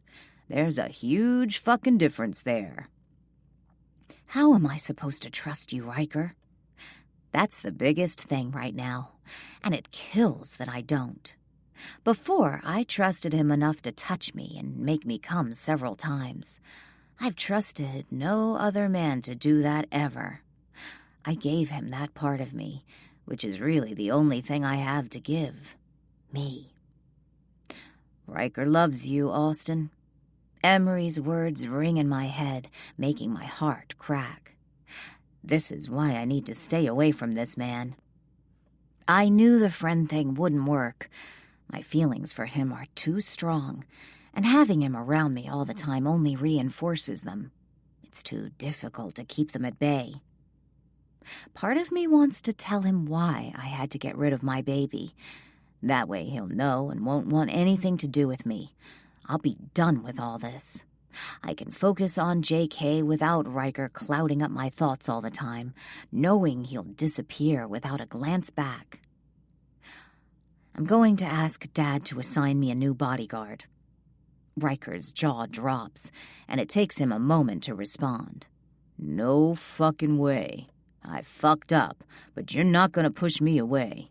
You're not dirty. You're fucking beautiful, and I'll make sure you know it. I shake my head. This is too hard for me. The words escape before I want them to. Being around me is too hard? Why is that, Austin? Because you have feelings for me and you're fighting them? No. The denial is immediate. His voice dips low, almost threatening. Don't lie to me, Austin. Don't you get this? It can never work between you and me. It has been for the last few weeks, he counters without hesitation. He has me there. Despite the hiccup the other night, things have been going well. Too well. I can't just wipe it away and pretend the other night didn't happen. Stop deflecting. I stomp my foot in frustration right as the waitress brings our food out, placing our plates in front of each of us, then leaves. Can we just eat and talk about this again? Never? When we get home. He takes a bite of his burger. This discussion is going to rip me apart. Can't he see my resolve is broken? Can't he feel the pain this causes me? I study Riker. His eyes meet mine. Confusion laces with my determination. He wants to help me. Emery once again plays in my mind. Riker loves you. The more I try to untangle myself, the deeper I seem to pull myself in. Chapter 17. Riker. Screaming tears from Austin's room in a murderous cry. I jump up from the couch, gun in hand, and charge down the hallway. Her door is locked, so I kick it open. The wood goes flying, smashing into the wall behind it just as Austin pops up from bed, fear and worry on every bit of her face. Her breathing is hard and ragged. Sweat glistens off her, making her hair stick to her body. Glancing around the room, I find everything is secure. I rush to her, sitting on the bed. What's wrong? Her eyes are glazed over. She's here, but she's not. Austin! Her name said loudly snaps her into the present, the fog evaporating. She looks at me, panicked, but it's not from me. It's from her dream. It has a hold of her still. I pull her stiff body into my arms, wrapping her in my warmth. She doesn't do anything except breathe, her body stiff. She's remembering, and I hate that I can't wipe those memories away and take on her pain. Rubbing her arms up and down, she begins to get her breathing regulated. I maneuver us so my back is to the headboard and her body is against my bare chest. You're all right, beautiful, I got you. She nods absently. We sit there for a while, Me rubbing her back in even strokes and her coming out of wherever her mind had taken her. Not wherever. I know where it took her. I hate that I can't go inside her head and erase those memories for her. Her head comes up, and she sits up on the bed next to me, her head in her hands. "Sorry," she whispers. "I've slept in this bed numerous times, and you didn't have any nightmares." Her vacant eyes rip my soul in half, but her words gut me deeper than a blade ever could. "That's because you were with me." That's enough of this. I lie fully down on the bed and pull her to my chest. She doesn't fight, just relaxes against me. "Sleep, beautiful. I got you."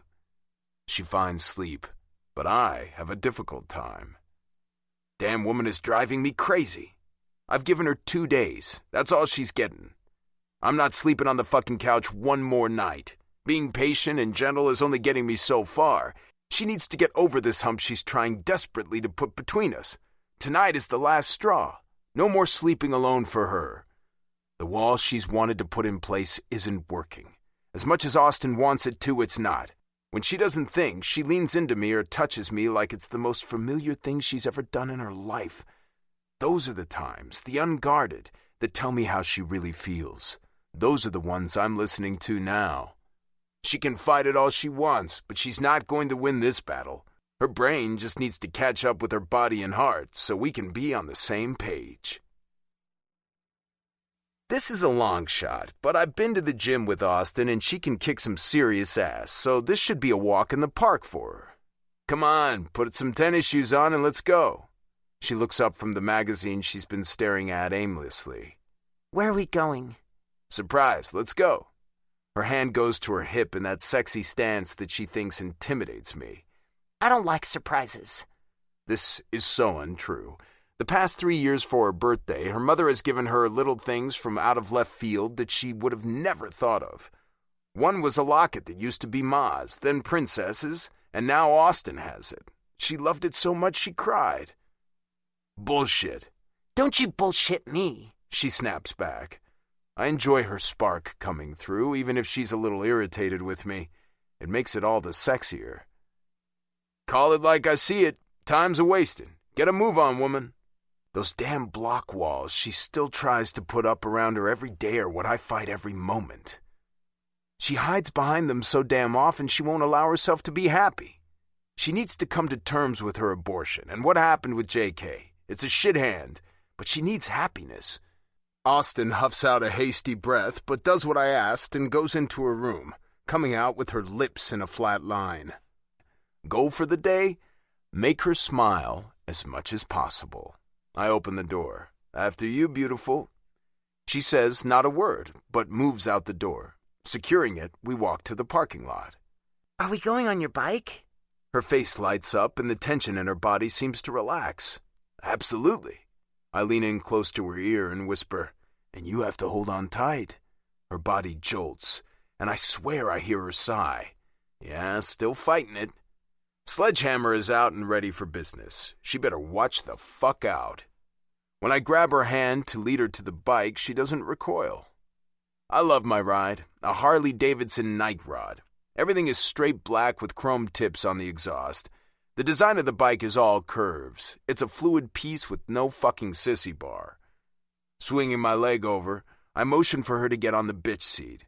With a smirk that I'm counting on as a smile, she throws her leg over and straddles my beast beautifully.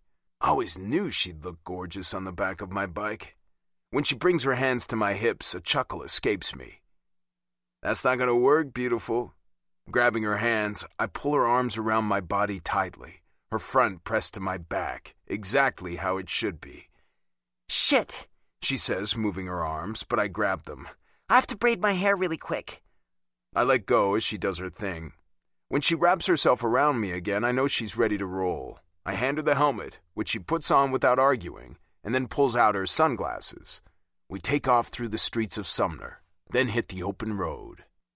When I got my first bike, I fell in love, and have had one ever since. It was freedom from the confines of my life. I was so lost and broken from my family's rejection of me that I needed something to loosen their hold. No, I didn't like their way of life.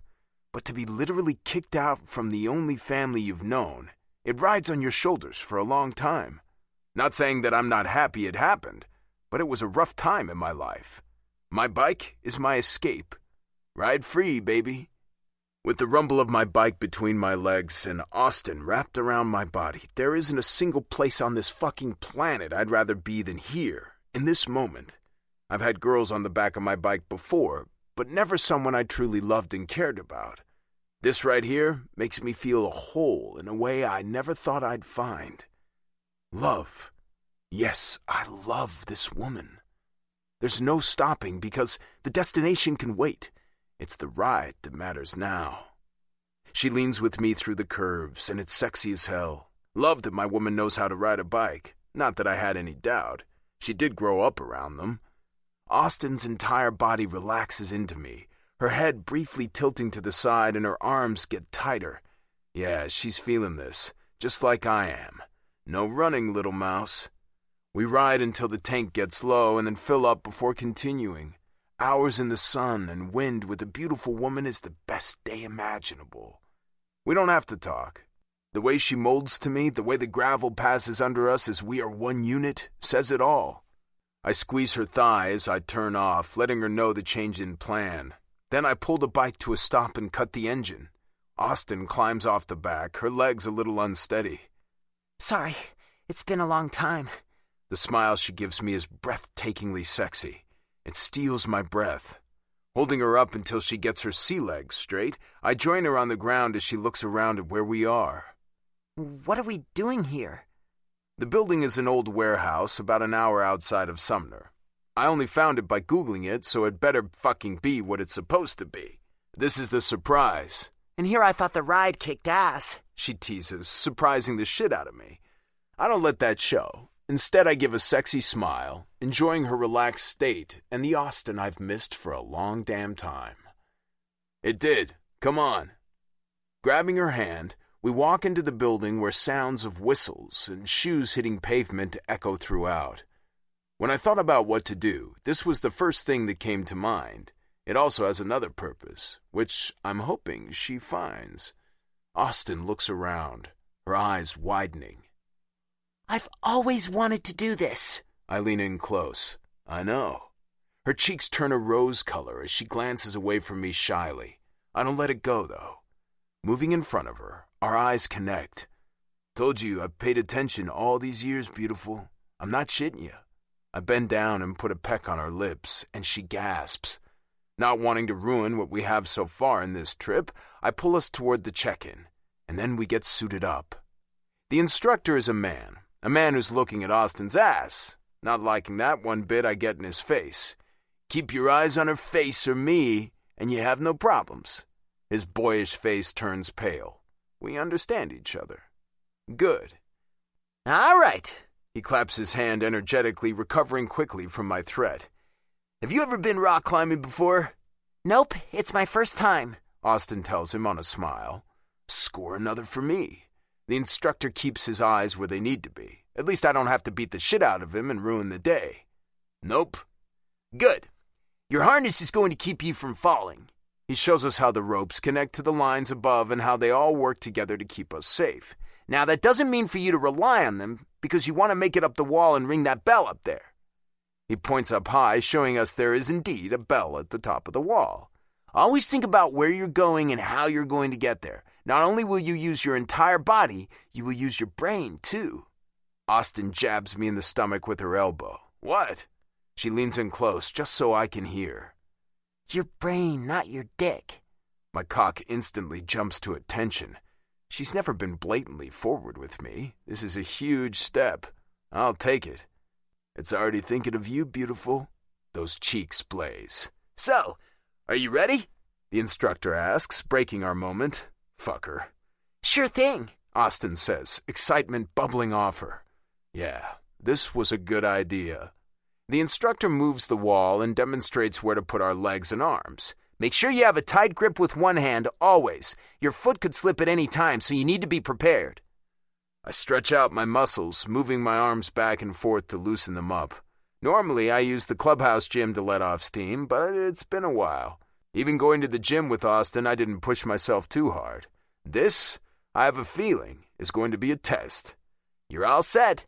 He claps again, and I guess it's the sign to start because Austin attacks the wall, not looking over at me once. It's mesmerizing, but I get my ass in gear. In my peripheral vision, I watch as she grasps each of the pegs, maneuvering her feet to correspond with her hands. Her brows are knit in concentration as she eats up the distance between the floor and the top. Focusing on my task, I make my way up the wall, thanking my arm strength. This is definitely a workout. Shit! Austin growls, falling from the wall. I reach out just at the ropes, grasp her, and breathe out a sigh of relief. She's safe. Not giving two shits about making it to the top, I release myself and fall to the floor with her. She's breathing in and out heavily, looking at the wall like it's the enemy, and she needs to conquer it. Inside, I sigh. This was my entire point of bringing her here. Her nightmares invade her, taking her over and crushing her. I want her to come to terms that she can beat it back. She has the strength to fight it away, to get her determination back and conquer her life.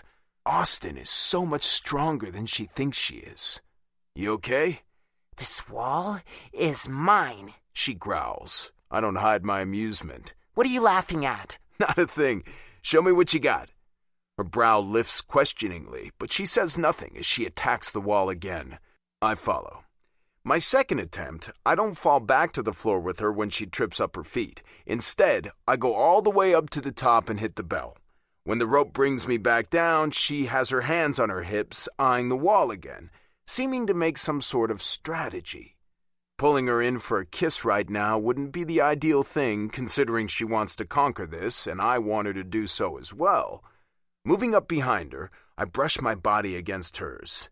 Think, be patient, and tear it up. Austin nods and goes to the wall. Standing back, watching her, I can see her vibrating with determination. When I see her second-guessing herself, I yell up, "Don't! You got this!" She actually nods, acknowledging me, before she goes back at it. She continues up the wall, and not until she rings the bell do I let out the breath I was holding. When she floats back down to the floor, I wrap her tightly in my arms. Her beautiful smile is wide, and as much as that's my goal for the day, I need her lips, so I take them. Our hot bodies collide, her hands coming to the side of my face as I deepen the kiss.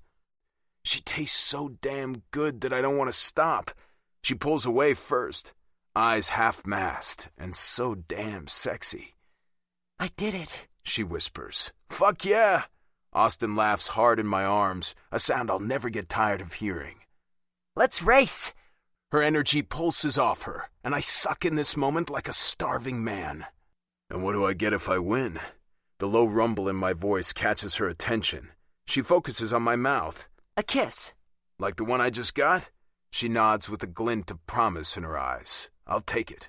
And if you win? A kiss? I toss my head back and laugh hard and deeply. So either way, I'm getting a kiss from you? Shyly, she says, Yeah. How about a back massage? I suggest. Any way to get my hands on her, the better. The thought of rubbing my hands down her body has my blood all going south. Her pupils dilate, telling me she likes the idea. I do too. Okay. Squeezing her hip, I tell her, I'm winning this. You'd rather rub me down than kiss me? She accuses playfully. I swipe a tendril of hair out of her face. That rub down will hopefully end in a kiss. All right, let's do this, the instructor says. I seriously want to punch him. Instead, I glare. Breaking apart, we stand in front of the wall and I strategize, plotting the steps and moves I'm going to make. I'm winning this, I tease. Oh no, this is mine, she challenges back, and I will my cock to stand down. No way I'm going to win this with a raging hard-on. Ready? The instructor yells. Go! I push my body hard and fast. She's gaining on me, nipping at my waist. My height is an advantage, and I use it fully. Riker! She calls, my focus slipping as she smiles and reaches about a head above me. Shit! Not playing fair, I like it. She laughs as I gain on her. We're neck and neck. At the last moment, I pull ahead, reaching for the bell and slapping it hard. Ah! She screams, hitting it next, only a few seconds after me. She glares. Damn it! My laugh is deep and rumbles through my body like a vibration. All's fair in love and war. Without another word, I push off the wall and fall back down to the ground, Austin following behind me. You know it's all because of your height. The woman is fucking hilarious as she comes up with the reasons she lost. A little competition never hurt anyone, and she proved to herself that she could do it. Did you climb the wall? Yes, She snaps. From all the years watching her, I know she's not mad, just frustrated with herself for not pushing a little bit harder. Did you do it the first time? No.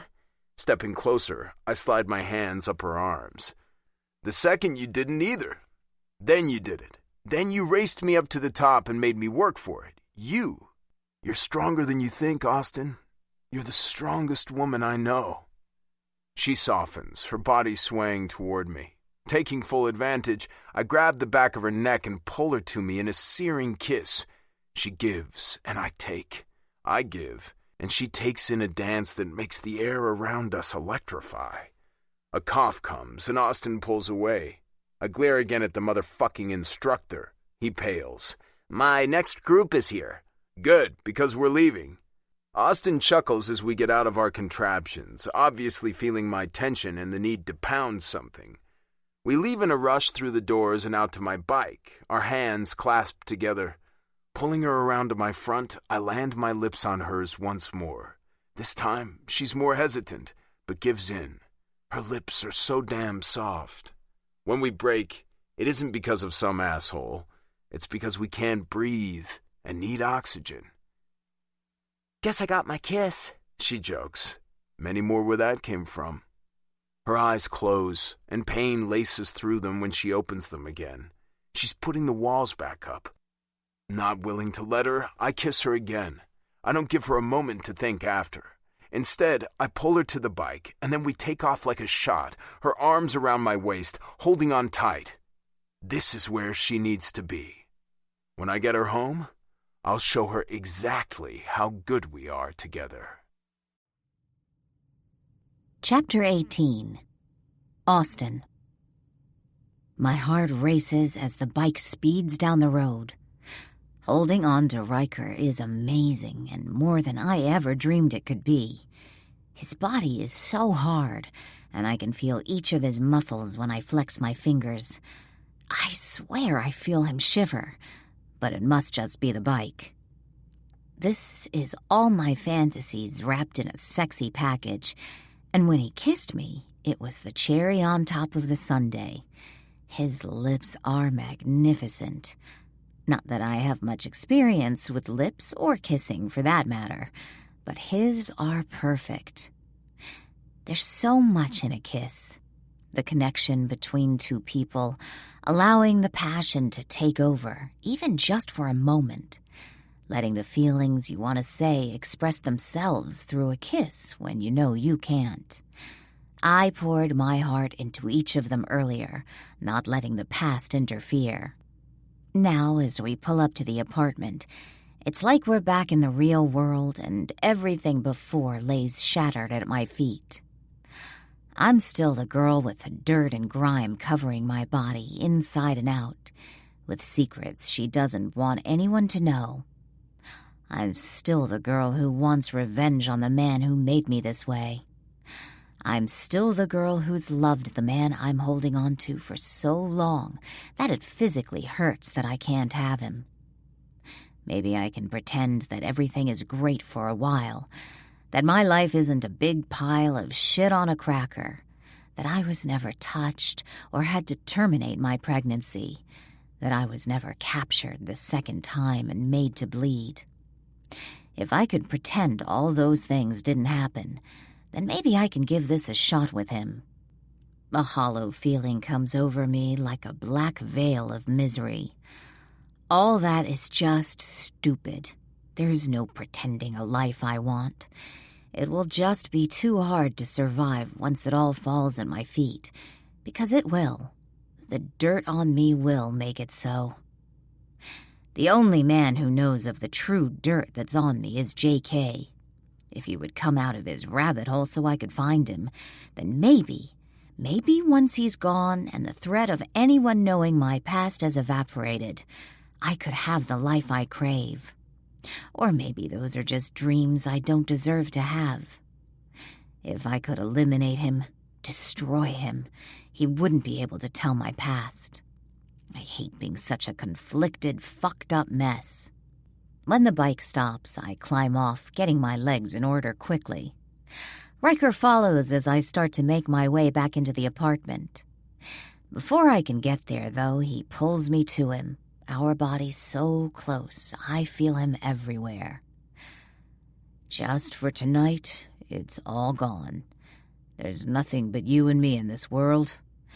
There are no pasts, there are no expectations. There is only this, what we feel for one another. All the other bullshit is gone, vanished. Only we exist. My heart thumps so hard, I'm sure he can feel it against his chest, pumping away. This sounds magnificent, perfect, to just forget about everything. To live in the moment, live in the now with Riker. To experience something with him that I never have before. I'd be lying to myself if I didn't think it was going to end up in bed together if we gave in. Can I hack that? Leave the feelings aside after the daylight comes again? Go on about our lives like the night never happened? No, I can't. It will hurt. It will kill. But it will be everything. Something I may never get again in my life. It's stupid and careless, reckless and destined to hurt me more than I already am. My heart and head battle it out. Riker's lips come to mine. This kiss penetrates the walls, shining light into the hole my heart has felt since everything came down on me. It fills the empty and shines bright. I want this. I need this. I need him to show me it's not painful, and it doesn't have to shred my insides. Just for one night. He penetrates my stare, and I get lost in his brown depths as they suck me in. He's giving me everything I've ever wanted. Yes?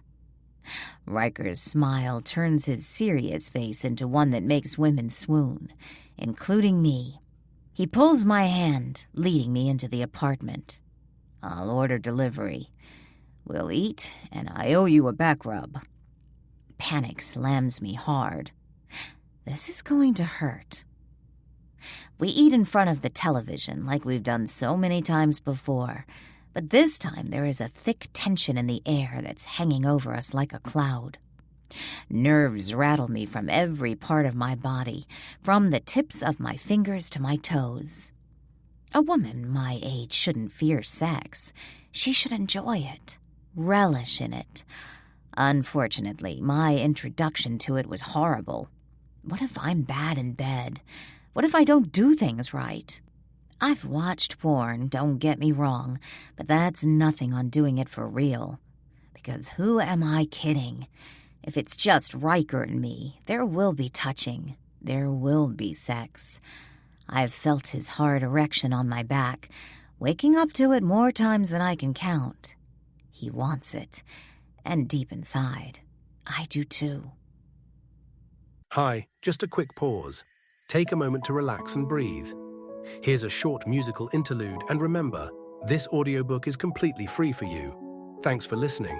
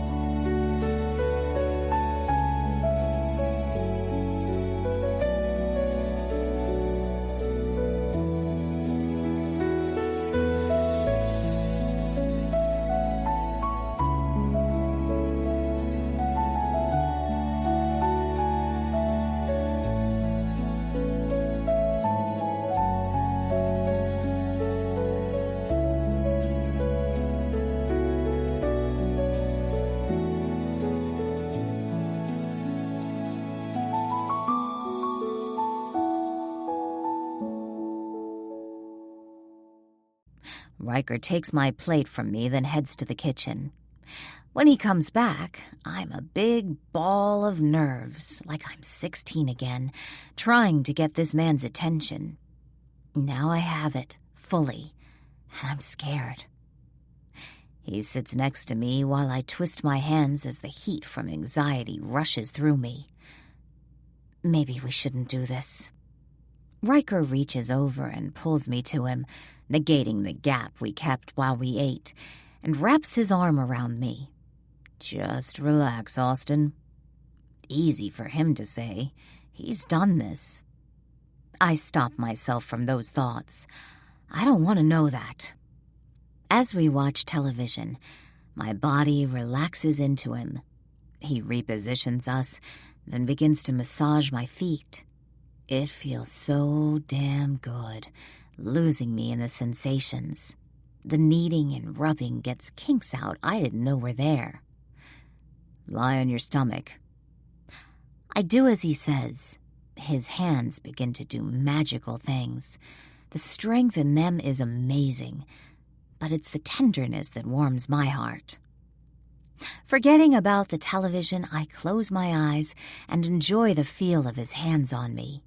My shoulder, my upper back, my lower back, my legs, my arms. Every part of me he touches caressingly, lovingly. Then he goes to my scalp, and I feel like I've died and gone to heaven. Whatever tension was there dissipates. A moan escapes, and I hear his chuckle rumble. Minutes, hours, days. I have no recollection of how long I've lain in this spot, with this man touching everywhere on my body. Riker kneels in front of the couch, my head pointed toward him as my eyes flutter open. He's gorgeous. There is no mistaking it. It's what's in his eyes, though, that sends my heart into a tizzy. Compassion, understanding, caring, and yes, love. It hits hard, and he must see it on my face, because he leans over and attaches his lips to mine. The kiss becomes a passionate molding of two bodies as he lifts me. I straddle his lap on the floor as he runs his hand through my hair before gripping it. But not painfully, more like guiding my head where he wants it. His lips are soft, yet they have a rough edge to them. Add in the friction of his beard on my face, and it's a heady mixture. Thoughts begin to swarm in my head, threatening to ruin this moment, but I push it all out. Everything. Nothing else matters but Riker and I in this moment. We have tonight, just he and I. No walls, no barriers, just us. Moving my mouth to match his, I do what feels natural, maneuvering my lips this way and that. My experience with men is very limited, and of that experience, this is the only time when I felt beautiful, aroused, and in the moment. My hips begin to move of their own accord, brushing back and forth along his hard length through his jeans. It hits a sensitive spot, and I gasp, loving the feel, only to keep doing it again, setting up a steady pace. This is so much more. He cups my ass and squeezes, guiding my hips a bit faster. Pulling away from his lips, my lungs take in much-needed oxygen as the build inside me grows. Riker caresses his lips down my neck, darting his tongue out and licking me. I arch back for him, giving him more room, which he takes full advantage of, not leaving one space of flesh untouched. He snakes one of his hands up my body so slowly, it's almost like he's torturing me. The need for him to touch me more is so intense. He cups my breasts and begins to knead them, rolling my nipples repeatedly. The room becomes hot, like the desert in the middle of summer. Or maybe it's just me. My knees dig into the carpet, and my thighs rub against his jeans, adding to the sensations. My underwear is damp, and need threatens to take me over. Riker finds my lips again. The kiss is wet and hot, scorching me from the inside out. He moves his hands down my torso, under my shirt, and pulls it up, moving so agonizingly slow. Once he gets to my breasts, a bit of panic sets in that I have to breathe through. Then I lift my arms, and my shirt is gone. Tonight is the night for all my firsts, the ones that matter. Damn beautiful. He pulls down the cups of my dark purple lace bra, pulling my breasts out. The wire underneath holds them up, keeping them pert. Riker attaches his lips to my nipple, and I'm lost. The tugs, sucks, and nips bring me close. So close my core clenches and my head falls back on a loud moan. When he pulls away, I'm left on the cusp of what would be my first orgasm from a man.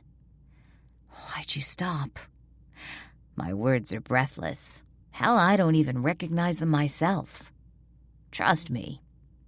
A knot forms in my stomach for only a moment before I realize I've always trusted Riker. Yes, he forced Deke's hand, but it wasn't because of anger. It was because he cared. Of course. His answering smile is so sexy, a whimper escapes me. With my back to the couch, I lie back, giving him full access to my breasts as he goes back to giving each attention.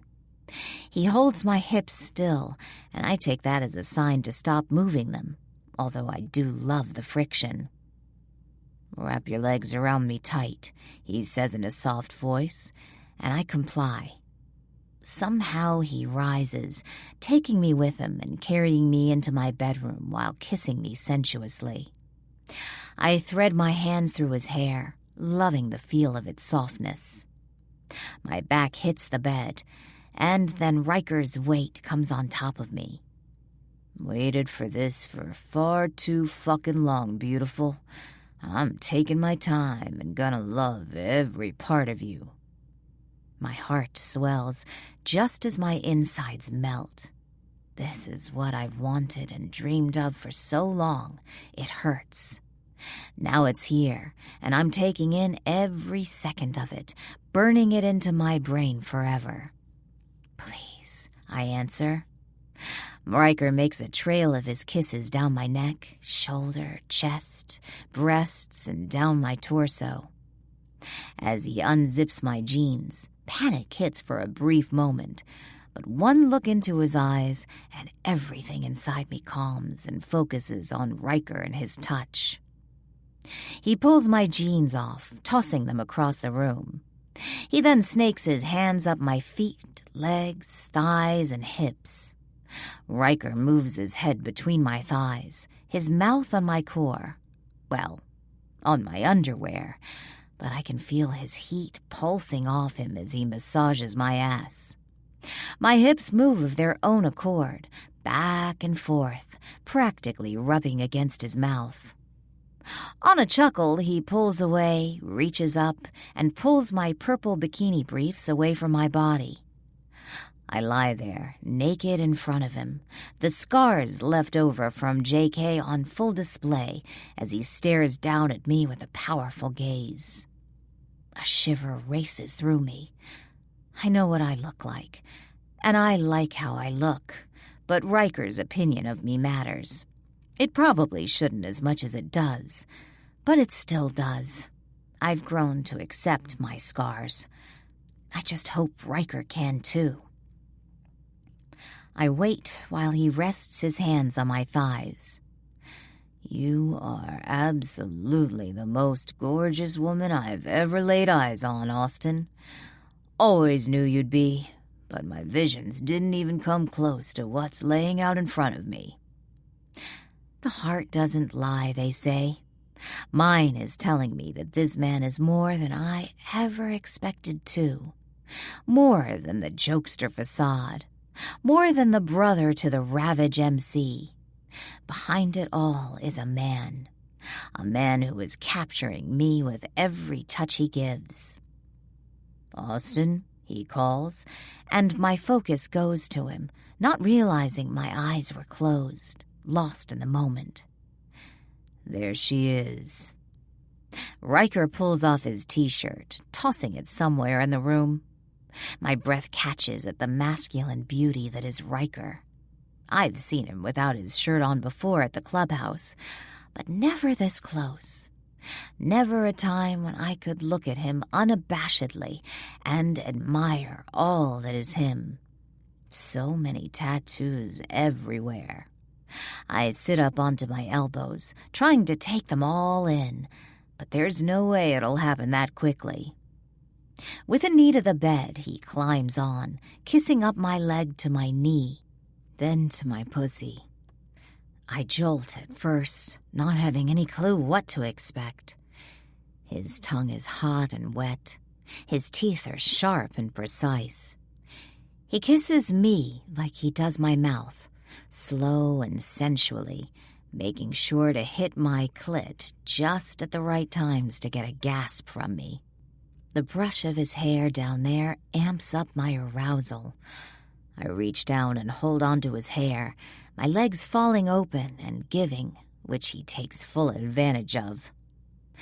The pressure inside me coils, my stomach clenching. Heat like no other burns me from the inside out.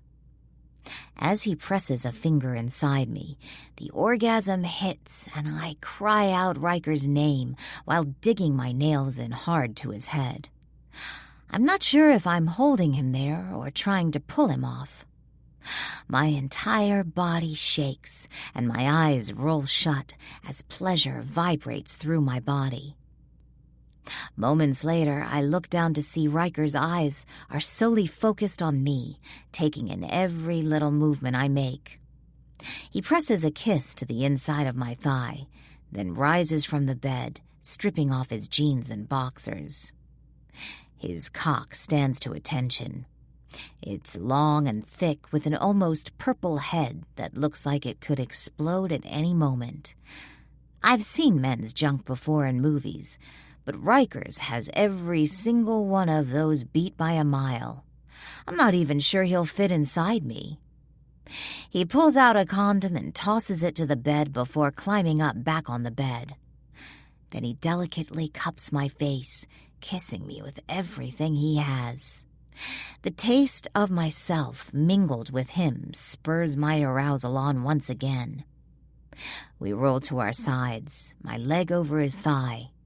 His dick rubs against me as the fire burns hot once more. "Like this?" I ask, fearing him being on top of me. Not him, just the feel of it. I don't want to ruin this. I can't ruin this. "Anything," he says, kissing me once again. I feel him moving, then feel his hand between us as he rolls the condom on. A fleeting bit of panic hits, but I breathe through it, looking into Riker's eyes. This is Riker, no one else. The feeling subsides. Riker poises at my entrance. He knows I've had sex before because I was pregnant. What he doesn't know is he's my first time having sex. His dick slowly enters me, and then he maneuvers my body for a better angle. He glides inside, each inch of him stretching me and waking up the nerves. I try to hold back the tears, wishing this was my first time for real. "Damn, baby, you're wrapping around me like a vice." Sweat trickles down his brow like it's almost painful for him to be taking such time with me, but I appreciate it more than he knows. Clawing his shoulders as he enters me fully, I feel slight pain, but I'm able to hold in my reaction. "This is the best fucking gift you could have given me." Before I can respond, He's kissing me once more, all the while thrusting into me, his dick sliding in and out of me rhythmically.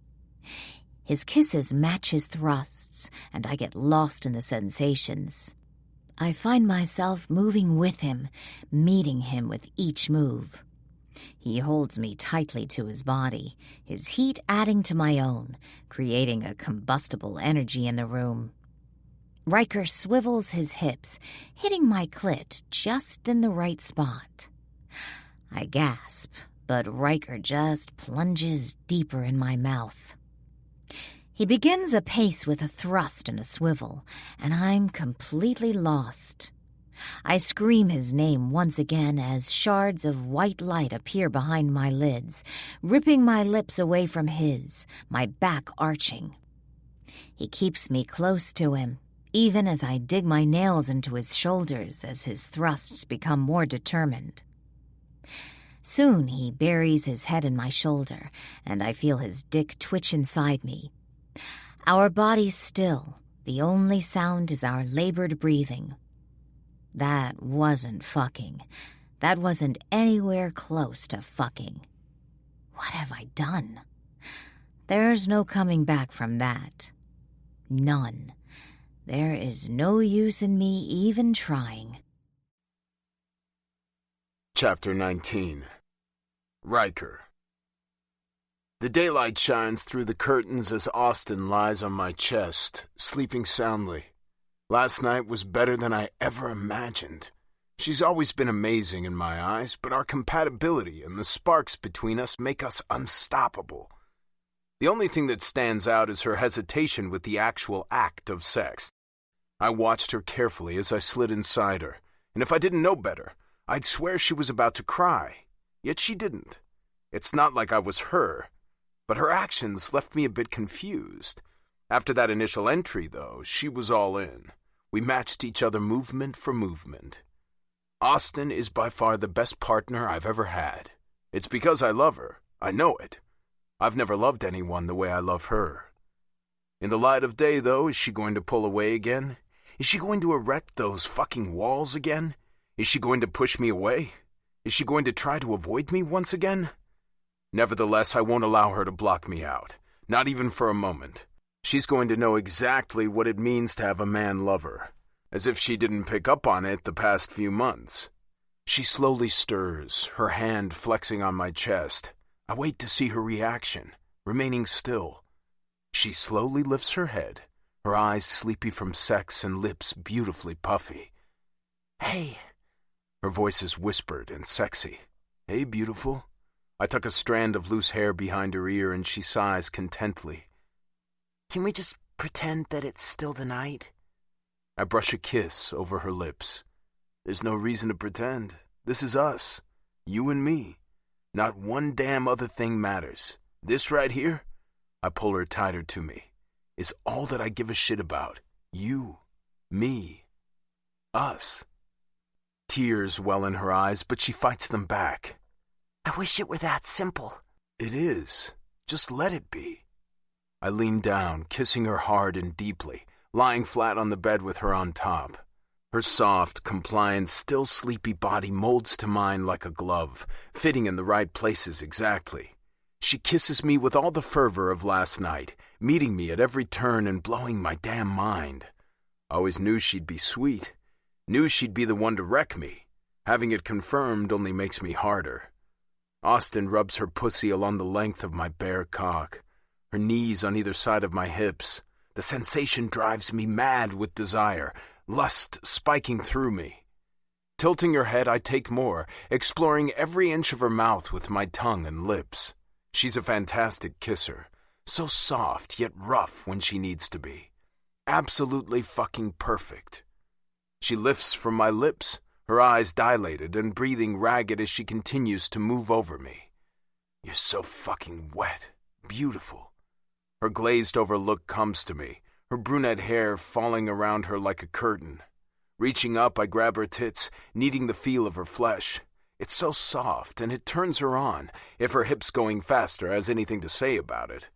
Tweaking each nipple, she cries out, tossing her head back. Her hair is so long it swipes over my legs. only adding to the sensations coursing through me. I feel the pre-cum leaking out of me and grasp her hips. Beautiful. Need to glove up and be inside that sexy body of yours. Reaching over, I grab the foil packet, tear it open, and glide it on. She grasps my cock, and I have to hold in the urge to come because it rides me hard.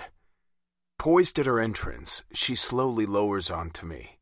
Her pussy is so damn tight she has to rock her hips back and forth inch by painful inch to let me in. Once her ass is resting on my hips, she stops, our eyes connecting. Looking deeply within her, I see what I've been wanting to see. When her mouth kept telling me other things, love, compassion, and undying lust, they brew in her depths, wrapping around me like a winter scarf. She brings her hands to my chest, palms flat, searing me with her heat. Blowing out a breath, sweat trickles down my face and chest. My patience is just about spent. Then she starts to move, up and down, gliding along my shaft, her knees and legs working as one unit. The rhythm starts out uneven, but all too soon she finds it. Austin drops her head back as a sexy as hell moan escapes her. I squeeze my hands on her hips, guiding her faster. My hips buck with each downward thrust from her. My cock is so deep inside I have to blink away the stars in my eyes. "Oh, Riker," she calls out as our pace quickens. I pop my feet flat on the bed, knees cocked up and meet her each and every time. Her body falls to me, lips attaching to mine as she kisses and tries to breathe at the same time. Wrapping my arms tightly around her back, I still her movements, taking her lips. I violently thrust my hips repeatedly, squeezing my ass muscles, trying to make my cock penetrate further. Holding her immobile, her lips fall from mine as she moves her face to my neck. I continue to hammer into her. Austin's wetness is heard throughout the room, along with her pants, mewls, and cries. Her pussy walls contract around my cock, making the slide in and out more difficult, but so much better. "Riker!" she screams loud enough to shake the walls of the room. Only then do I allow my cock to burst inside her. The muscles in my abs jump with each squirt of my release until everything is spent. Austin's body relaxes into mine, her breathing matching my very own. Sweat coats both our skin. I reach up, cradling the back of her neck, and pull her lips to mine. This is exactly what I want to wake up to every fucking morning of my life. Yes, I'm ruined. "You're going to cook?" Austin asks with a genuine smile on her face. One I've been getting a lot of since our excursion the other day. Each time she gives me one as a gift. Ones I take greedily. Pulling out a pot and setting it on the stove, I tell her, "Yep, the one thing I remember from my mother's cooking is hamburger, peppers, and cheese. You can't go wrong with it." She leans against the doorframe, happiness radiating from her. "Sounds good. Do you want help?" "Sure, chop up the peppers." She enters the kitchen, stopping next to me, and we spend the next few hours cooking, eating, and laughing. There's a fight in her eyes that she tries to hide, one that wants to let everything go, yet she still finds herself holding back. Lately, though, she's been able to let loose and be with me. That's another one of her gifts, only making me love her more.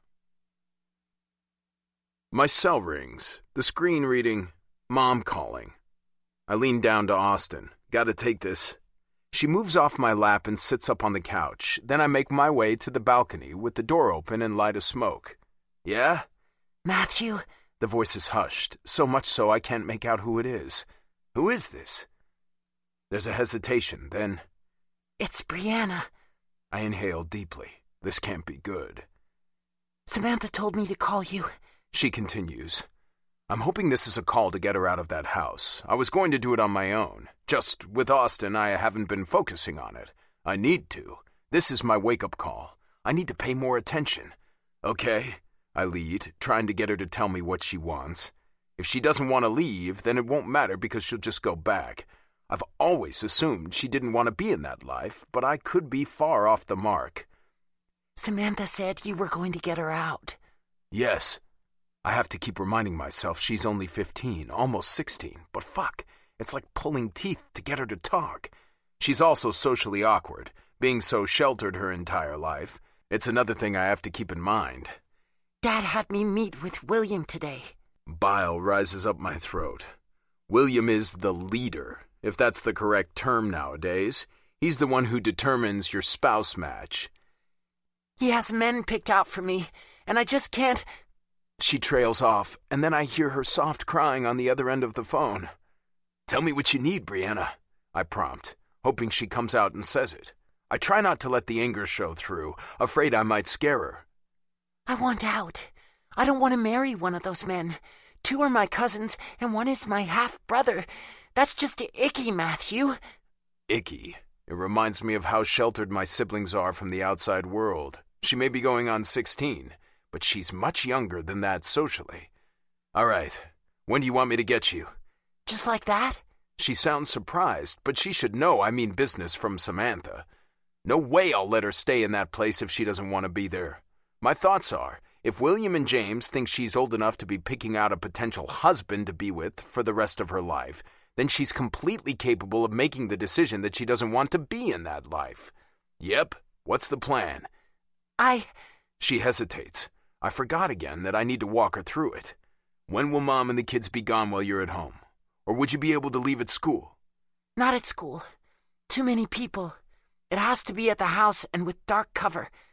Either while everyone's sleeping or when Mom goes to church tomorrow night. There's only one option there. When Mom goes to church. I'm supposed to watch all the kids. Fuck. So they'll be there then? Shit. Yeah. Okay, changing plans. Here's the deal. Since the kids are home, let's do it while everyone's sleeping. That'll be better than the first. Okay. Tomorrow night, 1 a.m, I'll be waiting outside the back left window to the basement. You're gonna crawl through the window, and then we're out of there. Got it? I'm scared. If she catches us... It won't happen. And even if it does, I'm not the same little boy I was when I left. We're doing this quietly, so I don't jolt the neighbors and they start making phone calls. Then I have a mob or cops on my hands. Quick and quiet. Okay. You only pack what you need in a duffel bag. 1. Don't bring curling irons and shit like that. Only bring clothes and personal things that you can't get at a store. Don't start packing until everyone goes to bed tomorrow. That way no one will catch you and ask what you're doing. Okay. Are you okay? I ask when she says nothing else and the dead air takes over. Yeah, I'm just scared. But I can't do it. I have to leave. You leave. That means no contact with the other siblings or Mom. You're on your own, but I'll help you get all set up. She sniffles. I know. All right. I'll be there tomorrow at 1 a.m. Be ready. Thank you. She clicks off the phone just as Austin comes out to stand by me on the balcony. What's going on? She asks, leaning her elbows on the wrought iron railing. Ripping my other hand through my hair, I answer, We're gonna go get my sister tomorrow night. She wants to leave. Samantha? No, Brianna. She turns 16 soon, and they already have matches for her. 2 are her cousins, and 1 is her half-brother. It's not fucking happening. I toss out the smoke. We need to head over to the clubhouse. She nods. For this, I'll need my brothers at my back. Let's do this. I glance over at Austin. You ready? Not like I'm doing much but sitting in the truck waiting for them to jump in. I'm sure I can hack it. Reaching over, I wrap my hand around the back of her neck and pull her lips to mine for a quick kiss. Can y'all not do that in front of me? Knox whines, but I don't give a fuck. We haven't been around the guys since our relationship turned. Nevertheless, I make no apologies for kissing my woman. Fuck that. Shut it, I order with a smile. There shouldn't be any trouble. I'll be in and out quickly. We just gotta watch the neighbors. Tell me again why we don't just break down the fucking door and take her out? Reese chimes in. We're trying to make her disappear. If they know I had anything to do with it, they'll sick the cops on me so fast my head'll spin. The cops are one of them around here and will have no trouble bouncing us all behind bars. Not only that, they'll send out the lynch mob beforehand, and the less bodies we have to deal with, the better. We want to clean in and out. Fucking idiots, Reese grumbles, walking back to his truck. No bikes this time. Too loud for the neighborhood. GT clamps a hand on my shoulder. Let's get her out and get the fuck out of here. This place is fucking twisted. You're telling me. I look down at my watch. 10 minutes. I'll radio if there are any problems. Only then do you move in. Got it, Captain. Deke teases, but not in a fun way. He's still pissed about his hand being forced. What he needs to remember is he's still a fucking prospect. Not having time to deal with it, I kiss Austin one more time, then shut the door. Everyone leaves while I wait. Those 10 minutes seem to take for fucking ever. Like the second hand on the clock doesn't want to move correctly. The house has no lights on, but 2 lights outside illuminate a lot of space, so we'll easily be seen. There are 2 cars in the driveway, both empty. The neighbor has 1 light on, but it looks like it's over a kitchen sink.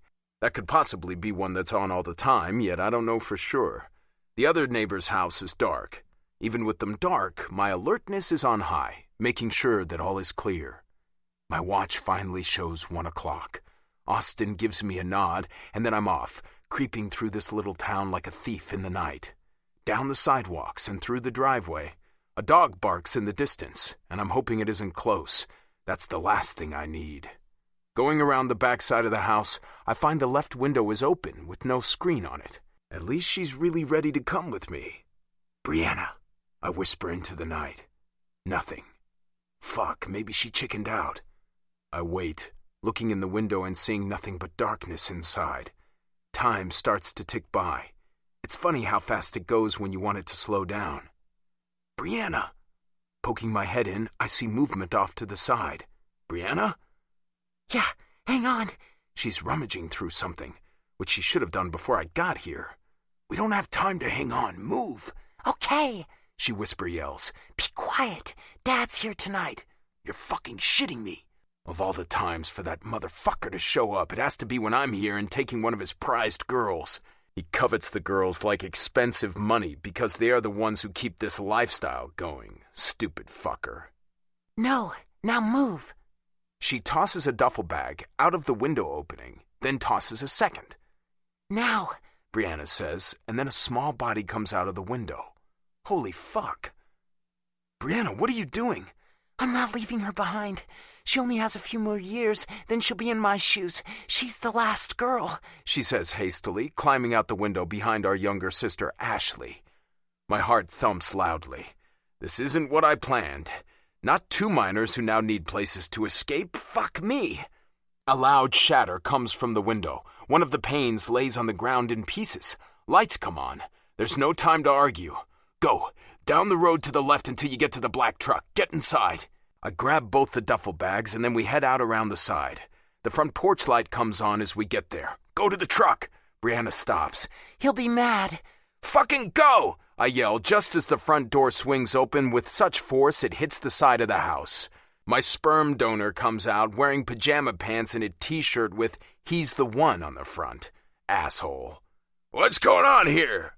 James asks, quickly coming down the stairs and directly toward me on bare feet. Holding my ground, my feet stay planted as he approaches. "Who are you and what do you want?" he demands like he's some sort of king or some shit and I'm supposed to listen to his bullshit. No, not happening. He's pudgier than I remember. His dark hair has turned gray. His eyes show years of keeping secrets and how they are paying a toll on him now. "Hey, Daddy-O, remember me?" He blinks repeatedly, looking me up and down. When it clicks in his head, his mouth turns in disgust. "Matthew?" "The one and only. Seems you have a problem that I'm taking care of." He lifts his chin with confidence. "And what's that?" I lean in. 2 girls who want nothing to do with this life. His eyes round. "Charlotte! Check the girls! What did you do to them?" His face turns a vibrant shade of red, and even with it dark, the glow from the light accentuates it.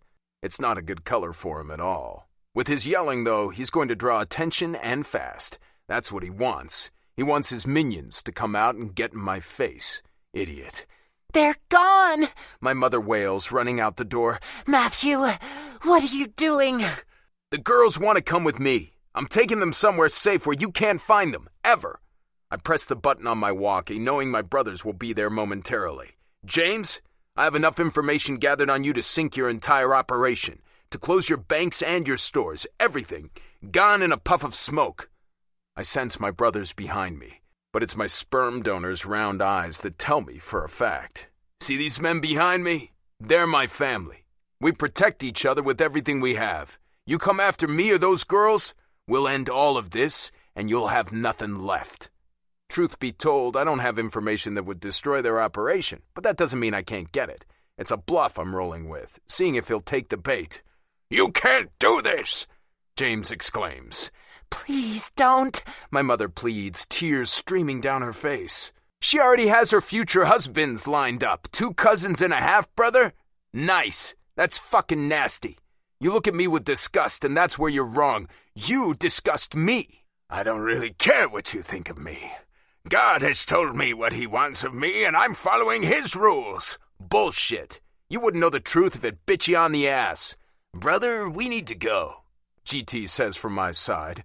That's when I notice more lights coming on in the neighborhood. We killed the cameras on the road, so at least they won't show us here. We're leaving. Don't come anywhere near us or you'll be done for. Not only will I get your ass thrown in jail for your underage activities, I'll destroy you. Think of this as my revenge. On those parting words, I turn to my brothers, nodding, and then we all take off like shots. I hear footfalls behind me, having no doubt it's my sperm donor. Girls are such a high commodity in this world, he'll do anything to keep them. Anything. Turning around, I find he's only a few beats behind me. I jump into an already running truck, thank you, Austin, and we take off into the night. In the rearview mirror, I see my father stomping his feet and waving his hands in the air, angry as hell. I'm gonna need to find these 2 somewhere to go. Now. Are you okay? I ask the girls who are crying in the back seat of my extended cab. Brianna sniffles. We'll be fine. We just have to get out of here. Austin reaches over and grabs my hand, giving it a squeeze. I'll call Mom.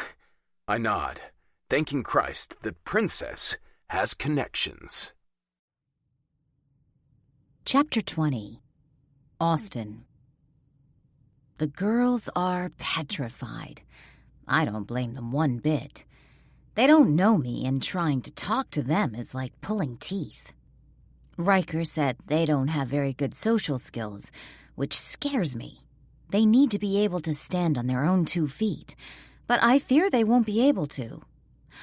Hopefully, wherever my mom has in store will help them get to that point in their lives. Yeah?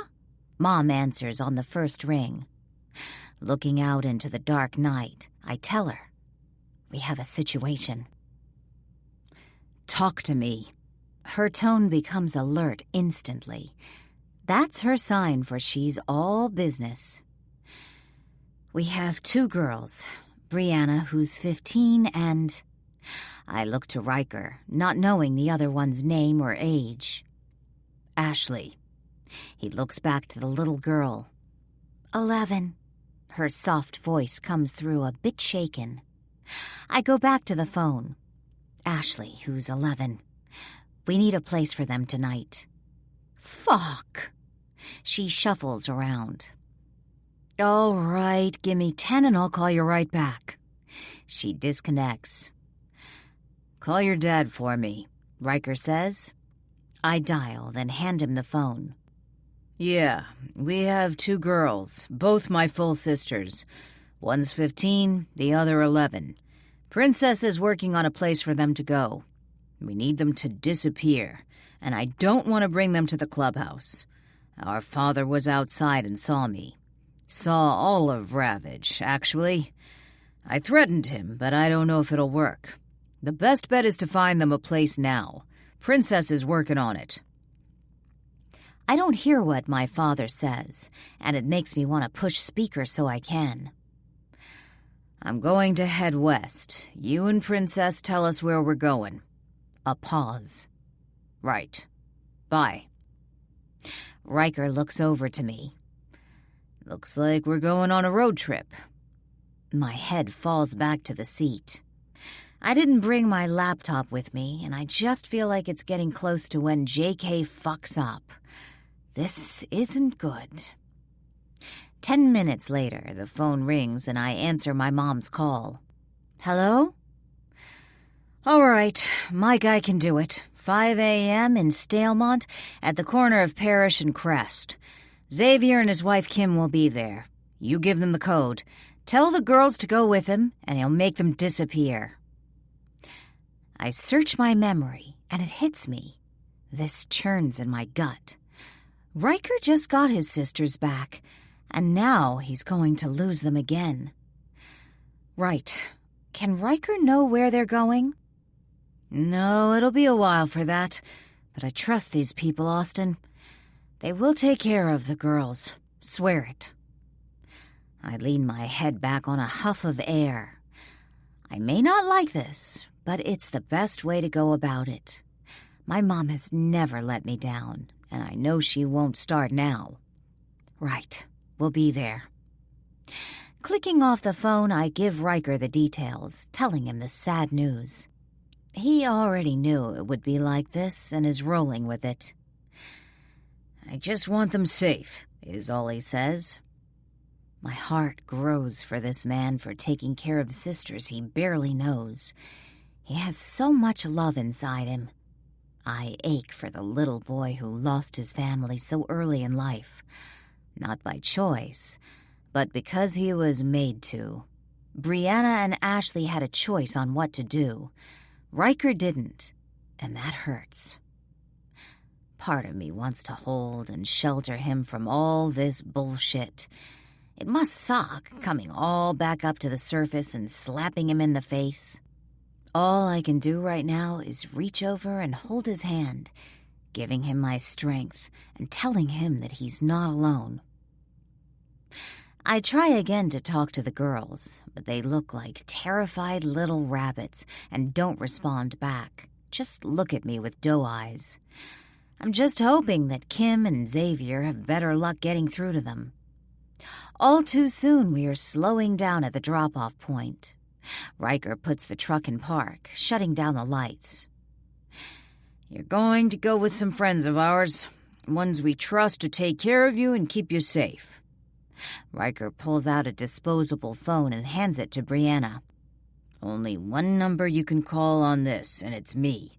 Only call if it's an absolute emergency. Do you understand? Her face is red and puffy. Yeah. She pauses. Thank you. I'm scared. Very scared. But Samantha was trusting you, and I am too. Right, Riker says, opening the door to the truck, then opening the back door. I follow suit. A black Tahoe awaits us, both doors open. A man with dark jet black hair and a mustache to match comes forward. He has an edge to him that's a little scary, and I've lived with bikers my whole life. Kim comes around the other side. She has long blonde hair and a killer smile. Hi, I'm Kim, she says with a grin, and this is Xavier. Hi, Riker. Austin, Riker introduces. Sure is a good day to go on a cruise, Xavier says, looking us dead in the eye. I answer. Yeah, my friend Princess loves to go on them. This passcode was given to my brothers and I when we were little. My mom said if she ever had someone pick us up from school, that was the code. We haven't used it in years. A smile comes over his face. Yes, that woman is something. She's my mom, I tell him. His smile widens. No shit. I nod. Riker steps forward. These are my sisters. They haven't been out around a lot of people, so please be patient with them. That's not a problem, Kim responds, looking at the girls. Hi, girls. I'm Kim, and we're gonna get out of here, okay? Brianna nods and pulls Ashley along while Riker hands Xavier the bags. Be safe, Riker tells them. And before we can blink, they are gone. I'm not sure what I expected. Maybe a hug between them or a thank you. I don't know. But whatever it was, it didn't happen. We head back to the truck. A somber feeling settling in the cab, but there's also a little bit of triumph. Riker holds my hand most of the way home. Entering the apartment with the early morning light among us, we find Emery sitting in the recliner. What's going on? She asks. We're good, I tell her, then lead Riker into the bedroom. Riker is hanging in there, though the sadness around him is like a dark cloud. Locking the door, I tell him, let's get some sleep. Methodically, we strip our clothes and climb into bed. I wrap myself around Riker, and he does the same to me, then kisses the top of my head. It's quiet in the room. I focus on our in-sync breathing. It's strange. He cuts through the silence of the dark room with only the alarm clock's light casting a very soft shade of red. I'm happy they got out, but I worry about them. They're with someone they don't know, and you saw how scared they were. I fucking hate they were exposed to that shit. Riker squeezes me tightly. It's just bringing up old shit I buried a long time ago. Head on his chest, I say, tell me.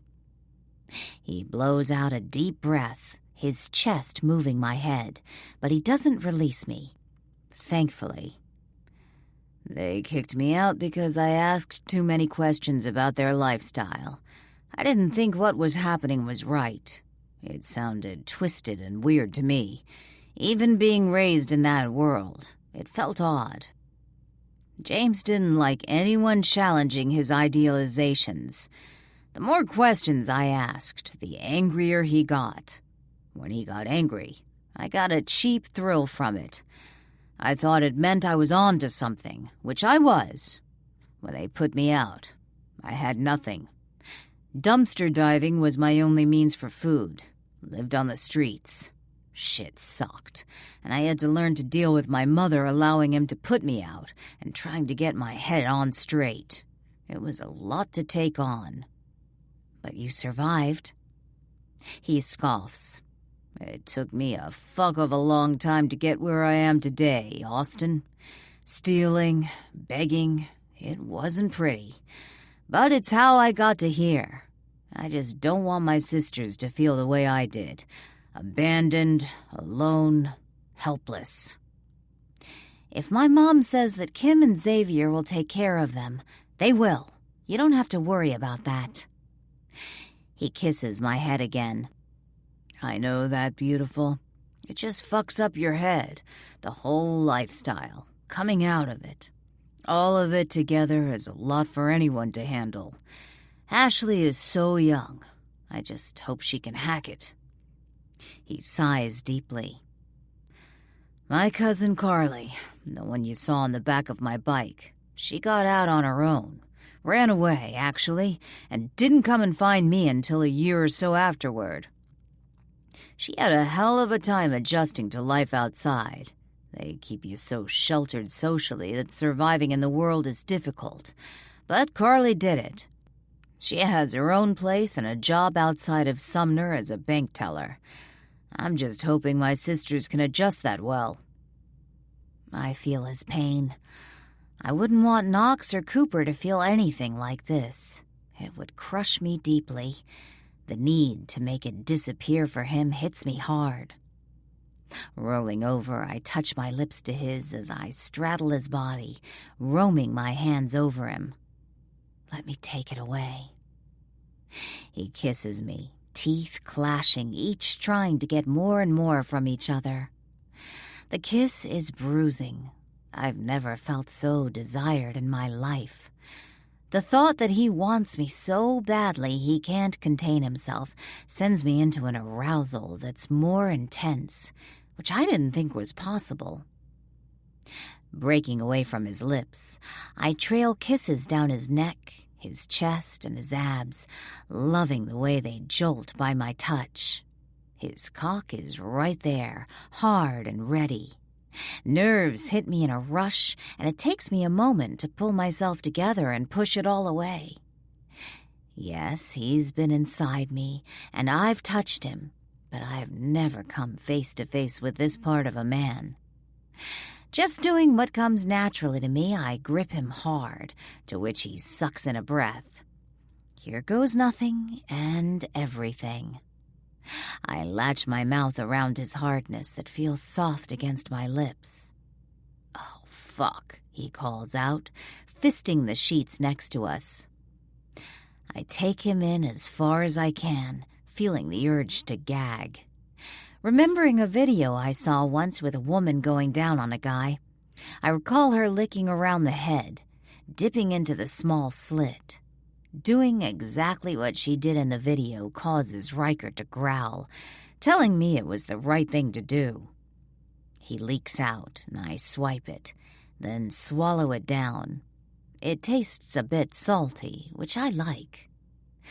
Wrapping around him, moving up and down, my movements become erratic as my own arousal hits hard. I reach under myself and find my clit, rubbing it hard and fast. Oh, no you don't.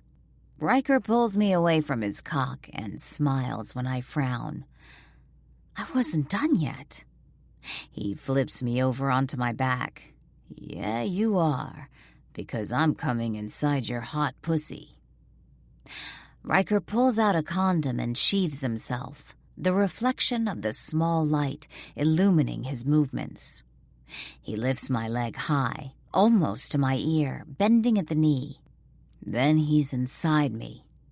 There is no playing this time, no waiting ever so slowly for him to enter me.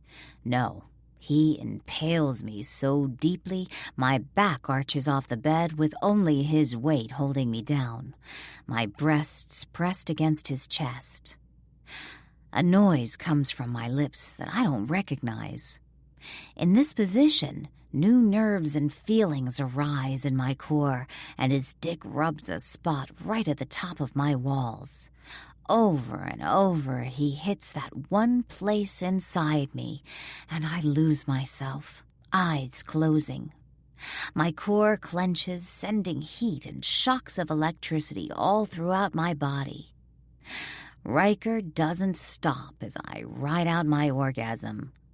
"Fuck," he calls out as he comes inside me on a growl, stilling and letting pleasure take him over. Then he falls to the side of me, his cock slipping out as he moves. He pulls me into his arms, wrapping warmth and security around me as we fall asleep. I groan as the phone rings. Looking at the clock, I see we've only gotten a couple hours of sleep, reminding me I need to text Lexa and tell her I'm not coming in today. Standing on my feet all day isn't an option right now. Riker reaches over and tags his phone. "Yeah?" His body jolts, signaling sleep time is over. "You're fucking shitting me." He sits up, rolls out of bed, and begins to get dressed, holding the phone between his shoulder and ear the entire time. Begrudgingly, I follow suit. "Be there in 10. Hanging up, he looks to me. "My sperm donor called it into the police. We have 35 minutes to get to the clubhouse before they arrive." Shit. Yeah, that motherfucker is going to regret he ever touched the Ravage MC. Fucking warned him. Now he's going to feel it. With the anger coming off Riker, there isn't a doubt in my mind he's telling the truth. And once someone fucks with Ravage, it's all hands on deck. Chapter 21. Riker. Bursting through the doors of the clubhouse, I find Buzz waiting for me. "Got the call from a buddy of mine at our local. Asshole reported it last night, but the tapes were already wiped, so there's no proof any of us were there. They're just coming to question and wanted to do it here." Fucking dickhead. He doesn't think I or the Ravage MC have any power. That we're nothing in his precious little sick, twisted life. We're gonna show him we do. Buzz smiles sadistically. It's almost as frightening as when Reese gets a hold of someone he doesn't like. Except Buzz is all about the computers. "Everything you can dig up on him. I'll do what I can on my end. Let's wipe this fucking guy and his entire operation off the fucking grid. Everything crushed and destroyed. We gotta make shit up, that's what we do. I don't give a flying fuck at this point. He's done." Only the slightest of hesitations hits me, and that's related to my mother and siblings still there. If we destroy everything, it will make her in need of more help, but I'll figure that out later. On it. Buzz takes off down the stairs to his technology lair. He'll have most of it done before I finish with the cops, unless we have to call in some favors to get something finalized. What do you want me to do? Austin asks, her hand on my chest, looking like she'd move the world for me if she could. Fuck, it's beautiful. You being here, beautiful. She gives me a huge smile and sags into me. I wrap my arm around her waist. Princess shows up from around the corner. Come help me make some food. Austin looks up at me, and I pull her up for a kiss. Go ahead. Right. She gives me a squeeze, then goes off with her mother. I sit with Tug, Cooper, Knox, Green, and a few others. Taking good care of my sister? Knox asks with an intense stare. What do you think? Finally got in there, huh? Cooper adds. Can we get off my love life, assholes? They both smile, letting me know they're just giving me shit. While it feels good, having the cops here boils my blood. Seeking my ultimate revenge will be worth it. I'll wipe the world of those assholes once and for all. A banging comes to the door. Let me handle this shit. Asshole's gonna pin it on me. Sure enough, the cops are all over my ass, but have zero proof and can't do shit to me. There aren't any other witnesses besides James and my mother. No one to corroborate their story. James is gonna know what it's like to get shit on. Fucking piece of shit is going down. Afterward, I search the clubhouse, looking for Austin and running into her mom. You know where Austin is? Her eyes grow intense, like she's going to throw the hammer down on me and nail me to the fucking wall. Well, this should be good. Even I have to admit Princess is a badass motherfucker. She's one woman you do not want to meet in a dark alley with her pissed off at you. She's the one you want to have your back in that alley. You know, she starts, crossing her arms over her chest. Always knew my girl loved you. You better not hurt her, Riker. I'll slice off your balls. I feel my nads shrivel up a bit. I've heard stories about how Princess deals with men who fuck her over. Once, she ripped a guy's balls so hard away from his body he sure as shit will never have kids. Gotcha. Are you threatening again? Cruz comes up to his wife and wraps an arm around her shoulders. Just making sure Riker here knows what it's like to be in the family. I can't help the smile that graces my face, taking that as their approval. Right. She's downstairs with some of the kids. Right. Thanks. I jet off down the stairs and into the basement. It was redone years ago to be more of a kid zone. Most of the time, the kids are just watching movies or playing one of the arcade games Tug insisted on getting. Not that I'll complain. Skee-ball is fun as hell. But Pac-Man can suck my dick. Getting to the bottom of the stairs, I see Austin sitting on the L-shaped couch with only Maisie, Tanner and Reese's youngest daughter. Some movie is playing where they are singing about being wicked and the two girls have blue and purple hair. What you watching? I ask, moving next to the couch. Austin smiles up at me. Descendants 2, Maisie says excitedly. It's just started. Riker, come sit with us. I don't think so. The singing and dancing on the screen is officially freaking me the fuck out. Austin grabs my hand, giving it a squeeze, but it's Maisie who talks. It's awesome. It has pirates and kings. You have to. Please. I move to the front of the couch and sit next to Austin, pulling her to me. I can't say no to a pretty girl. Maisie beams while Austin elbows me in the ribs. On an oomph, a chuckle leaves me. What? You'd better be saying no to all the girls, mister. She sets me on fire. I lean down to her ear. You're all I want and all I need, beautiful. Hello, the movie is on, Maisie says, bouncing up on the couch and trying to get our attention. After placing a small peck on Austin's lips, I say, All right, tell me what this is about. Maisie doesn't answer, already too enthralled in the movie. There's a cauldron, apples, and 4 kids singing about being wicked, then dancing all over a school. Lord help me if this is what this whole thing is about. 2 hours later, the movie spins in my head like a bad dream. Holy fuck. I lost count the number of songs they sang and danced, but fuck, it was a lot. Little purple-haired girl thought she was badass. Then the pirate girl, fuck, she was some octopus or something? Hell if I know. I would much rather get shot in every limb of my body than watch that movie again. There's one part in it, though, that got me. So much so, Austin saw it during the movie yet said nothing. Wasn't it great? Maisie says with an amazement I won't dare squash. Standing up from the couch, I stretch out my arms, my shirt rising just a bit. It was interesting. I know. I just love it. I've watched it so many times, and I'm trying to learn all the words to the songs. Oh, and the dances. That would be so cool. Maisie leans over to Austin. Thank you for watching it with me. Dad says if he has to watch it again, he's going to bleach his eyeballs. This makes me laugh. That totally sounds like something Reese would say. Anytime, but we've got to get going now. Austin rises from the couch just as two little arms wrap around my waist, her head right at my abs. Thank you, Riker. Maisie then bounces off. She's something.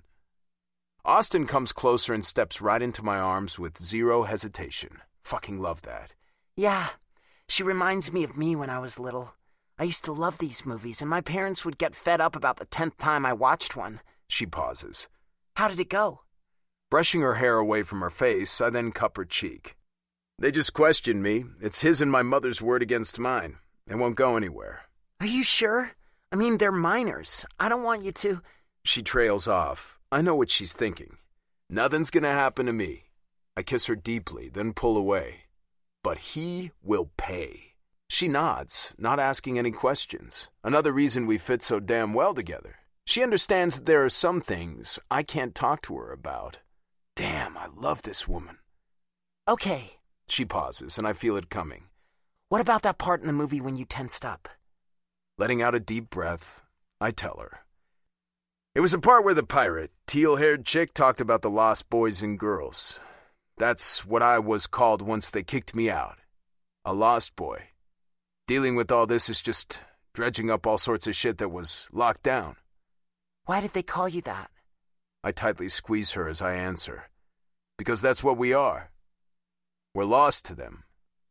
Don't exist. You said boys and girls?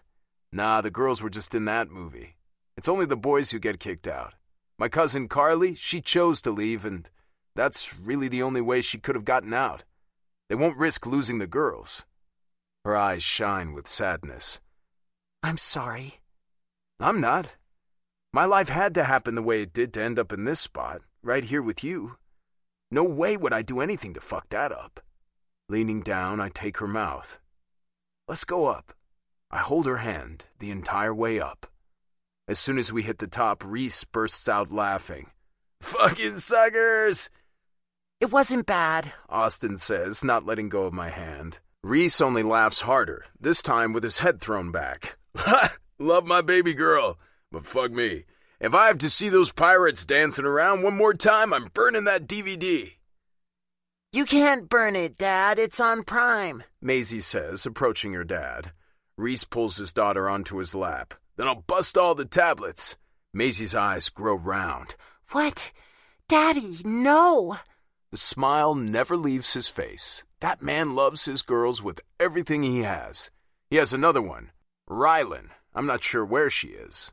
Austin curls into me, her head tilted up to me, eyes gleaming with humor and lust. It's a beautiful look on her. Not thinking twice, I lean down and take her lips roughly. She gives in, fully pressing her body against mine like glue.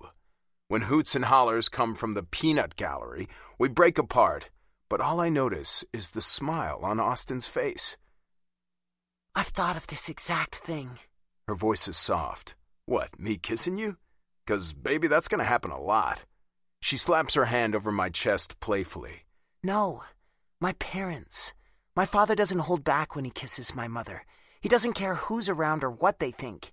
He does what he wants. Beautiful? I'm not sure where you're going with this, but talking about your parents while my dick is hard as a rock isn't top on my list.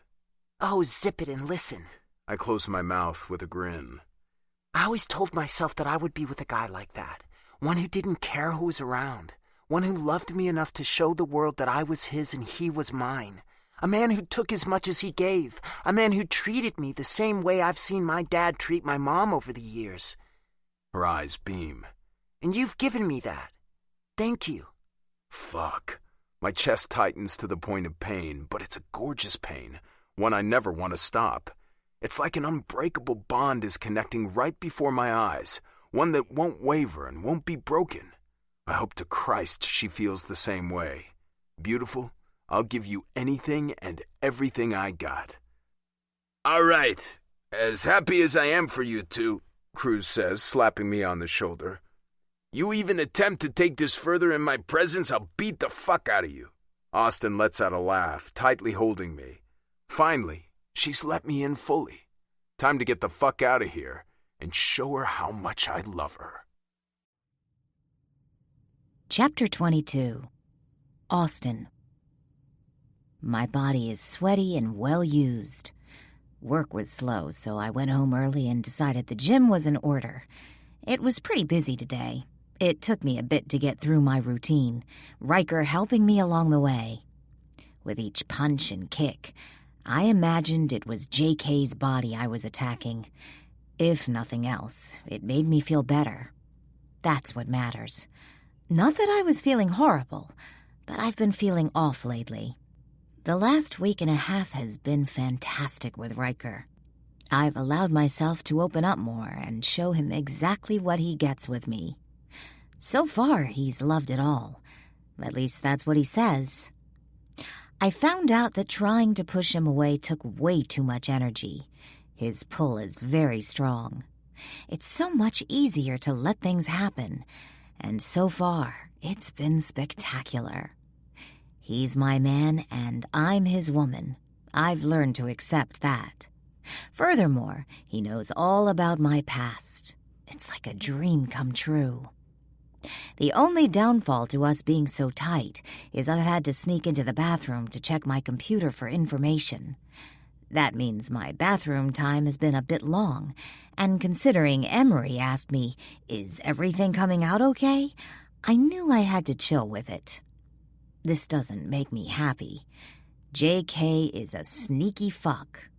I want to watch the feeds and see if the emails have come or gone, and if they have, I want to see if the worm is doing its job. Losing my focus on JK is not what I want. I've come too far to lose it now, but it's hard when the man you've craved lies next to you every night. Not only do I want vengeance, he needs to be silenced forever. Just thinking about JK opening his mouth sends me into a downward spiral that I can't afford. No, he's not worth that. I'll find him and it'll go away. It must, because it will ruin everything Riker and I have built. What are you thinking so hard about, beautiful? I shrug, pulling my legs up onto the couch. My mind just wanders sometimes. Riker hauls me over to his side, putting his arm around me. You need to talk. I'm here. I don't give a fuck what it's about. No more of this shit eating at you. It's done, and now we deal with it together. As the guilt hits me hard, I lean over and kiss him roughly, tell him everything in my kiss while wiping my mind free of the what-ifs. He pulls me onto his lap, tightly gripping my ass before ripping his lips away. Clothes off, now. His words are choppy as desire swarms in his eyes. Getting up, I remove everything as Riker pulls out his cock from his jeans and begins to stroke it while watching me. That is so damn hot. Riker then drops his ass to the floor, his back to the couch. Come sit on my face. Puzzlement fills me on how to complete this task, but Riker doesn't give me a chance to think. He tugs me forward, then lifts my ass so my knees go on either side of his head. My hands reflexively fall to the back of the couch. Then his lips are on me, hot, wet, and so damn good. He grips my thighs, but I still manage to move my hips, matching his rhythm and feeling the slow burn creep inside me. He kisses my core like he does when he kisses my lips, like he can't get enough of me. Oh, God, Riker, I scream out as he hits a very sensitive spot, almost putting me over the edge. He devours me, tasting, sucking, and nipping. Ride it, he growls, and just like riding a motorcycle, I do, swirling my hips and grinding myself down on his face. His tongue spears inside me, sending pleasure spiking. Riker continues his assault on my pussy. Right there, I yell out as he touches that spot once more, causing pleasure to streak through me. I clutch the couch, holding on for dear life as my head shakes back and forth, my hair going everywhere. He rides me out until my body goes limp. Then, without warning, he's up and pushing me down so I'm on my hands and knees. Riker is behind me, his hard length rubbing up and down my already sensitive core. There's movement for a moment, then tearing noise, and then he's inside me. I fall to my elbows as his thrusts become so powerful I can't hold myself up. With my back arched, the penetration is deep, and with him behind me, holding my hips, it's rough. I move backward as he moves forward, my body flushed and more aroused by the moment. In this moment, I realize how strong Riker is and how much power he controls around me. This isn't the sweet love we made the first time. No, this is raw, carnal fucking. Two bodies searching for a release that will block out time. With the history bestowed upon me, I never thought this could be a part of my life, this desperate need for someone. But here it is, in all its bold colors, ready to paint my world into a beautiful mural. In and out, over and over, his hands digging so deeply into my hips, I know I'll have bruises, and I don't care one bit. The pressure inside me builds, my eyes rolling back into my head. The burst of fireworks through my body set off a storm of electric hot spasms. So much so I fall to the couch, my knees giving out. Riker doesn't let that stop him. He places his knees on either side of my legs and thrusts again. On the end of the orgasm, I feel another one starting. In this position, he hits my clit just perfectly with his balls. It feels tighter, like I'm clamping his cock in a new way. Fuck, you are so damn sexy and beautiful. I feel his hand on my ass, rubbing the little hole that has never had anything inside of it. My body jerks. Trust me, beautiful. At his words, I relax. When he slowly presses his thumb inside, pain mixed with something else swirls together with the arousal between my legs. There are so many sensations all at once, mingling and ready to blow us both into oblivion. Gripping the couch with both hands, I bury my face into it, muffling my cries, groans, and gasps. Hell, the noises coming out of me are so foreign, I'm not sure they are from me. As he presses his thumb further into my ass, then wiggles it around, that movement does it. I'm slammed with the mother of all orgasms. My stomach coils, abs tighten, core clenches, and lights begin to dance behind my eyes. The pleasure races through me like water getting let out by a dam. Each sensation rushing to see who can get where the fastest. Fuck, Riker yells, then groans. Austin. I feel him moving inside me, his chest hitting my back as he heaves in breaths. Wetness coats us both. I'm pretty sure I can't move. Even with his full weight on top of me, I'm not crushed in the slightest. If anything, I feel very well loved. His cock still inside me twitches and jumps. Damn, I love him so much, and it scares the ever-loving shit out of me. Chapter 23. Riker. Matthew, please tell me where they are. My mother cries from the other end of the phone line.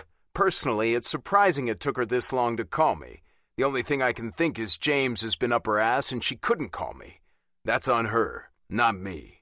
This could also be a trap instigated by James. I wasn't born yesterday. He's deceiving on every level. I have no idea what you're talking about. Austin looks across the table at me, scooping a spoonful of Apple Jacks into her mouth, her brow raised. I smile in return and lift my chin, telling her everything is fine. You know exactly what I'm talking about. You took my girls. My mother screeches so loudly I have to pull the phone away from my ear, then rub the sting out of it. You must have your wires crossed, Mom. I don't know anything about this. Austin smiles with the spoon between her lips. It shouldn't be sexy, but it is. She breathes and it's pretty much sexy. Matthew, they are minors. You cannot just come to my house and leave with them. You have no right to do that. There is so much I want to say to this. So much I want to yell at her. This is all her fault for keeping my siblings in this life. A life that is mapped out for them, where they have no choices. I get she's brainwashed, but there isn't a damn thing I can do for her unless she wants it. And that's not in the cards for her. It pisses me off. Like I said, I have no idea what you're talking about. Will you stop saying that? Yes, you do. Fed up, I tell her, I have to go. Matthew... I disconnect the line, not needing to hear any more of her shit. Truth is, I don't know where they are. I haven't asked Princess because it's too soon and she won't give me the information. Mostly to protect me, so when questions like this come up about do I know their whereabouts, I can answer honestly because I don't. Austin reaches out and takes my hand, lacing our fingers together. It's a comfort I find I like a fuck of a lot. I'm sorry. Beautiful, there is not one damn thing for you to be sorry about. My mother made her choice in how to live her life. She may have had help along the way, but it's her choice. My sisters wanted out. If they're old enough to be given a list of potential spouses, then they can make that decision. Ashley didn't, she throws out there. That was a curveball, I admit. But if she chooses to go back, if there is something to go back to, then that's on her. The way she clung to Brianna, though, I'm sure she's on board with going away. Does it suck that I finally have them yet can't see them? Yeah, it does. But it is what it is. It's for their protection. And I'll do whatever the hell I have to keep them safe. Her face warms. That's what I love about you. Getting up from the chair, I make my way over to Austin, who stands. What you love, huh? A rosy pink comes to her cheeks. She tries to look away, but I grasp her chin lightly. Yeah, she finally says. I slam my lips to hers and lift her. She wraps her legs around my waist. Emery is in her room, so I take Austin to hers and press her back against the door, our lips never disconnecting. I'm fucking you against the door, so you'd better be quiet or Emery will hear. Her eyes flare, liking this as much as I do. It's always fun to have different kinks. It keeps the sex life fun. I drop her legs. Strip. Fast. Her smile is sexy as hell as she tears her clothes from her body. Once we have our own place, I'm gonna make her walk around naked all the time, so I have easy access. I rip my shirt over my head and pull my cock out, wrapping him in latex. She eyes me coyly as I lift her with ease, our mouths connecting. Lowering her onto my cock, she cries out, and I chuckle. You want Emery to hear? Her eyes grow wide. It's all right, beautiful. Not like she hasn't heard before. Crashing my lips down on hers as I press her against the door, I pound into her like a jackhammer. She clenches around me, feeling the burn. Her hips begin to swivel. Add that in with my thrusts and her angle. It only takes moments before I feel her grasp me so tightly I can barely pull out and push back in. She cries into my mouth, and I suck it down greedily. Only then do I allow my release. Our foreheads pressed together, we try to regain our breathing. When I think I can move, I make my way over to the bed, pulling out of her and laying her down. I remove the damn thing, strip off my jeans and boots, and climb into bed with her, holding her in my arms. I love you too, beautiful. So damn much. She wraps her arms around me, holding me. Little do I know, this could be the last time we ever hold each other like this. Chapter 24. Austin. Emery has been gone a lot lately, and I'm starting to think she's doing it on purpose so Riker and I can have the place to ourselves. I don't like that one bit. As soon as her ass gets home, we're having words. I'll be out in a few, Riker says, heading to the shower. I immediately pull my laptop out. Sifting through the tapes, I see nothing new. Along with the money, no movement. He hasn't tried to pull anything out. At least it's not documented that he has. The Skype app dings. It's from Emery. I accept, and when I do, my blood runs cold as JK's face appears on the screen. "Hello there, bitch," he spits out. I can't speak.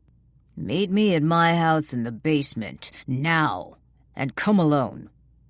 "I'm not stupid," I retort, finally finding my voice that is much steadier than I feel. The power this man once held over me, well, it's still there, but I'll be damned if I let him see it. Emery's wide, panicked eyes come on the screen briefly, and my heart lurches. "Your little bitch of a roommate is as stupid as they come. You don't meet me. She gets exactly what was done to you." The screen goes black as my body takes on a life of its own. I grab my gun and knife, then toss on my pants.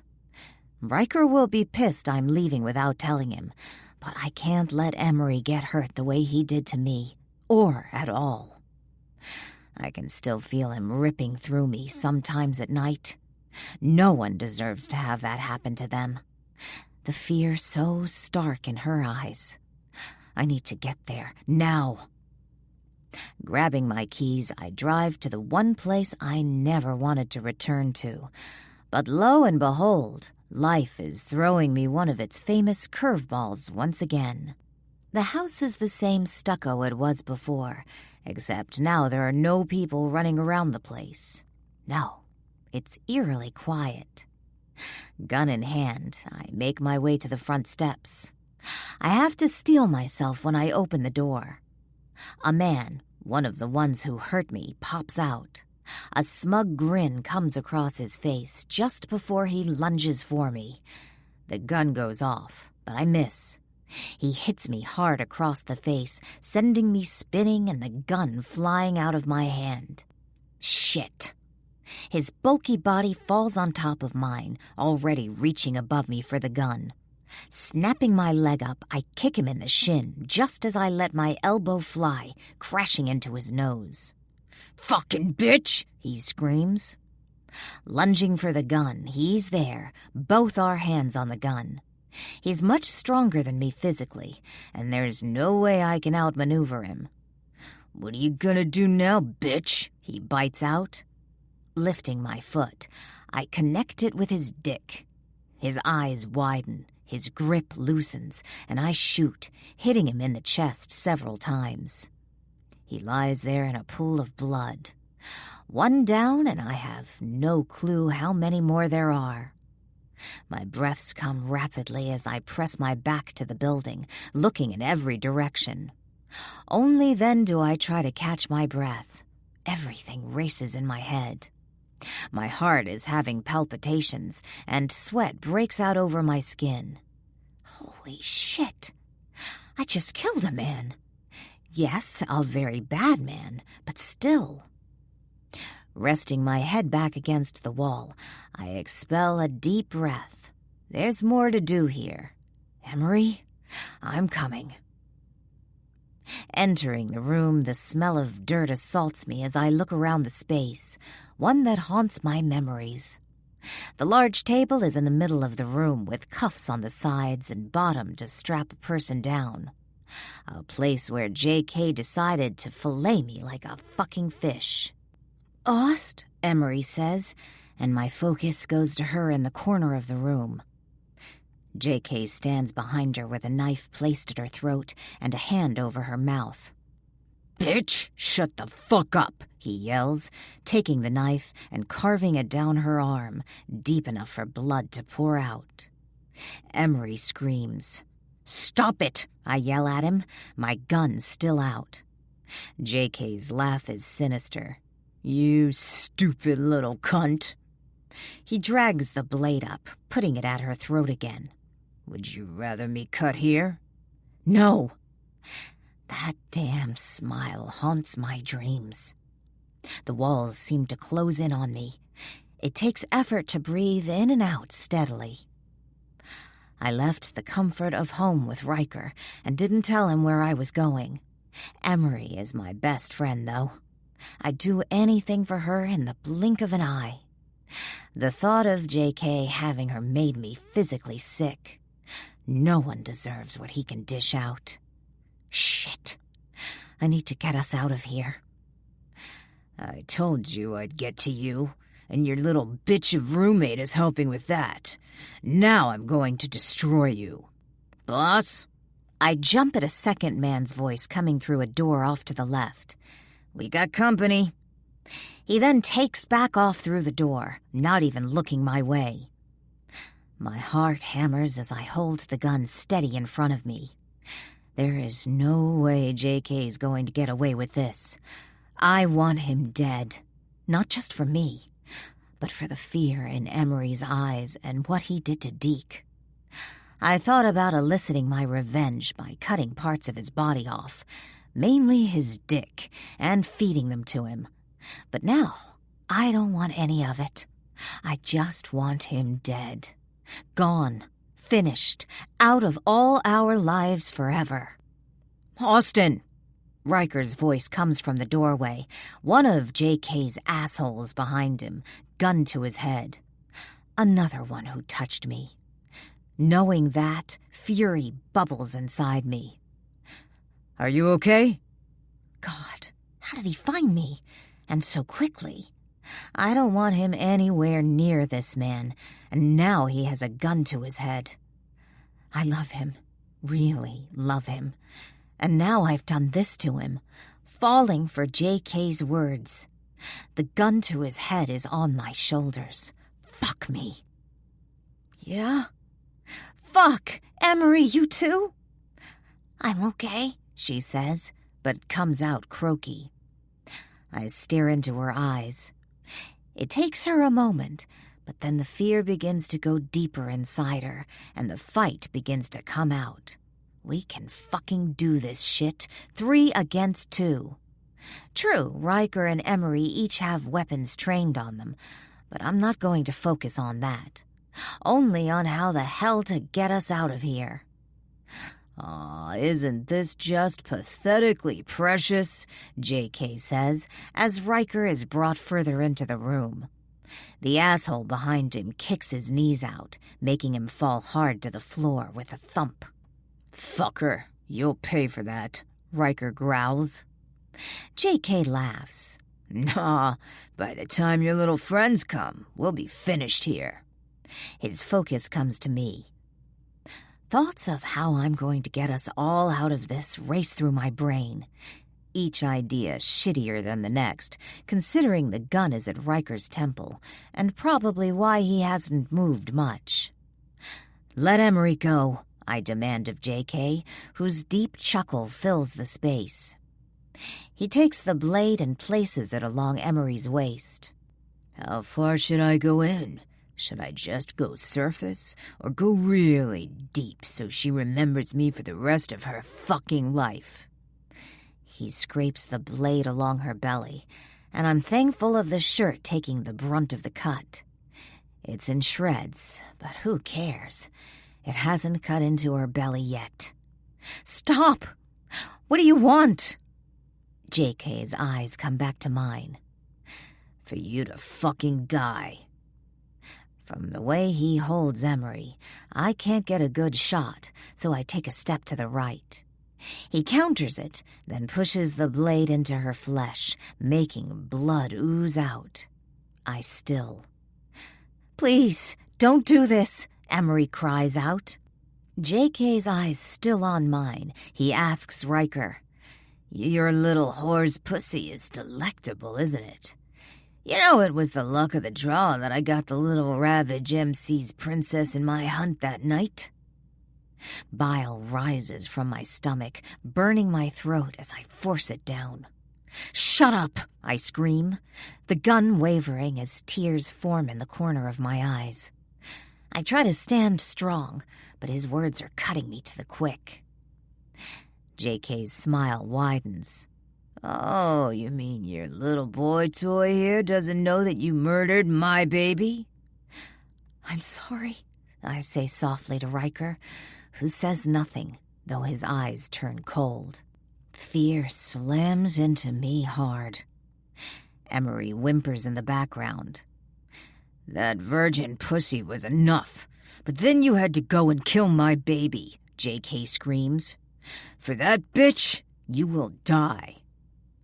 With a knife now at Emery's throat, he begins to dig in and dig deep. The gun is steady in my hand, the weight of it not giving me a bit of comfort. The cold of the metal, the unforgiveness of its mold, it matches the way I feel inside. Hardened steel, molded and made by the hands of men, the firearm gives me no fear. It only feeds the burning need for retribution in my soul. Aiming it at him, thoughts of how I got to this place rush through me. The choices that were stripped, the consequences of actions in life that were altered and changed forever, all of it weighs heavily on me, but my strong shoulders bear it. Being a warrior is in my blood, carried through me from my parents. Eye for an eye is our motto. They would expect nothing less from me. The blood pumping through my veins was once a life source. Now my sole focus and the fury that courses through me is fueled by vengeance with every beat of my heart. Riker looks up at me, eyes blank. Bye, Riker. I eye Emery, darting them to the left quickly. Even with tears streaming down her face, she catches it, moving fast as she lunges. I take that as my opportunity. Without a second thought or a moment of hesitation, I pull the trigger, sending off several rounds into JK's chest. He jerks back, the arm with a knife flying upward. Then JK's body falls to the ground with a hard thump. The gurgling sounds coming from him make my stomach roll. Blood seeps from his lips, pooling on the floor as he turns on his side and begins to cough.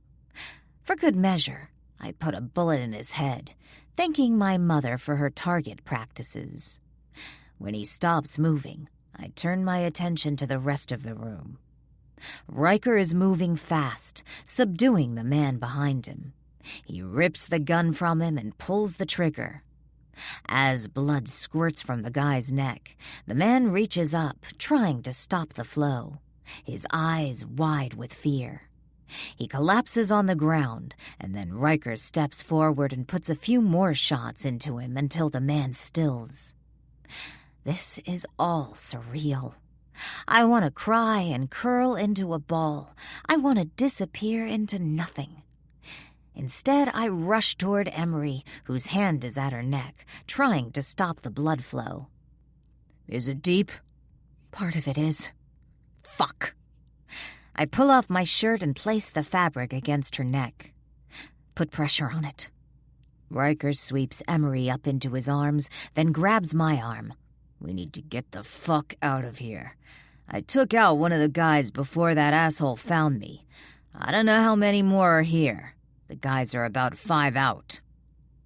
Sucking in much-needed air, I follow him and Emery through the room. We pass by JK, who now lies in a pool of blood, his eyes looking straight up, sending a shiver down my spine. He's gone. Officially gone. Too bad it wasn't soon enough. Gunfire can be heard from outside. Riker sticks his head out. They're here. Relief washes over me for only a moment. It's all over. All of it. JK, Riker, and me. He knows now. The dirt and grime, he knows all of it. And I don't feel one bit relieved. It's all over. Everything. Chapter 25. Riker. Virgin pussy? My baby? Fucking hell. Austin gave her virginity to a man like JK? That doesn't make sense. Even if she didn't know who he was, she's not that kind of woman.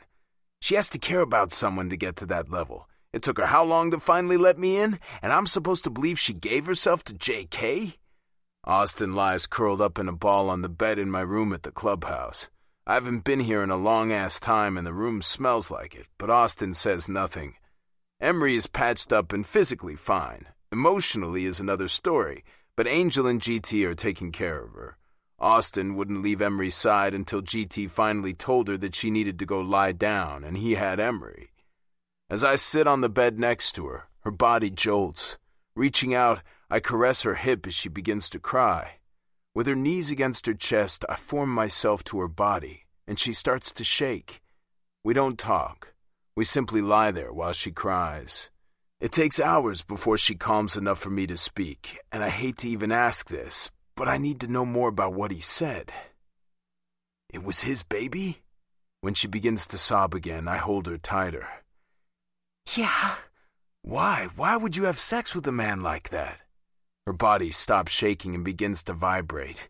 You think I let him? No, I didn't let him, Riker. Anger heats me from the inside out, boiling like hot lava out of a volcano. She didn't let him? Let him? He took it. Please tell me what happened. My voice is so low, I don't trust myself not to scare the shit out of her with the fury I feel. I don't want to. She shakes her head into the pillow. It's already out now, Austin. Release yourself from all of it. She cries more, and I hate it, but I need to know what happened. If she didn't give herself freely, that's the underlying reason she pulled away from me. Why she thinks she's dirty, why she's been through hell longer than anyone, including myself, realized. It makes sense now, and I fucking hate it. She needs to say the words, get it out there and in the open. Her entire body shudders, almost as if she's having a seizure, as prickles form on her skin. I wrap her tighter in my warmth and wait. You don't want to hear this, she says softly between her broken cries. You don't want this vision in your head, Riker. It'll change everything. Kissing the top of her head, I promise her, nothing changes. Not one damn thing between you and I swear. Austin takes her time, probably sorting out in her head how she wants to tell me this, knowing it's under protest, just like the last time. But JK already spilled it. She needs to wash herself clean of it, once and for all. I met Jillian Spear at Club Cam's. She's an old friend, or I thought she was, from school. She wanted to go out and let loose. I was fine with that. I didn't have much to do, and Emery was away at school, so I went. We drank and danced. She ended up going home with the guy, totally ditching me. I went out front and called a cab to come get me. She begins to shake, and I give her a reassuring squeeze. Then she blows out a deep breath. While I was waiting, JK approached me, asking me for a cigarette. We ended up striking a conversation. This is where it gets a little hazy. I was poked with something sharp, and my entire body felt different. So different. He led me to a car, but I can't remember if I protested. Then he took off, and I closed my eyes because I felt nauseous. When I came to, I was strapped to a bed. My body begins to tremble. Locking it down proves difficult. Heat fills me like a fire with too much gasoline on it, expanding out of control. It's like one of those wildfires that's so intense it's hard to control. For Austin's sake, though, I do, at least on the outside. They hit me. Hurt me. JK was first. She hiccups as I try to absorb her pain. They took turns with me. Austin burrows her face into the pillow, trying to pull away from me, but I don't let her get far. Austin, none of that shit was your fault. I know. Her voice breaks. But it makes me dirty. Turning her in my arms, I find her entire face is red with splotches. Wetness coats her cheeks, and her eyes are puffy red. Pain is everywhere, in her eyes, posture, and her soul. You're not dirty. Not one fucking thing about you is dirty. I can't get clean, she whispers, her eyes calling to me, tugging at my heart. Rubbing her arm up and down, I tell her, you are clean. What they did to you is on them. It makes them dirty, sick fuckers. It makes them unworthy to breathe air. You're not any of that. It wasn't your choice. They did those things to you without your consent. Nothing about this is dirty for you. Everything inside of me aches for Austin. It's as if, with each word, she's yanking out pieces of her heart and soul and throwing them on the ground. Then I come along and pick them up, putting them back where they need to go. She's broken and cracked from what those men did to her. It makes me want to kill the fucker myself and add in some serious pain. She did that, though. She took care of the problem, making it so he's no longer a threat. I want to believe that, Riker. It's why I didn't want to tell you. She shakes her head as more tears stream down her face and onto the pillow below. I cup the side of her face, brushing some hair away from her eyes. I understand, but babe, I'm all in with you. The good, the bad, and the ugly. Whatever life slams us in the face with, I'm by your side. I fucking swear to you, nothing like this will ever happen to you again. I'll protect you until my dying breath. She grips me hard, pressing her face into my chest as her body racks with sobs once again. How'd you get away? I ask softly, wanting the rest of the story but not wanting to upset her even more. That's the thing. After he looked in my wallet and got my name, he threatened me, saying he would come back and do it again if I ever opened my mouth. Then he said something about the younger girls in Ravage, which I would never let happen. Then he just pushed me into a car, and the next thing I remember, I was in my car, sitting in the parking lot at the bar. That fucking dickhead did so much more damage than any of us thought. He tore this woman to shreds, but he will not win. The Austin I've been with the past few weeks is the woman she's meant to be, happy, loved, and laughing. That's where we'll get back to. I fucking swear it. Chapter 26. Austin. I didn't think a human could cry so many tears. There should be no more water inside my body, considering it's all over Riker in the bed below us. His warmth surrounds me, allowing me to feel safe and protected. This man, whom I've loved for so damn long, sees past all the shit I just laid out on him and told me he was all in. That's all I have. There are no more secrets. There is no more holding back. It's all released and floating off my shoulders into thin air. He knows the secrets I've been trying to hold close to me, and even though he's heard it, he still wants to be with me. Maybe he's right and I'm not as dirty as I thought. Or is this just a Band-Aid covering up the grime? I wish I knew the answer. There is nothing now holding me back from loving Riker the way he deserves. There is nothing restricting how I act or feel toward him. There is nothing but him and me, and that's all that matters. I feel it in my soul. He is my soul, has been for years. He's just confirmed I'm his. My mother always told me that when the one came, it would hit me hard and fast. What she didn't tell me is the journey I'd have to go on to find my happiness. After all this clears and the pain of it all dissipates, I hope my happiness with Riker will be staring me in the face. I have a feeling it will. Do you want the club to know? Riker breaks the peaceful silence, knocking the wind out of me. My body trembles as the panic sets in. I feel Riker's fingertips under my chin. He lifts it so our gazes connect. You don't want to? That's fine. My lips are sealed until my dying breath. But beautiful, you get this all out in the open. There's nothing holding you back. There's no question if anyone ever finds out later in life and it blows up, opening old wounds. It's done and over with, and you can move past it all.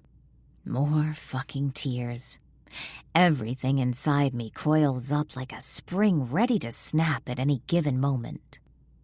I rub my feet together rhythmically, wanting to get up and walk while I fight the urge to stick my thumb in my mouth. He's right in some ways, but wrong in others. The weight that lifted when Riker accepted me for who I am is priceless.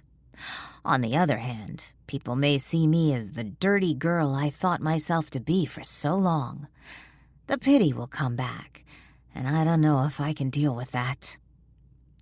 He's also right that if everyone knows, then nothing can be held over my head later in life. The Ravage MC have enemies, and there will always be that little inkling that it will open wide once again at any moment. I don't know what to do, I tell him honestly. Both ways have their positives. Listen to your gut, beautiful. Ravage is your family, and you know we protect our own. Will it be a shock? Fuck yeah. Will people be pissed as hell? Fuck yeah. Will people want to kill that fucker again for what he did to you? Fuck yeah to that too. Will they look down on you or think less of you? Fuck no. They will not see any dirt on you. They will only be there to hold you up. Fear grips me in its hold, threatening to suck the life out of me. This is so much for one person to handle. I remember how blindsided I felt when Deke pulled me into the room with my father and Riker, like a 2x4 slammed into my head. It wasn't on my terms. It was on theirs. I can't have that again. It needs to be on mine, so I'm not smacked again with this years down the road. I don't know if anyone will ever find out, but I also thought I could keep my pregnancy a secret, and that blew up in my face. The thing is, as much as I don't want to stand in front of my family and tell them, I have to be the one to do it. Strength isn't measured in how much you can bench press. It's measured in your actions. This will be my action. The last one for this, and then it will all be closed. I can shut the door on this part of my life and move on. It won't be easy, but life isn't meant to be easy. It's meant to challenge you and guide you. Shitty things happen to people, but it's how you overcome them and stand on your own 2 feet that matters in the end. Okay, I want this over with. Riker pulls me to his lips. The touch is light but reassuring. Then we move on from this, you and me. Yeah. Initially, I wanted to do this at my mother's house, thinking it would be more intimate and warm. After thinking about it long and hard, though, I didn't want to taint my parents' home with it. Therefore, Riker set it up for everyone to be at the clubhouse. Laughter rings out through the room with bottles tapping on tables. My mother isn't doing any of that. Her gaze is completely on me, reaching into my brain and pulling out whatever it is she wants to know. Weird how moms can do that. The children are all downstairs, and I bet if Maisie got her way, they are watching that pirate movie again. Riker's arm is around my waist as I drum up the courage to speak. Sweat breaks out over my skin, and I thank God I put on extra deodorant today. Butterflies swarm in my belly, and bile threatens to escape my mouth. My thumb goes to said mouth as I begin to chew. A hand comes up, and Riker pulls my thumb away from my mouth. He clasps his hand with mine, intertwining our fingers. Ready? I shake my head, and as I do, my mother becomes alert, even more so than before. Yes, you are. Let's do this and be done.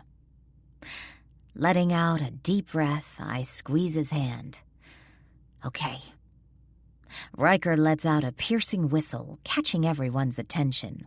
The room quiets. Austin has something she wants to tell you. Not a fucking word from anyone, Riker warns, causing a smile to tip my lips. Damn, I love this man. As all eyes fall on me, my pulse picks up, my heart threatening to jump from my chest and run a marathon.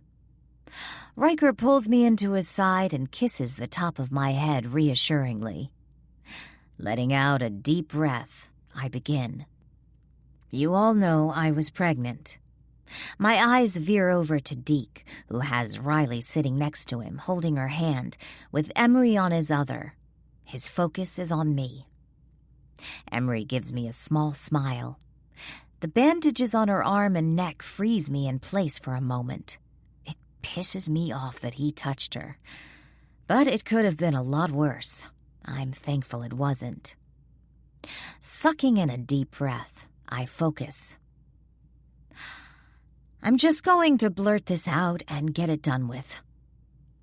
J.K. was the father of the baby. Gasps and wide eyes are seen throughout the room, making my stomach twist into a knot. I hurry and continue. He drugged me outside of Club Cam's and took me to a place, I don't know where. He and his 3 friends took turns with me. The sound of several chairs screeching across the floor, then falling with loud clashes, get me to open my eyes that I didn't realize I'd closed. My father, Deke, Cooper, and Knox are all up on their feet, their focus solely on me, fury radiating off them like no other. It's done. He's dead, but... Riker and I talked about it and thought it was best for everyone to know. I didn't tell you to be pissed off, but I wanted you to know so this will never come up again. I want this laid to rest and in the past. I don't want anyone talking about it or feeling sorry for me in any way. I don't need pity. I just want everyone to know so it will never get hold over me or any of you in the future. Letting out a deep breath, Riker pulls me to his side, kissing my temple. You fucking shitting me? This surprisingly comes from Deke. This is because me. All this fucking shit, he yells, flipping the table in front of him as Riley screams out. Only then do I break away from Riker and walk up to Deke. Riker tries to pull me back, noting the blazing red fury coming from Deke, but I know he'd never hurt me. Deke heaves in and out, his fists clenched at his sides. His intense gaze hits me like a brand, but that doesn't stop me from talking. He didn't know who I was until after it was all over. Deke's nostrils flare. He only found out because he looked through my purse and found my driver's license. You had nothing to do with this, Deke. It was the wrong place, wrong time. You lying to make me calm down? I shake my head vehemently. I lied to you once and vowed I'd never do it again, Deke. It's the truth. Deke reaches out and pulls me to his chest, wrapping me up. I'm so fucking sorry, he says in my ear. Not your fault, Deke. He squeezes me tighter, and that's how I spend the afternoon. All wrapped up in my family. Chapter 27. Riker. Church! Cruz calls out, which is to be expected after Austin just dropped the bomb. In all honesty, they took it better than I thought. I mean, hell, only 1 flipped table. That's pretty damn good for the club. I eye my woman from across the room. She's sitting with Emery and her mother. When I catch her eye, I lift my chin. She gives me a smile in recognition. Making my way into church, I feel all their eyes scanning me, searching for answers. This should be fun. Cruz calls attention. What else do you know? And is that the reason you had Breaker take pictures of those assholes and send them to you? I lean back in my chair on a sigh. That's all I know. Everything is out in the open. As for the pictures, I showed them to Austin so she could identify all 4 of the assholes who touched her. Fuck, she killed 2 of them herself. Cruz runs his hands through his hair, pain searing his expression. He loves his girl. There hasn't been one time I saw him with her when he didn't have his arm around her or laughing with her. Cruz is one scary motherfucker, but his wife and kids are his world. This is tearing him up. You're fucking sure all those assholes are dead? Cooper asks from next to his father, while Deke stares at me, waiting for the answer. She ID'd them clear out. Even trembled when she did so. It's them. This shit is over with, and Austin wants it laid to rest. That's why she told you. She doesn't want this shit hanging over her head. It's done. Over. Fuck. I want to crush that motherfucker. Deke clenches and unclenches his fists on top of the table. There's no doubt he's feeling like his retribution didn't get finished. JK fucked with his life by getting him addicted to drugs, then threatening the kids of the Ravage MC if he didn't leave. When Deke did leave, it caused a horrible rift between him and his father. Deke wanted to be the one to put the bullet in JK. I can't blame him. Know that, but Austin got there first, even if I want to fucking strangle her for it. Deke's brows go up, as does Cooper's. Cooper is the one to speak. So, you've been attached to her fucking hip for the last hell, I don't even know how long, and you let her slip through? I knew this was coming. Rubbing my hands over my face, I say, got out of the shower and heard the door shut. Lucky for me, it took her a minute fumbling with her keys to get the door locked. I got dressed, let her get in the car, and followed her. Called you guys, and the rest you know. I'm just fucking glad the asshole's gone, Cooper says. Not fucking me, Reese puts in. I could have had a hell of a fun time with him. He pulls out his knife and runs the blade over his fingertips. No shit, Cruz says, slapping his hands down on the table. Is she okay? Inhaling deeply, I let it out. No. But she will be. It's a rush for all this to come out. Brother, she was going to keep it to the grave, and if JK hadn't said anything about it being his baby, I would have never picked it up. But it's over. We all know everything and it's done with. Let's move the fuck on and don't look back. Right, so you're off duty and need to be back at the shop, GT cuts in. It also means you can move out of my niece's place. I flex my fingers. Right, like that's gonna happen. Right, Cruz says, standing up and holding the gavel. Better not hurt her, or I'll rip your heart out and feed it to the wolves. The gavel slams down in finality. I have no doubt what he says is true. Good thing I don't ever intend on hurting my woman. Now go get her. We all have to talk to her about what she did. I've been dreading this for a while now, knowing it was coming. She hacked into Ravage's computers, which is something that isn't done. Might as well get all this shit done in one go. I'll be back. I move out in search of my woman, knowing that no matter what happens in that room, I'll protect her. I find her sitting at a bunch of tables with her mother and some of the other old ladies, including Emery. She smiles as I approach, but it falls when she sees the look on my face. I'm not sure what it is, but she's hesitant about it. They want to talk to you. Panic flashes in her eyes, but she quickly masks it and rises. Princess stares at us. I just lift my chin, letting her know I'll take care of my girl. Out of earshot, I tell Austin, they know you hacked into the Ravage computers. I actually knew a long time ago, but we were letting you ride. She gasps, pulling away from me, eyes as wide as saucers. You're gonna go in there with your head held high and deal with whatever is said. She clasps her throat. I'm in trouble? She whispers. Not as much as you'd think, but yeah, they want to talk to you. We make it to the door. As much as I've been in this room, I should just be a patched member. She gives a little chuckle, letting me know she's okay. She may be a little scared, but she's going to be all right. I knock once, then enter. Everyone turns their heads as I lead Austin to the front. Cruz rises and wraps his arms around her, kissing her on the head. Looks like I'm in the principal's office again. She jokes and the room chuckles. That's better than how I thought this would be. Ravage doesn't take this shit lightly. She knows this just as well as I do. The air in the room turns serious as I take my seat, my eyes glued to my woman. She looks nervous, but is holding herself together, not even biting her thumb. I'm impressed. However, my thoughts are up in the air on how this could go. Tell me, Cruz says as he sits back in his chair. Having Austin on display in front of everyone is a tactic we often use in interrogation. The night of one of the parties, I went into Buzz's room and saved all the information you had on JK onto my flash drive. I took it home and looked through it all. She breathes out her words, almost coming out as a long paragraph without any breaks. So you stole from Ravage? GT, the vice president, and her uncle says. Her eyes shift. I thought of it as sharing information. Buzz clears his throat. You know that shit is encrypted with so many obstacles that no human or other computer should be able to get into it. Buzz continues. And you were able to do it and put shit back to a point I had to really search to find out what exactly you took and when. This time, she says nothing. And you picked my fucking lock. Austin closes her eyes, then opens them, clasping her hands in front of her. I'm sorry. I needed to find JK before any of you did. I wanted my revenge, and I wanted him to stay quiet about everything that happened.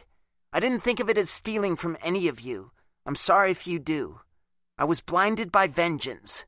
She blows out a breath, her hair going up with it, then back down to her face. What do you think we should do about it? Cruz asks conversationally. If this were anyone else, for any other reason, he'd be in a face-off with them, no questions asked. You can have the money. It's millions, Dad. It's all JK's. I rerouted it to an account I set up. It should be there by now. I'll wire it to Ravage. The money you hopped around went into an account for you? Buzz asks. Austin nods while I lean back in my chair. I guess there was another secret I didn't know about. It was payback for what he did to me. I thought I could donate some of it and then live comfortably on the rest. But I did wrong, and as my penance, I'll wire all the money to Ravage's accounts. Cruz looks around the room. Austin has been here her whole life. Been through more than any woman deserves. Still, I know they can't fully let it go. There has to be some consequences or it will happen again, and that can't happen. Half the money dumped into Ravage's accounts. Buzz will help you with it. Austin nods, looking down at her hands. The rest of it, you start over. Fresh. That fucker has no more pull on you. No touch. He doesn't exist. Understood? Yes, she replies. Since that's done, Buzz says, slamming his hand on the table, you and me are going to have some sessions in front of the computer, because you're going to show me how you did everything so I can make the system stronger. Of course. But Tug's the one who taught me the locks. Pfft, Buzz chimes out, looking over at Tug. That shit's child play. Computers are the answer. Fucker, Tug says on a laugh. And it's done. Cruz gets up and hugs his daughter, along with everyone else in the room. When she gets to me, I don't let her go. Even when she transferred the money over and talked to Buzz, she did it on my lap. Chapter 28. Austin. Mom, seriously. I said we were coming and I mean it. Rolling my eyes up to the ceiling does nothing to hide the irritation in my words. Even through the phone, I know my mother can sense it. You better be. This is family day. I know I'm not going to hide out like I did before. Everything is good. No, you'll just hide out in your place with your man. Don't think I didn't know you didn't come to the party last weekend because you were curled up with him. I chuckle because she's right. Yep, and if you were me, you would have done the same. You're probably right, but don't miss today. There's a smile in her voice. Be there in a bit. Good. She disconnects as Riker wraps his arms around me. I let my head fall back to his shoulder. It's not a bad idea, you know, getting back in bed and letting me fuck you until tomorrow, he says in my ear, then gives it a nibble. I let out a chuckle that turns into a moan.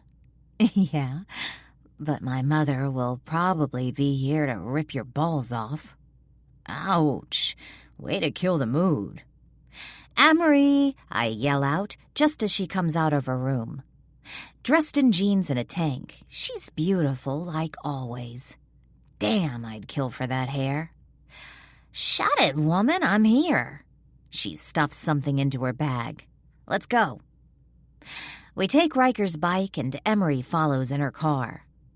People surround the clubhouse. As I get off the bike, I feel like I'm home.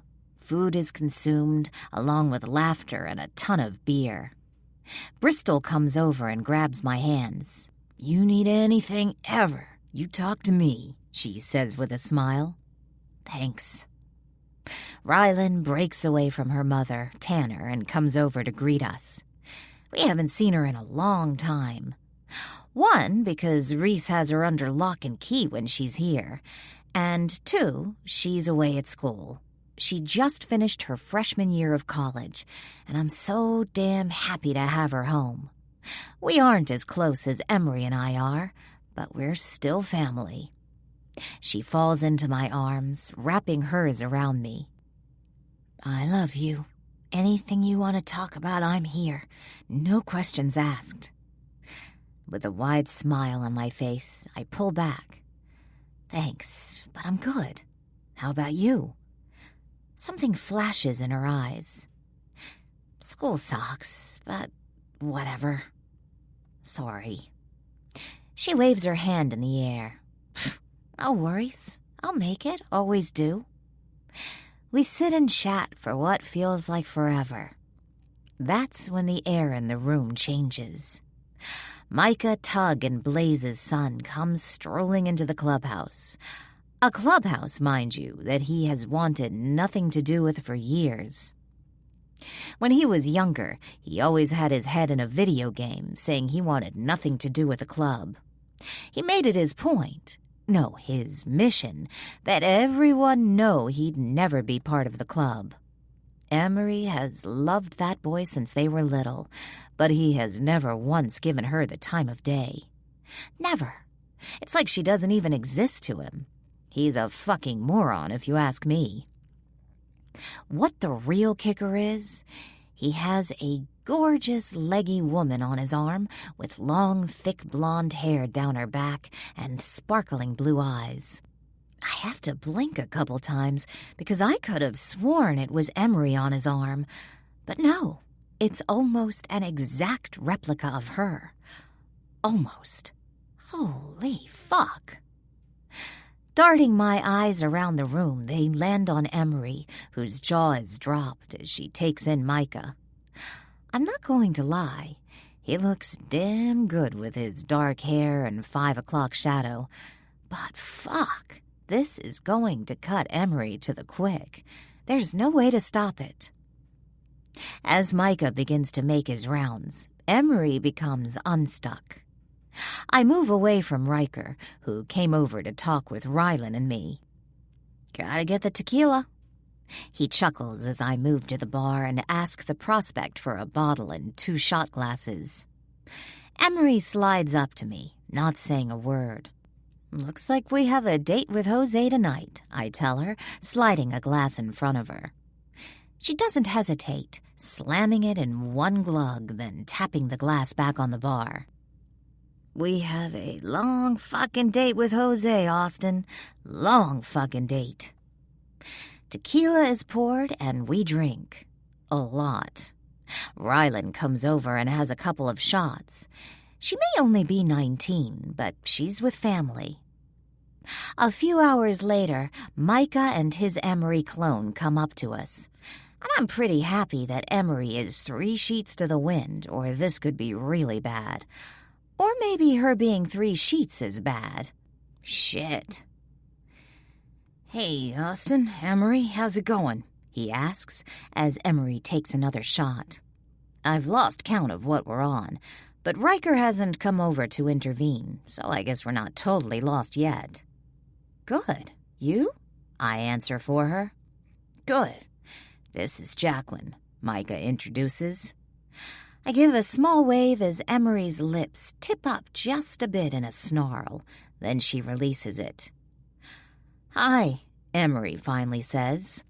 I can see her jaw clenched, fighting back from saying any more. How are you doing, Emery? He asks, still holding the girl next to him. She looks up to the ceiling. A knife to the neck, arm, and stomach. Doing peachy. You? Micah looks stunned for a moment. That's when I see Jax, one of the brothers, out of the corner of my eye. He's one of the quiet ones, always in the background, but never really far away. He strolls up to Emery, putting his arm around her and pulling her gently to his side. He looks at Micah. Glad I got the real one, he says, then takes off. Micah gapes, and I laugh my ass off. He doesn't know what he's missing, dumbass. In this moment, I would buy Jax anything he wants. The look on Micah's face is priceless. Curled up in bed with my man with me is the best way to end the night. Well, It's much better than praying to the porcelain gods, which I'm surprised hasn't happened. I think it's because after the Micah incident, Riker took the bottle away. Then I had the chance to let it permeate through my body. It'll either be a blessing when I wake up, or I'll have a killer hangover. Right now, I don't care. Drawing small circles on his chest with my fingernails, I watch as his skin jumps when I hit certain spots. I make it my mission to hit those more often. I love that I have that effect on him. I love that he's the one lying next to me, loving me the way I always dreamed. Shit happens in life. Sometimes we're dealt a hand that's hard to bear. Then sometimes you're blessed with something you never imagined possible. It's those times you have to hold on to, have to care for and nurture. I've learned they are the best moments in life. "You're thinking awfully hard there," Riker says from above me. I move my head so I can see his gorgeous face. "Thank you." Puzzlement fills his face. "For loving me, accepting me, and giving me everything I've ever dreamed of." A sexy grin tips his lips. "Beautiful. Loving you is how I breathe. That'll never change." My heart melts as his head comes down, kissing me senseless. Epilogue. Riker. Leaning against my truck outside the sperm donor's main offices, I watch as people rush in and out of the buildings. I'm not one to help the government out or anything, but it was necessary this time. Watching all the officers going in and out with boxes and computers only makes me smile. Buzz found shit I didn't even know existed, all of it damning, but the one that got me were records from the children. One of the mothers was only 15 years old. Therefore, my sperm donor will not only be seeing the inside of a cell for money laundering, tax evasion, and other money-related things, he'll also be spending time for statutory rape of a minor. Not only him, but William is also facing those charges. There are enough men in the same boat as my sperm donor that it should completely dismantle this operation, including the fact that the feds froze all their money. My mother hasn't spoken to me, but I have a feeling she'll come around once all her funds have disappeared. It's only a matter of time. Maybe I'll be able to see my younger siblings soon. Samantha has never called back. Brianna and Ashley called me the other night, surprising the shit out of me. My first thought was that something was wrong, since they were told not to call unless it was an emergency. It wasn't. They're adjusting very well with Xavier and Kim. Brianna says it was really hard for her at first, but as time went on, she was able to come to terms that she wouldn't be able to talk to her mother. I didn't tell her about what was going on, figuring that she'll hear it on the news if it makes it that far. Who knows? Maybe my mother can get her head out of her ass and see them again, without all the other bullshit. Arms and ankles crossed, ass leaning against the truck. I wait. When my sperm donor comes out, his hands in shackles behind him, I smile inside. His eyes come up to mine and turn furious. All I do is lift my chin and get in the truck. He needs to know all this was because of me. He needs to know that he can't touch me anymore. He needs to know that his time as king is done and over with. He's finished. It's the ultimate revenge. The biggest kind of fuck you I dish out without putting him 6 feet under. I drive back to Austin's apartment and enter without knocking, just like I always do. While I love that she has her own place, I'm tired of living like this. So I have a surprise for her. "Hey, baby, work was crazy. My feet are killing me today," she tells me with a smile. She loves her job, and I'm happy she's found something she enjoys. Not that she has to work, but it makes her happy. That's all that matters. I want you to close your eyes. I grab a scarf and put it around her eyes. We're going somewhere, and I want you to not look until we get there. "Okay, I trust you, Riker." Those words are almost as good as when she tells me she loves me. We get on the bike, and then I wrap her arms around me. Hold on. The drive isn't long. I didn't want to be too far away from the clubhouse. Our family is there. I pull up and cut the bike. Then, reaching back, I help her off. "What is it, Riker?" Stepping behind her, my hands on her shoulders, I tell her, "Love staying with you at your place, but remember when I told you I was all in?" She nods as I pull the scarf away. I meant I was all in. She gasps, putting her hand over her mouth, eyes wide. Oh my God. Do you like it? The house is gorgeous. It sits off to the side of a little lake on a few acres. The house needed some work, but my brothers helped get it ready. It's a ranch style with 3 bedrooms and 2 baths, with a huge wraparound porch. It even has a sitting room that faces the sun. It's perfect. Love it? This is ours? I hold out the keys to her. I'm all in, beautiful. It's ours. She leans up and kisses me. I'm all in too, Riker. Love you. Love you too. A grim look comes over her face. I can't leave Emery. This is great, and I can't wait to have our own place, but I can't leave her alone. I know she's been spending a lot of time with Jax, but I can't not be there when she gets back. Emery has had a few nightmares about being held at knife point, and I say few, but Austin is an overprotective mother hen. I knew that going into this endeavor. I lift my hand, pointing my index finger. She stops and follows the direction I'm pointing, then gasps. What's that? That's Emery's place. It's close, yet we have our own space. Emery's great, but I need my woman alone more than just in the bedroom and on the occasions Emery's not at home. It's beautiful.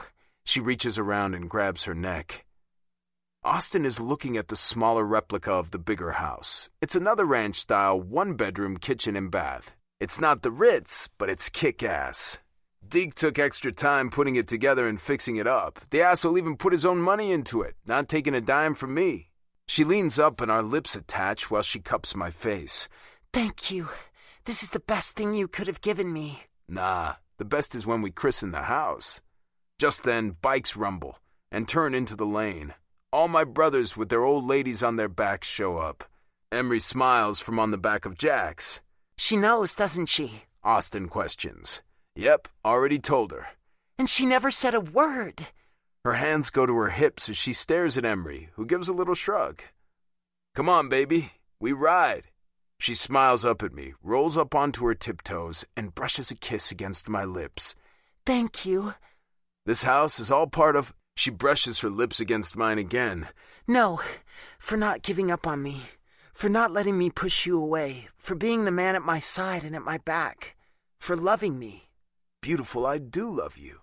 I lean down and take her lips. Honking, and the revving of bikes goes on around us, so we break away on a chuckle. Let's ride with our family. Forever. Damn straight. All in.